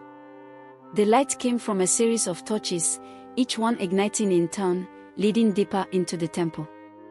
With a deep breath, Chidimma began to walk, her footsteps echoing in the vast emptiness. As she ventured further, the path began to twist and turn, leading her into a labyrinth of corridors. The walls were adorned with strange symbols that seemed to pulse with a faint, eerie glow. Chidimma could feel the energy emanating from them, as if the very stones were alive with ancient magic. After what felt like hours of walking, Chidimma reached a large, circular chamber at the heart of the labyrinth. In the center of the chamber stood a stone pedestal, upon which rested a small, ornate box. The box was covered in intricate carvings, and it seemed to hum with a low, resonant energy. Chidimma approached the pedestal, her eyes fixed on the box. She knew instinctively that this was the first trial, the trial of the mind. She reached out to touch the box, but as soon as her fingers brushed against it, the chamber was plunged into darkness once more. A voice, cold and emotionless, echoed through the chamber. To unlock the power within, you must first unlock the secrets of your mind. Answer the riddle that lies before you, or be lost in the labyrinth forever. Chidimma's heart raced as she tried to focus on the voice. She knew that this was the first test, and that she had to keep her wits about her if she was to succeed. The voice spoke again, this time in a whisper that seemed to come from all directions at once. "I speak without a mouth and hear without ears. I have no body, but I come alive with wind. What am I?"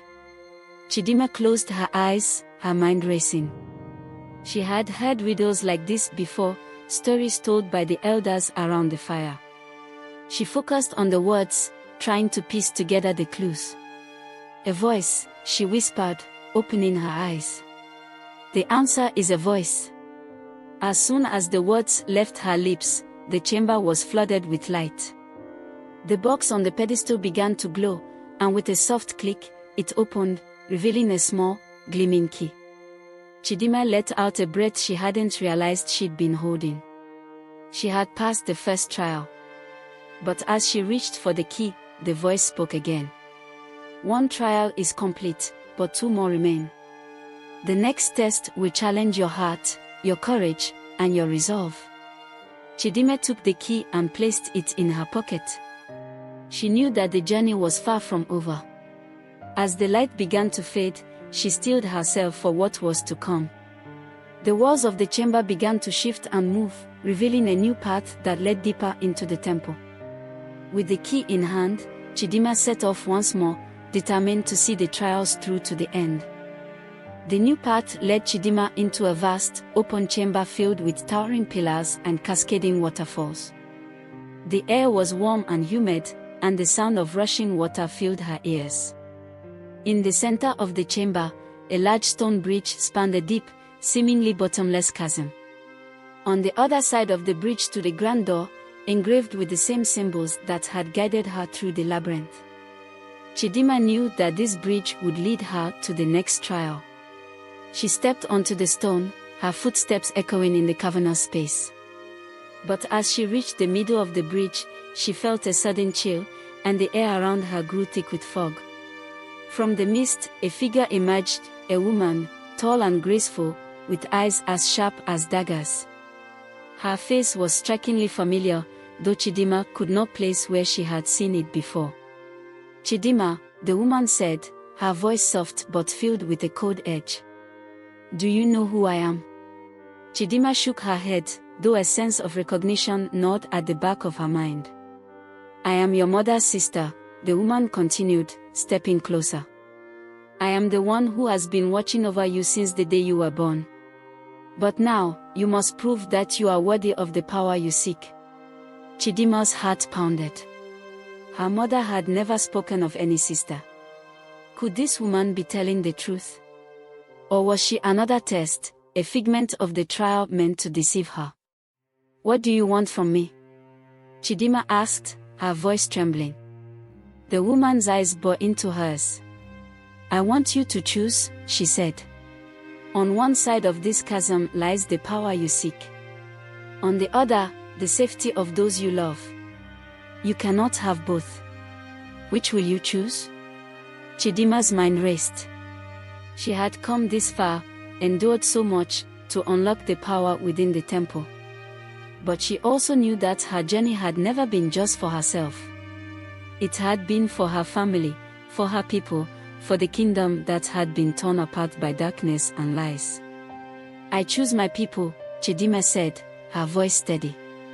"I choose to protect them, no matter the cost." The woman's expression softened, and she nodded approvingly. "Then you have passed the trial of the heart," she said, her form beginning to fade into the mist. "Remember, Chidimma, true power comes not from what you possess, but from what you are willing to sacrifice." As the fog lifted, the door at the end of the bridge began to glow, and Chidimma felt a warmth spread through her chest. She had passed the second trial. But she knew that the final test, the trial of the spirit, would be the hardest of all. Chidimma crossed the bridge and pushed open the grand door. Inside was a small, dimly lit chamber, with a single torch flickering on the far wall. In the center of the room, a circle was etched into the stone floor, filled with strange, ancient symbols that seemed to shift and move as she approached. The moment Chidimma stepped into the circle, the door behind her slammed shut, and the torch went out, plunging the room into total darkness. A deep, resonant voice filled the chamber, echoing off the walls.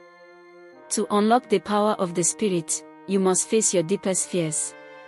Only by conquering them can you unlock the final seal." The darkness around Chidimma began to swirl, forming shapes and figures that loomed over her like shadows. She could feel her heart racing, her breath quickening as the figures grew clearer, more defined. Before her stood a vision of her father, his face twisted in pain. "You could not save me," he said, his voice filled with sorrow. "You let me die." Chidimma shook her head, tears welling in her eyes. "No," she whispered, "I tried. I did everything I could." The figure of her father faded, replaced by that of her mother. "You are not my true daughter," her mother said, her voice cold and distant. "You are a child of darkness, born to bring ruin upon us all." Chidimma fell to her knees, her heart breaking at the words. "No, I'm not. I'm not." The shadows closed in around her, each one a manifestation of her deepest fears, her worst regrets. But as they loomed over her, ready to consume her, Chidimma heard a voice, a soft, gentle voice that seemed to come from within her. Remember who you are, Chidimma. Remember the strength that lies within you. Chidimma took a deep breath, focusing on the warmth of the pendant around her neck. She closed her eyes, shutting out the darkness, the fear, the doubt. She knew that these visions were not real, that they were only reflections of her own insecurities. I am Chidimma, she said, her voice growing stronger. I am a child of both worlds, and I will not be defined by fear. As she spoke, the shadows began to retreat, the darkness lifting like a veil. The chamber filled with light, and the figures faded away, replaced by a feeling of peace and clarity. You have passed the final trial, the voice said, filled with warmth and approval. The power of the spirit is yours. Chidimma felt a surge of energy coursing through her, filling her with a sense of strength and purpose unlike anything she had ever known. She had faced her fears, conquered her doubts, and emerged victorious. The circle on the floor began to glow, and a door opened in the wall, revealing a staircase leading upwards. Chidimma knew that her journey was not yet over, but she also knew that she was ready for whatever lay ahead. With renewed determination, she climbed the stairs, her heart filled with hope.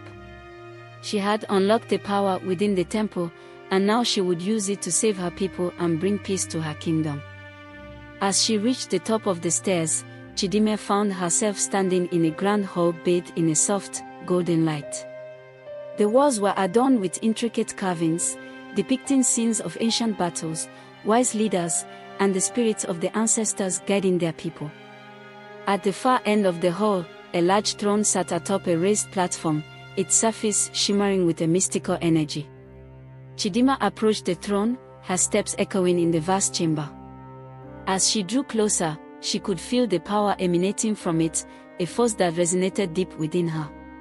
She knew that this was the source of the temple's power, the final gift that would complete her journey. Standing before the throne, Chidimma took a deep breath and placed the 3 keys she had collected from the trials into the slots on the armrest. As she did, the throne began to hum with energy, and a bright light enveloped the entire hall. The carvings on the walls came to life, the figures moving and dancing in a celebration of the power Chidimma had unlocked. Suddenly, a figure appeared in the center of the hall, a tall and regal woman with eyes that sparkled like stars. Chidimma recognized her as the spirit of the temple, the guardian of the ancient power. Chidimma, the spirit said, her voice echoing like a melody, you have proven yourself worthy of the power of the ancients. You have faced the trials with courage, wisdom, and a pure heart. Now, the power is yours to wield. Chidimma bowed her head, feeling a deep sense of gratitude and responsibility. I accept this power, she said, her voice steady. I will use it to protect my people, to bring peace to the kingdom, and to honor the spirits of those who came before me. The spirit smiled, her form glowing with a radiant light. Remember, Chidimma, true power lies not in strength alone, but in compassion, understanding, and the willingness to sacrifice for the greater good. You are the chosen one, the bridge between worlds, and the hope of your people. With those words, the spirit faded into the light, leaving Chidimma standing alone before the throne. She could feel the power coursing through her, a force that connected her to the ancestors, the spirits of the land, and the very essence of the kingdom. As the light began to dim, Chidimma knew that it was time to return to her people. She turned and walked back down the stairs, each step filled with a sense of purpose and determination. She had faced her fears, unlocked the power of the temple, and now, she was ready to face whatever challenges awaited her in the world outside. When she emerged from the temple, the sun was rising, casting a warm, golden glow over the kingdom. Chidimma felt a surge of hope as she looked out over the land. She knew that the journey ahead would not be easy, but she was no longer the frightened girl who had entered the temple. She was now a leader, a protector, and a beacon of hope for her people. As she made her way back to the village, Chidimma knew that the true battle was about to begin. The forces of darkness that had plagued her kingdom were still out there, waiting for their chance to strike. but she was ready. She had the power of the ancients, the strength of her ancestors, and the love of her people to guide her. The final battle was on the horizon, and Chidimma would face it with all the courage and wisdom she had gained on her journey. The future of the kingdom rested in her hands, and she was determined to protect it, no matter the cost. Upon her return to the village, Chidimma found her people waiting for her. Their faces were filled with a mixture of awe and relief as they saw the transformation in her. She was no longer just the young woman they had known, she was now their leader, their protector, the one who would guide them through the trials ahead. Elder Namdi stepped forward, his eyes filled with pride. "Chidimma," he said, his voice trembling with emotion, "you have returned to us, and I can see that you have succeeded. The power of the ancients flows within you." Chidimma nodded, a sense of responsibility settling over her like a mantle. "Yes, Elder. I have unlocked the power of the temple, but our journey is far from over. The forces of darkness are still out there, waiting for their chance to strike. We must be prepared to face them." The villagers murmured in agreement, their faces solemn as they realized the gravity of the situation. They knew that the final battle was coming, and they would need all the strength and courage they could muster. "We will stand with you, Chidimma," Elder Namdi said, his voice firm. "You have our loyalty, our strength, and our trust. We will fight by your side, no matter the cost." Chidimma felt a swell of gratitude as she looked around at the faces of her people. They were her family, her friends, and she would do everything in her power to protect them. "Thank you," she said, her voice filled with emotion. "But we cannot do this alone. We must seek out allies, those who share our cause and are willing to stand with us against the darkness. The kingdom is vast, and there are others who would join our fight if we can find them." Elder Namdi nodded in agreement. "There are villages to the north, in the mountains, and to the east, near the great river. They have faced the same threats as we have, and they may be willing to join our cause. Then we will go to them," Chidimma said, determination in her voice. "We will gather our allies, unite our people, and face the darkness together." With that, Chidimma and a group of trusted warriors set out to find the other villages. Their journey took them through dense forests, across roaring rivers, and over towering mountains. Along the way, they encountered other villages, each one bearing the scars of the same darkness that had plagued their own. In every village, Chidimma shared her story, telling of the trials she had faced and the power she had unlocked in the temple. She spoke of the coming battle and the need for unity, for strength in numbers. One by one, the villages pledged their support, their warriors joining Chidimma's growing army. They shared stories of their own struggles, of the losses they had suffered and the hope they still held on to. Together, they formed a powerful alliance, united in their determination to protect their homes and their families. As the days turned into weeks, Chidimma's army grew, and so did the bond between the different villages. They trained together, learned from each other, and became a formidable force. They knew that the final battle was drawing near, but they also knew that they were stronger together. Finally, after weeks of traveling and gathering allies, Chidimma and her army returned to their village. The once small, isolated community was now a bustling hub of activity, filled with warriors from across the kingdom. The air was thick with anticipation as they prepared for the battle that would decide their future. Chidimma stood before her people, her heart filled with pride and determination. She had come so far, faced so many challenges, and now, she was ready to lead her people into the final battle. "The time has come," she said, her voice ringing out over the assembled warriors. "We will face the darkness together, as one. We will protect our homes, our families, and our future. This is our fight, and we will not back down." The warriors raised their weapons, their voices rising in a powerful cheer. They were ready, and so was Chidimma. The final battle was about to begin, and she would lead her people to victory, no matter the cost. The day of the final battle dawned with an ominous stillness in the air. The skies were overcast, the sun hidden behind thick clouds that seemed to swirl with anticipation. Chidimma stood at the edge of the village, looking out over the vast plains where the battle would take place. Her heart pounded in her chest, a mix of fear and determination. She knew that this would be the fight of her life, the moment when everything she had worked for would be put to the ultimate test. The warriors gathered around her, their faces set with grim determination. They had trained for this moment, prepared themselves for the worst, but the reality of the battle ahead weighed heavily on them all. Elder Namdi approached Chidimma, placing a hand on her shoulder. "You have done well, Chidimma.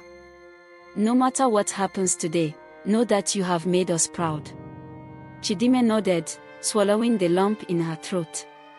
"Thank you, Elder. But we must win this battle. We must protect our people, no matter the cost." Elder Namdi gave her a solemn nod, then turned to address the assembled warriors. "Today, we fight not just for our village, but for the entire kingdom. The darkness that threatens us is powerful, but we are stronger. We fight with the strength of our ancestors, with the power of the ancients, and with the love of our families. We will prevail." A cheer rose from the warriors, their spirits lifting as they prepared to face the enemy. Chidimma felt a surge of hope as she looked at the faces of those who stood with her. They were not just warriors, they were her people, her family, and she would do everything in her power to protect them. As the sun began to rise, the first signs of the enemy appeared on the horizon. A dark, swirling mass of shadowy figures moved toward the village, their forms shifting and changing as they advanced. The air grew colder, and the ground seemed to tremble beneath their feet. Chidimma took a deep breath, gripping the hilt of her sword. She could feel the power of the temple coursing through her, a force that gave her strength and clarity. She knew that this was her moment, the time when she would prove herself as a leader and a protector. "Form ranks," she called out, her voice strong and commanding. The warriors moved into position, their shields raised and their weapons at the ready. The enemy forces drew closer, their forms becoming clearer as they approached. They were a terrifying sight, a horde of twisted, nightmarish creatures born of darkness and shadow. But Chidimma did not falter. She knew that they had faced worse in the temple, and they had emerged victorious. As the enemy reached the edge of the village, Chidimma raised her sword high, the blade glowing with a brilliant light. "For our people. For our kingdom. Attack." With a roar, the warriors charged forward, their weapons clashing with the darkness in a fierce and brutal battle. The air was filled with the sounds of steel against steel, the cries of the wounded, and the shouts of defiance as the villagers fought with everything they had. Chidimma led the charge, her sword cutting through the enemy with precision and power. She could feel the strength of the ancients guiding her movements, the energy of the temple fueling her every strike. She was unstoppable, a force of nature on the battlefield. But the enemy was relentless, their numbers seemingly endless. For every creature they cut down, more seemed to rise from the shadows. The warriors fought bravely, but the toll of the battle was beginning to show. Chidimma knew that they could not hold out forever. They needed to end the battle, to strike at the heart of the darkness and banish it once and for all. "Hold the line," she called out, rallying her warriors as she fought her way toward the center of the battlefield. She knew that the source of the darkness was near, and she was determined to find it. As she pushed forward, she saw a figure standing at the center of the enemy forces, a tall, menacing figure clad in dark armor, its eyes glowing with a malevolent light. Chidimma knew instinctively that this was the leader of the enemy, the source of the darkness that threatened their kingdom. With a fierce cry, she charged toward the figure, her sword blazing with light. The enemy leader turned to face her, a cruel smile spreading across its twisted face. "You think you can defeat me, little girl?" the figure hissed, its voice dripping with malice. "You are nothing compared to the power of the darkness." Chidimma did not hesitate. She raised her sword and struck with all her might, the blade cutting through the darkness like a beacon of hope. The enemy leader howled in pain, its form flickering as the light of the sword pierced through it. But the battle was not over. The darkness surged around Chidimma, threatening to overwhelm her. She could feel the weight of it pressing down on her, the coldness seeping into her bones. But she did not give up. She could hear the voices of her ancestors, the spirits of the temple, urging her on. She could feel the love of her people, their hope and their trust in her. With a final, desperate effort, Chidimma plunged her sword into the heart of the enemy leader, the blade glowing with a brilliant, blinding light. The darkness around her shrieked and writhed, but it could not withstand the power of the ancients. The enemy leader let out one final, anguished cry, then dissolved into nothingness, the darkness fading away with it. The battlefield was suddenly still, the air clear and filled with the soft light of the rising sun. Chidimma fell to her knees, her breath coming in ragged gasps. The battle was over. The darkness had been defeated. Around her, the warriors began to cheer, their voices rising in a triumphant roar. They had won. They had saved their kingdom. Elder Namdi rushed to her side, his eyes filled with tears of joy. "You did it, Chidimma," he said, his voice trembling with emotion. "You saved us all." Chidimma looked around at the faces of her people, her heart swelling with pride and relief. They had fought together, sacrificed together, and now, they would rebuild together. The final battle had been won, but Chidimma knew that their journey was far from over. There would be challenges ahead, trials to face, but she also knew that they would face them together, as one people, united by their strength, their courage, and their love for each other. As the sun rose higher in the sky, casting its warm, golden light over the land, Chidimma stood tall, her heart filled with hope for the future. The kingdom had been saved, and a new era of peace and prosperity was about to begin. And as long as she lived, Chidimma would protect that peace, guarding her people with the strength and wisdom she had gained on her journey. She was their leader, their protector, their beacon of hope. And she would never let them down. With the victory over the darkness, Chidimma and her people returned to their village, their spirits high and their hearts filled with hope.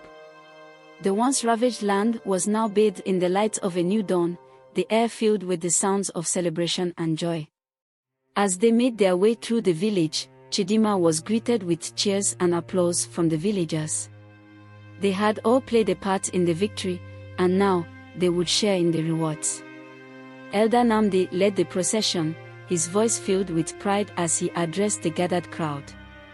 "Today, we celebrate not just a victory, but the beginning of a new era. An era of peace, prosperity, and unity. We have faced the darkness and emerged stronger, and now, we will rebuild our kingdom together." The villagers cheered, their voices ringing out in a joyful chorus. They had been through so much, but now, they could look forward to a brighter future. Chidimma stood at the center of the celebration, her heart filled with a sense of fulfillment and purpose. She had faced the trials of the temple, unlocked the power of the ancients, and led her people to victory. But she knew that her journey was far from over. There was still much to do, much to rebuild, and Chidimma was determined to see it through. She would walk alongside her people, guiding them with the wisdom and strength she had gained on her journey. As the celebrations continued, Chidimma felt a sense of peace settle over her. She knew that the challenges ahead would not be easy, but she also knew that she was ready to face them. For she was Chidimma, the leader of her people, the protector of her kingdom, and the guardian of the power of the ancients. And with that power, she would lead her people into a future filled with hope, prosperity, and peace. The journey had been long, the trials many, but in the end, Chidimma had emerged victorious. And now, as the sun set on the day of their victory, she looked to the horizon, her heart filled with hope for the future. For the kingdom had been saved, the darkness banished, and the people united. And with Chidimma as their leader, the future was bright.